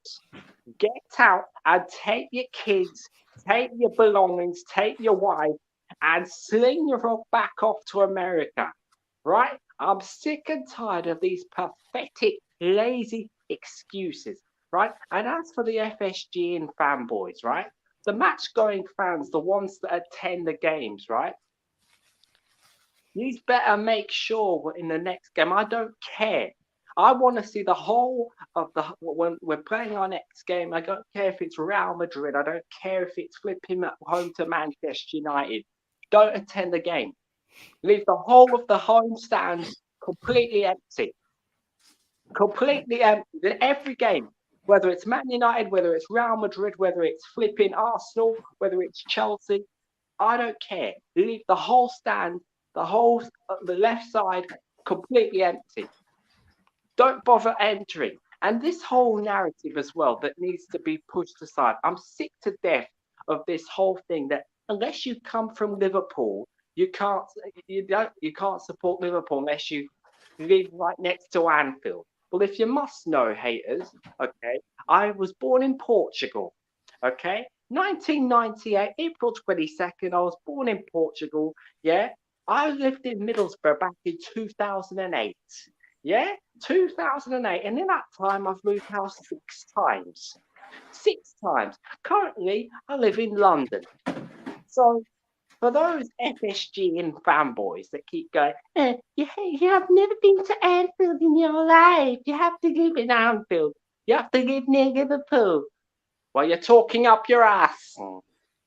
And if you're saying it in a Jamaican accent, you know what I'm trying to say. You're talking up your ass. You're talking up your ass, as they say in a Jamaican accent, you know. You're gonna get that Jamaican accent out of me. You know? You're talking up your ass. Nobody talks to me. Huh? Like I said, Tottenham Hotspur fans, you cannot talk to me. Yeah? Like I said, you haven't won a trophy. You haven't won a trophy since Cheryl Cole back in 2008. Yeah? You haven't won a trophy since Kerry Hilson. You haven't won a trophy since I could go on and on. There's so many stuff that have happened in that time. I remember back in the day when Carlsberg was on Liverpool shirts. Yeah. So if you're a Tottenham fan, yeah, don't bother trying to banter me. Yeah? And you try and translate this in a Jamaican accent. Yeah? In a Jamaican African accent. Yeah? Yeah? We don't accept second place over here. Okay? Yeah? I'll make this perfectly clear. I said this from the first day when I came here on the very first show. You're either with us or you're against us. And those FSG and fanboys who basically kiss FSG's ass, yeah, they're clearly against us.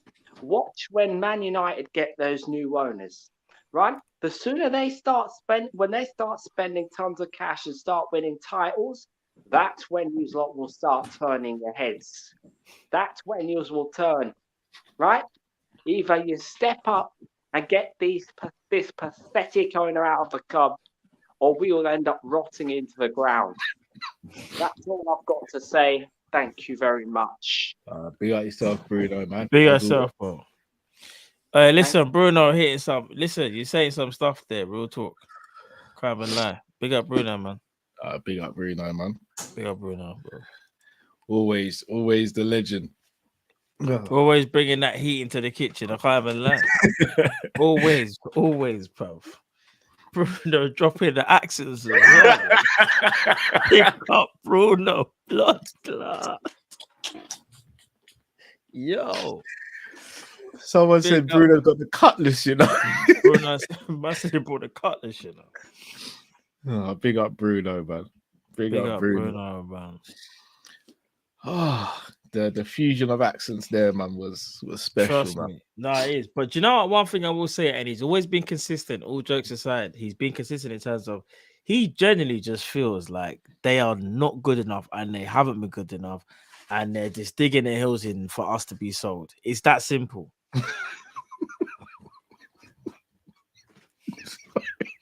What did someone say? Sorry.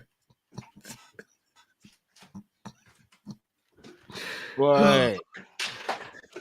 There was one in the chat. The Scooby one. It's Scooby-Doo, innit? Scooby. No, you guys. That one got me. But you weren't gonna break me. You man, listen. Oh man. I'll laugh. I will have a little giggle now, but you see, the Scooby-Doo one, whoever said that is the elitist comment. Big up Bruno, man. Always comes with that energy. Trust me. I love that guy. There's no Kopish about Bruno, I swear to God. Right. I mean that. All jokes aside, like Yeah. Bruno brings the vibe. Can't lie. You know what I mean? Oh boy. Big up Bruno. Right. Waiting patiently. Our last call of the evening. Man like Eddie. Amen. Bruno killed me. Bruno killed me. And also Gaz this evening. Aye, big up Gaz. Big up to the both of them. Forget yourself, bro. Yeah. But today was a dark day, eh? Here in South Africa, we lost our hip-hop artist called AKA. Was shot down last week. Yeah, I heard about all of that. I don't know much about him. Was he that big of an artist over in South Africa? He's like massive. Wow. Massive. And yeah, today was his memorial, and it was just sad to see. The daughter was also crying, mom. Yeah, it was just bad. But rest in peace to AKA. And then the news to add on top of that the whole week. Liverpool and the transfers, and I was like, I don't want to deal with that. But anyways, let me cut it short. I want to ask you guys this question regarding FSG. So let's say we don't get new owners, right? What would you like to see come out of FSG come this summer? Yes, we all want we all want players. We all want midfielders coming into the club. But what is it that they need to fix? Because there's a lot of things that they need to fix. And it's quite worrying. Yes, we want players, but the backroom staff, what's happening at the club, it's worrying. So I'd like to know that as well. And then in regards to your favorite callers since your days at Kopish, I know Bruno's going to be one of the guys that comes up. That list is long. Okay, let's say top three. Top three. Would be... bro. We'll try. Okay. We'll try. That's a tough one, man. I don't want to be this. I've got my three though. I've got go on, bro. I've got Zubiri without the locks. Without the locks. I've got Bruno starting to become my favorite as well. I want to add in two more. I've got Chris Angel and Bayesian Barnes as well. So yeah, shout out to those guys, man. I always come through and watch those guys. So yeah. Let me throw another one in there. I'm just gonna throw a name in there that people might not, because he might not be on there a lot. Mark A. I don't know if you know about Mark A. He speaks. I swear, Mark A is the person that if he just needs someone to just talk sense about Liverpool and not overcomplicate anything, just tell it how it is, Mark A is the guy. You've also got people like Jamrock as well. Jamrock might not call in a lot, but there's so many. There's so many. There's loads. Especially on Monday nights. LSC for that, bro. Tom Mizzy. Ghost. Yeah. Ghost. There's too many to drop. Jamal with the receipts. Jamal, bro. Yo, Jamal will come out with those receipts. He'll put you on a burner. Was this top? Is this top three? Are we doing top three of all time, or we're just doing top three currently? Your favorite callers, like how you? I'd say like since you started with the Kall-in show, because I'm not going to lie to you, Zubiri has been with it as well, because I've been ever since you guys have been saying Zubiri with the locks. Manolo in the basement. Yeah, man. So it's a couple of those guys. I won't remember all of them, but Zubiri, man, when you guys would say Zubiri with the locks, I'd get excited because I know it's about to go down as well. But recent one that I like is Uncle Albert. Uncle Albert. Uncle Albert ain't holding back. Yeah. And there's another one that was also making a rant for a couple of Maddie. Yeah, Maddie went a little off course last week, but on the whole, was it Maddie that was went off course? Or was it someone else? No, was it Maddie? Was it Maddie? It was went a bit mad still, but usually Maddie's on point, man. Yeah, here in SA we say he off ramped. Yeah, he off ramped. So yeah, he kind of went off. But yeah, those are a couple of callers that I like. So I want to find out from you who are your, let me say top 5. Is it better? Top 5. Yeah, I'll try. I'm not gonna lie. I'll do top 30. No, I'm joking. No, I'll do top 5. Yay! That's gonna be tough though. But no, Eddie, thank you so much for waiting so patiently, man. Big at yourself, Eddie, bro. No, I had to wait. Thanks, gents. No, pleasure, man. Appreciate it, Eddie. Love as always, brother. Have a blessed weekend, bro. All right. First question Eddie asks, which was a brilliant question. Yeah. If we don't get new owners, what would you want FSG to do, or what would we want from FSG? Just to back Jurgen Klopp in the transfer market. Back him in the transfer market, bro. If we're not going to get new owners, at least back the manager. And I'm not talking about 60 million and then whatever he brings in. I'm talking back the manager. So that might mean 200 and something or 200 mil. And then on top of that, the revenue that he can make. Back the manager. Give him the funds that's within the club that he can use. Allow him. because I know there are some. There's various ways you can look at it, because some people will say there's money there and Klopp doesn't want to spend, but it seems like this season will be the season to really put that to test, because if he's been given money and he doesn't still want to buy anybody, we've got a massive problem. So they just got to support the manager, bro. For me, it would actually be rebuilding the infrastructure behind the scenes. I think I would, as much as I love Klopp, I would like someone who's there to challenge him, that he respects enough to take on their opinions. And that's why I'm so up for the Ralph Rangnick, because I don't think Klopp would sit there and go, Ralph, I want who I want. I don't want to hear it. I think he would sit down and he'd listen to Ralph, and Ralph would probably be able to reason with him. You see, Michael Edwards, even some of the staff from the data team. Obviously, they were all implemented by FSG, because I just saw what Jamrock said. Yeah, basically, Jamrock, what I'm saying is back Jurgen Klopp in the transfer market by giving them money. But I also agree with Cal. You got to have the people in place. So we need to go back to maybe how it was before, where, like you said, like the people that help make the decisions regarding transfers and looking at players, like scouting players.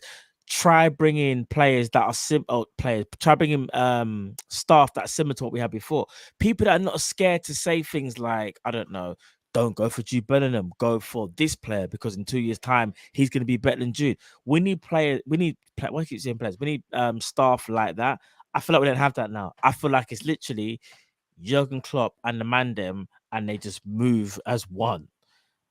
And if that's the case, that's not really going to work, because as great as Klopp is, some of the players that he brought into Liverpool weren't necessarily his first choice. Yeah, people like it still work. People like Michael Edwards were like, no, Jurgen, go for him. He's better. So something like that, General. So not just money, but people around him. I think FSG have to kind of hit Klopp like that as well. They got to weed out the yes men, as Mark A just said. They kind of have to go like that, Jamrock. Yeah. Another thing is the whole, like, I suppose that goes hand in hand with the people behind the scenes. But you see, like when I'm seeing like Matoma, Caicedo, Kamara, like all those players going for like Enzo. But if you could have got those 4 players in the summer for a combined like 40 million. Or maybe not Caicedo this summer gone, but the summer before, for example. Summer before, when you could have got them for like combined 60 something like that. But even the Napoli centre back, I think it's Kim May. But you could how is Napoli able to find all these players under the radar and no one else can?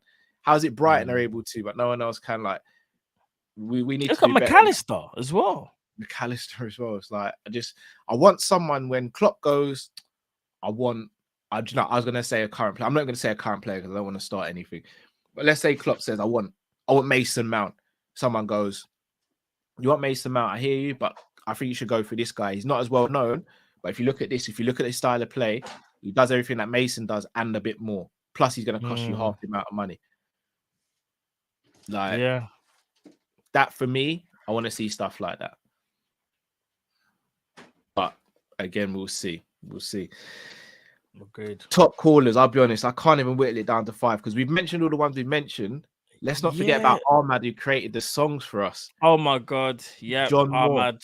Moore. Jerry James, who started his own channel. Mon started his own channel. Man like Saint, Demo, Ryan. God. There's too many. I'm not gonna lie. There's too many of you guys. Yeah, I'm copping out of this one, and that sounds really bad, but I cannot pick 5 people that I can just sit here and say they are the top 5 best. I can't. I'll be honest. You see all the people that we've mentioned. There's probably more we haven't mentioned. Like, listen, Uncle Ross came on today as well. Like, everybody that speaks on this channel has their own personality, has their own characteristic, and they all bring something different. Yeah. Like Chris Angel, will bring something knowledgeable about sports science. Flipping Jamrock will tell you something about FSG, maybe from a financial point. Just quickly. Mark A will just tell you how it is on the pitch and tell you what he's thinking and just break it down for you. Beige and Barnes will also tell you how the majority of the fan base is feeling. Flipping Jamal will come in with a bit of banter, but also as well like challenge But there's too many. How's Metal Army as well? There's too many. We've got so many in the community. Sabiri, listen, and that's why I said as well, like there's so many callers, in my opinion, that I think they're all goats. They're all goats. Yeah. Kop-ish community is the greatest. Yeah. There's not one that's better than the other, in my opinion. I kid you not, I'm not even joking. Because they're all sick at what they do. They all come from different perspectives as well. No one conversation is the same, people. Hence why you guys watch the show. So yeah. We've got the best community on YouTube, man. Facts. Just being real with you, we genuinely have them. I'm not even just saying that to brown nose you lot. They're the best. They're the best. That's simple. All right. Too many. Best. All right. We're so blessed. Me, Matt, and Drift are so blessed that we get to do this with you guys. I don't even say for you guys, it's with you guys, because even this is what I love about you guys. You see, if me, Matt, or Drift say something wild on the channel or something you don't agree with, you'll pull us up about it as well. Like, we need that. We don't just want a bunch of yes people around us. Yeah, grow. Like, even in the comments, like, I'll see people leave constructive criticism in the comments. I'm like, you know what? I'm all ears for it. I'm all ears for it. Challenge, exactly. Make us think more. Agreed. Challenge people's opinions, isn't it? You guys are elite, man. We love you all. Trust. Let's help these supers. Mr. Sinclair says just got back from Gold Coast holiday. Big up with United news and Paul next. Oh man, it's traveling. I like that, bro. I like that. You enjoy. Shout out to John Murphy. Big up yourself, John Murphy. Much appreciated. Khalid says, guy, just a quick one. Is Drift cool? Been a minute? Yeah, he'll be back soon. He's just taking a bit of time out, but bless you for asking, though, Khalid. He'll be back soon, though. Trust. Jay says, media would tell you it's the owners are making Chelsea horrible. It's the American hate from the media. I agree with that. Like this, I'll be honest, this narrative about American owners, it is bad. It's really bad. Like, we as Liverpool fans say that because we've had 2 back-to-back American owners who haven't done what we've wanted them to do. But look at other clubs. Like, look at, brother, is anyone saying right now we wouldn't take a Todd Bowley? No, and not only that, they say American owners are bad, but we won the league under an American owner. How about that? We did. How about that? And a Champions League. Hello. Yeah, can't tar everyone with the same brush. Shout out to Matt's hairline, says all glory to God, inshallah, that my baby girl is born today and is healthy. Hey, big up Matt's hairline. Love for that, bro. Love for you and your baby girl, man. Another addition to the family, we love to see it. Indeed.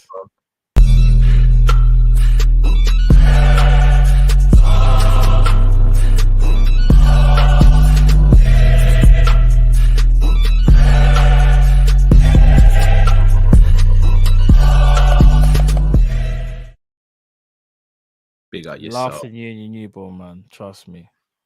Max says, Cal, send my love to Drift. Love you guys. Big up yourself, Max, as always, bro. LFC R786 says it's 1992 all over again, lads. Yeah, from the stories I've been told, I was a bit young in 1992 to remember anything, but from the stories I've been told, and yeah, feels like it. Akash says, truly feeling down today. I don't even care if we get Middle Eastern owners or not. Just want any owner that's more ambitious. I just want FSG to go. I hear that. I genuinely, well, I'm not being funny. If I'm going to be honest with you, in an ideal world, I'd want Jamaican owners. Like, I'm Jamaican. Want Jamaican? Like, how much do we joke about having Jamaican owners? Talk about this all the time, innit, bro? Remember what I sent you the other day? Hey, bro, listen, the diet will be different, bro. like having Jamaica's owners is a dream. Like, I don't care where our owners come from, as long as they have an acceptable, because again, it's the whole narrative. There's no such thing as a clean billionaire. I don't like to use that statement, but if that's what people say, that's what people say. As long as there's an acceptable amount of nonsense that you can part with, and they're ambitious and they want to be a part of the Liverpool fan base and Liverpool as a culture and as a club, I'm good, man. Give me a Jamaican owner any day. What? Oh man, we'd be laughing. Bro. Think anyone's mugging us off? Never. Never. Mugging who? You must be mad. Tell Dad and the boy them we are gonna get him. Them can't do nothing. Like, Can you imagine the phone calls, bro? Like, yeah, we're just investigating. No, but over that, just negotiations. I can't. You have my PIN number, my man. Come off of my line, big man. You don't have the facilities for that. Go on. Like, I'd love it. I'd absolutely love it. World of Football. Big up yourself, Jersey Boy, as always. Guys, make sure you go and head over to World of Football. Without Jersey Boy, we wouldn't have been able to redo some of the things that we're doing on the watch-alongs, etc. Very big help behind the scenes. Revamp the watch-along. Indeed. Big up to the best football channel out there, Kopish. You guys are amazing. I appreciate you guys for giving me the chance to work with you. Hopefully more to come. Up the Reds and up Kopish. I big up yourself, Jersey. Big up yourself, brother. Nothing but love for you, bro. Trust me. Also, you can hit the link in the description. You'll see Jersey Boy's his channel as well. So just go over there and give him a subscribe, guys. Sam Matt's Legends, another legend of the channel, no pun intended. Indeed. Matt Cow, I heard FSG don't want to sell to Middle East owners' thoughts. Looks like they're listening to the likes of Top Reds. Also, I think a lot of Scouse fans support that view. Sad times. Yeah, I think that's the media narrative being spun, and that's what it looks like at the moment. But I don't know. Here's I don't the want thing. to speculate. If I'm not mistaken, English supporters of Liverpool only make up a fraction of the fan base. You know. No, I know. But they have the loudest voices. They do have the loudest voices. LFC Aaron says, guys, the deadline to put in bids for United was today. This isn't unexpected. United spend loads anyway, so nothing really changed for them except fixing stuff off the pitch. For me, it's a Fenway out.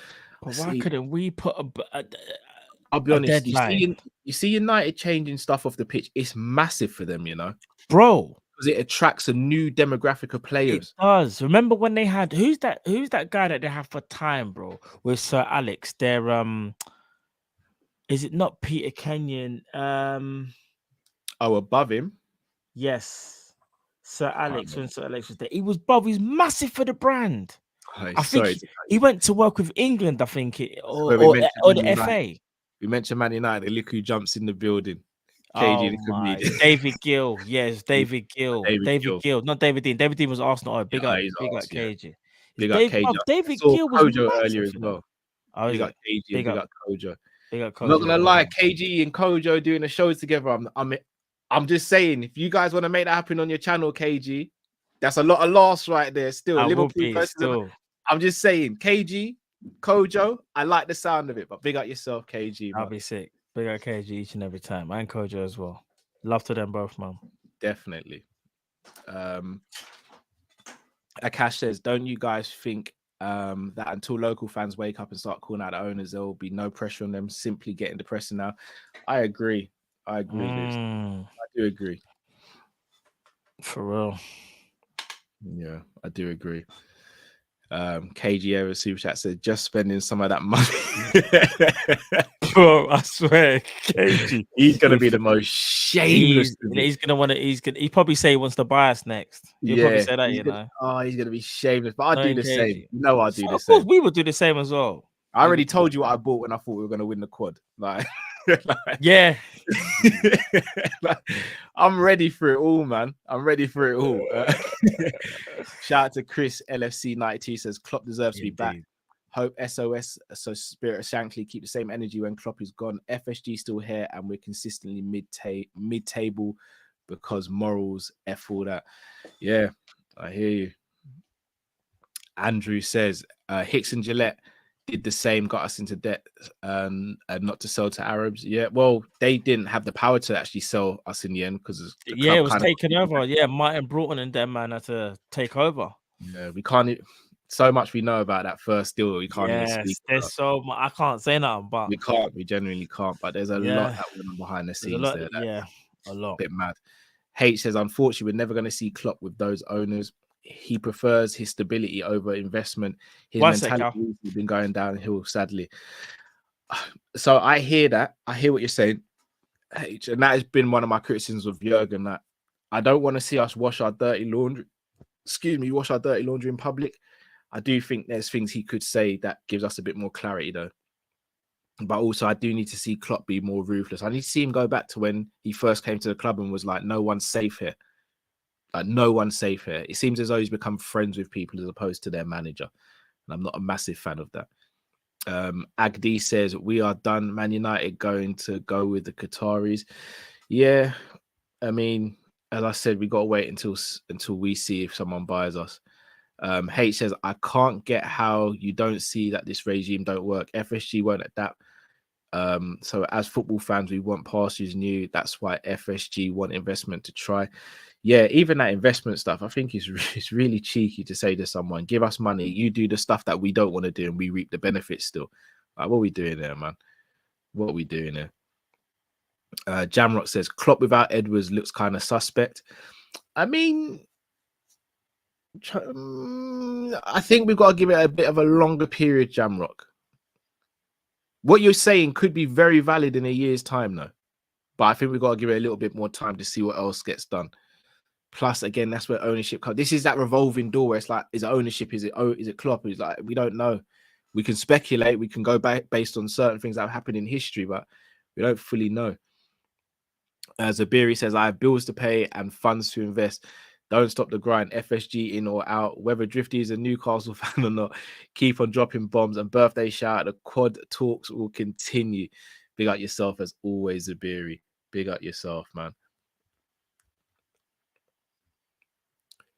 Big up to Sean, says Lee Mason has resigned. New Justin, yes. Is that off the back of the Arsenal-Brentford game?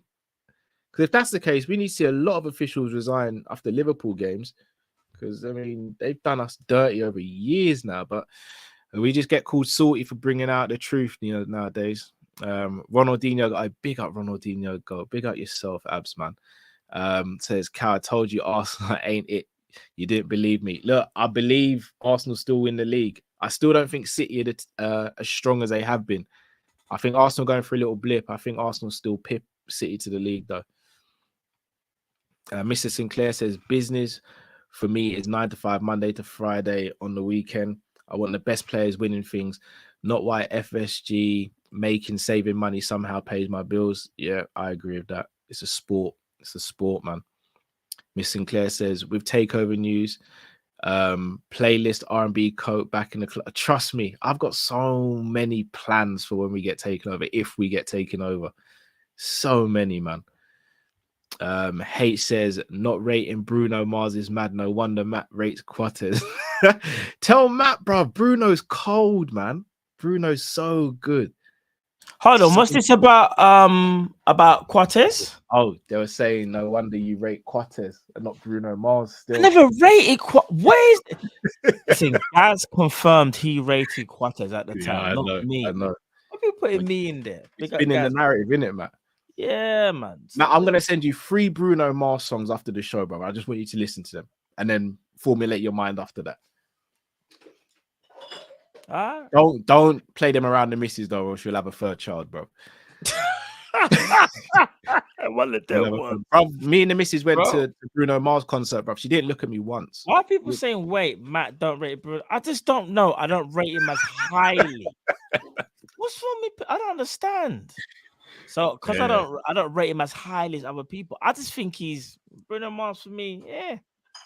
Yeah, it's Bruno Mars for me. Yeah, bro. Bruno's cold, man. Dean says, unpopular opinion. Ozil has better stats than Iniesta, but no one wants to talk about it. So disrespected and underrated. Would you guys take Mount and why? All right, on the Ozil thing, you can't compare him to Iniesta. you can't do them things there. Ozil's stats are very good, and he had a very good peak. Iniesta's, there's a reason he's called the Don. It's not even about stats with Iniesta. Yeah, Iniesta just made the game easy. Yeah. And no, I don't want Mason Mount. I want players who are better than him, personally. Not that he's a rubbish player, just not for me. For real. Sam Max says, guys, we need 6 players. Facts. Matt, you pick 6 players from the 08-09 teams come to Liverpool. Cal, you pick 6 players from 13-14.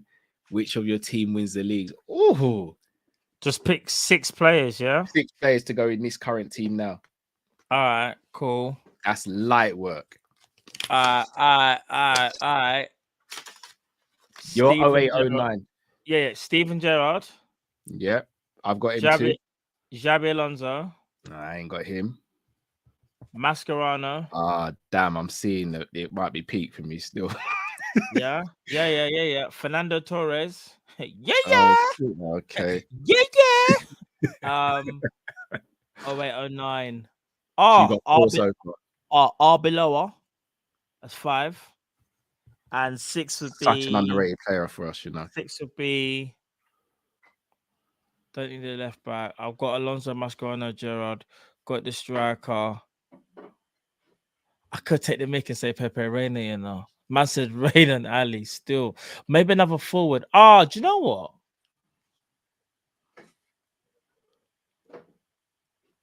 I kind of want to say Dirk Out, Klopp would love Dirk. I kind of feel like Dirk Out. Klopp would love Cout. No, do you know what? We need another midfielder. I just thought about it.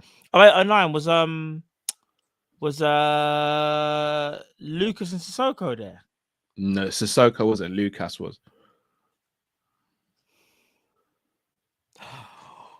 Oh, Imran, you've ruined it, man. I was hoping you are this close to thinking he's for some forgotten. reason, my brain said 06, 07. I don't know, but that's when he joined. But yeah, Daniel Agger. We move. Okay, what's your 13-14, bro? 13-14. Okay, cool. I've got Gerrard, Coutinho, Suarez. Oh, not gonna lie. Sturridge. No. I can't use Henderson because he's currently in the team. Yeah. Would you take Sterling? Yeah, I would still. Raheem, That's Sterling and Diaz on the left wing. Yeah, I'm good for it. Raheem the Dream. 5 for me. Gerrard, Coutinho, Suarez, Sturridge, Sterling. I just realised you take Coutinho, innit? Yeah, of course. Yeah. Yeah, that Coutinho 100% I'm taking. Not this one. Not the one that you and Drift punched me up for last. It's the same guy. You and Drift rushed me. Like when Charlie Murphy and Eddie Murphy rushed Rick James on the sofa. That's what you man did to me. What gonna do with my legs, Drifty and Matt? Who's my 6th player? I'm trying to think. 13-14. Who would I? Could go Sacco, Sacco, left-sided centre back. Yeah, I think I want Sacco. A bit of muscle. Hold on, who was 13-14 right back? Just quickly, who was it? Can you remember what? Glenn. Too similar to Trent, though, isn't it? Yeah. Arbeloa and Trent would give us the perfect blend of right backs ever. But Arbeloa would be Yeah. Your midfield is literally Gerrard, Alonso, Mash. Yeah. My midfield would be Gerrard, Thiago, and Bichetic at the moment. Yeah. You'd have Torres ahead. You'd have Torres through the middle. Yeah. And then you'd have Agger next to Virgil, right? Yeah. I would have Sacco. I still wouldn't start Sacco ahead of Konate or Virgil, but I'd like him to be about. Sterling would start ahead of Diaz. Suarez definitely starts. Yeah. Coutinho starts. Gerrard starts. Sturridge. On Salah's current form, Sturridge would start over Salah. You can mix it up. Oh, that's very close because it depends how you play it. Because what's your midfield again? You've got. I'd have Gerrard, Thiago, and on form, Gerrard, Thiago, and Bichetic. Overall, Gerrard, Thiago, and Fabinho. Jeez, yeah, I'm not gonna lie. But you've got Mascherano, Gerrard, and Alonso. Yeah. No, I know. Man said we could do the rotational thing as well. Rotation. Rotate between Mascherano and flipping Fabinho. Bro, are you crazy? Xabi Alonso. Or Thiago. Bruh. Bruv. We could use Thiago like how we're supposed to. Just how Bayern used him like towards the end of his like, special occasions, Champions League. I would use him there, son. Big up Thiago. Be cold. I don't know which team wins the league. I can't lie. That's close. That goes down to the last game. That might even go down to goal difference. Last day of the season. It's when I heard the Suarez, it made me remember like the guy's just a nightmare. Brother, you forgetting Pete Torres. No, I know. No, John, it is. I've realized it. With the chances we create.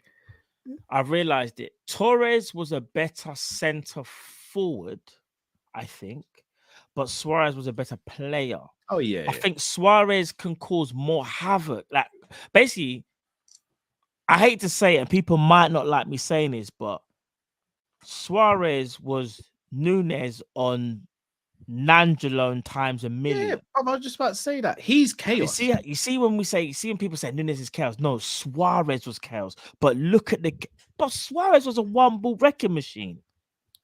Ask John Ruddy about Suarez, in it. That's all I'm gonna say. Ask John Ruddy. Our Spurs as well. Oh, crazy. H said that Bruno Jamaican accent sounds like Naby Keita trying to speak Korean. Respect. Wakey says eat corner shop food, frozen pizza for 4 months for Jude. Corner shop frozen pizza, yeah, not corner shop food. Not corner shop. It's got to be at least like an Asda or something. Asda or Iceland, I'm taking. Because even though it's frozen, that thing's probably been in there since the last owners. That was 20 years ago. Fun that. Matt Bickerzette said this FSG hold on us is like P Diddy and Sierra. No, they have got a hold, man. Jamrock says Cal, thoughts on the Jamaica Adidas kit and tracksuit? Love it.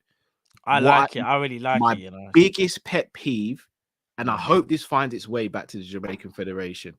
Make some infant and kids kits. You're missing a trick. I don't understand why. You're starting from age 7 to 8. Start that from 0 to 3 months and see how much you sell. Facts. I want to kick the whole family out, not just my brother. If I come back with a Jamaica top, Stevie's gonna ask me that have I got? Where did I get that? Yeah, where did you get that from? We don't have that. We don't have that. Everything we don't have that. Everything. No, we don't have that. But no, the kits are lovely, Jamrock. Love to hear your opinion, Jamrock. Honesty says so to Drifty. Let's say Klopp tells you man them are responsible for the food after the title win. What would it be, bro? Just know that everything will be there in it. Everything from fried chicken to jerk chicken to flipping oxtail, rice and peas, curry goat, spaghetti bolognese, pizza, everything, lasagna, flipping, Chinese, ribs, kormas, bro, everything. Radizio. I want everything, man. Like everything, bro. Everything. Listen, yeah. All jokes aside, LFC. If you want a new chef, hit me up. Man will teach. Big up Carol and Caroline, but I will show them still. Trust me. Trust Island Dutch pending. Asian Bar says male vocalist for me of all time is Luther Vandross. Luther Vandross, you know. It might just be Luther. Big Luther though. It's got to be big Luther. Yeah, for real. It might just be Luther, you know. I'm trying to think who else. It might be Luther. Luther Vandross might be, you know. Goated, man. Trust. Goated. Marvin Gaye. Marvin Gaye had a voice. Oh, yeah. I can forget Marvin Gaye. Marvin Gaye had a voice still. For real. Bajan Barnes says, I'm ready to give JW a Rikishi stink face after I sleep the force of the stuff. Bajan, anyhow, I see you out here doing stink faces. We have to have a conversation. For real. For real. We'd have to talk. Honesty says, Cutty Ranks or Budger, who win? Budger, man. Budger. Have to be Budger. All right, listen. Budger banting, you know. Are you crazy? It's gotta be Budger, man. Yeah, like a champion. That's like a champion. Are you crazy? Somebody else. Tell me where you get it from. Are you crazy? Budger, bro. But nah, big up carry right, but nah, Budger banting, you know. He's my guy still. Trust. While I'm living, thanks I'll be giving. I'm a living while I'm living to the Father I will pray. No, Budgie's my guy. Budgie's the guy, bro. Budgie's my guy. Budgie's my guy. Boy, people, that brings us to the end of the show. Indeed, it does. Another goated session. Kop-ish Kall-in on a Friday. People, we are going to be back tomorrow. Tomorrow. Today actually. Oh, today we'll be back today. We'll be back later on today, people. Live match watch along and then live reaction. If you haven't caught the preview, make sure you do that now, guys. Go and head over and check out the preview. Very good preview with Pete McCleave. He's also got a really special campaign at the moment going on as well. So make sure you check that out. Matt, anything you want to add, bro, before we take the people out? Let's get this dub tomorrow, bro. Let's beat Newcastle tomorrow, bro. Trust me. Get them 3 points. And you know what? Big up to all the fans who watch us and aren't Liverpool fans as well. That means a lot as well, man. Obviously, you Liverpool fans, that means a hell of a lot. But also rival fans as well, that means a lot. I see you CHB. That means a lot, man. So big up you all. Trust me. Go and get some sleep, people. See you in a few hours. Stay safe, stay blessed. We're Kopish and we're out, people. Love, people. We out.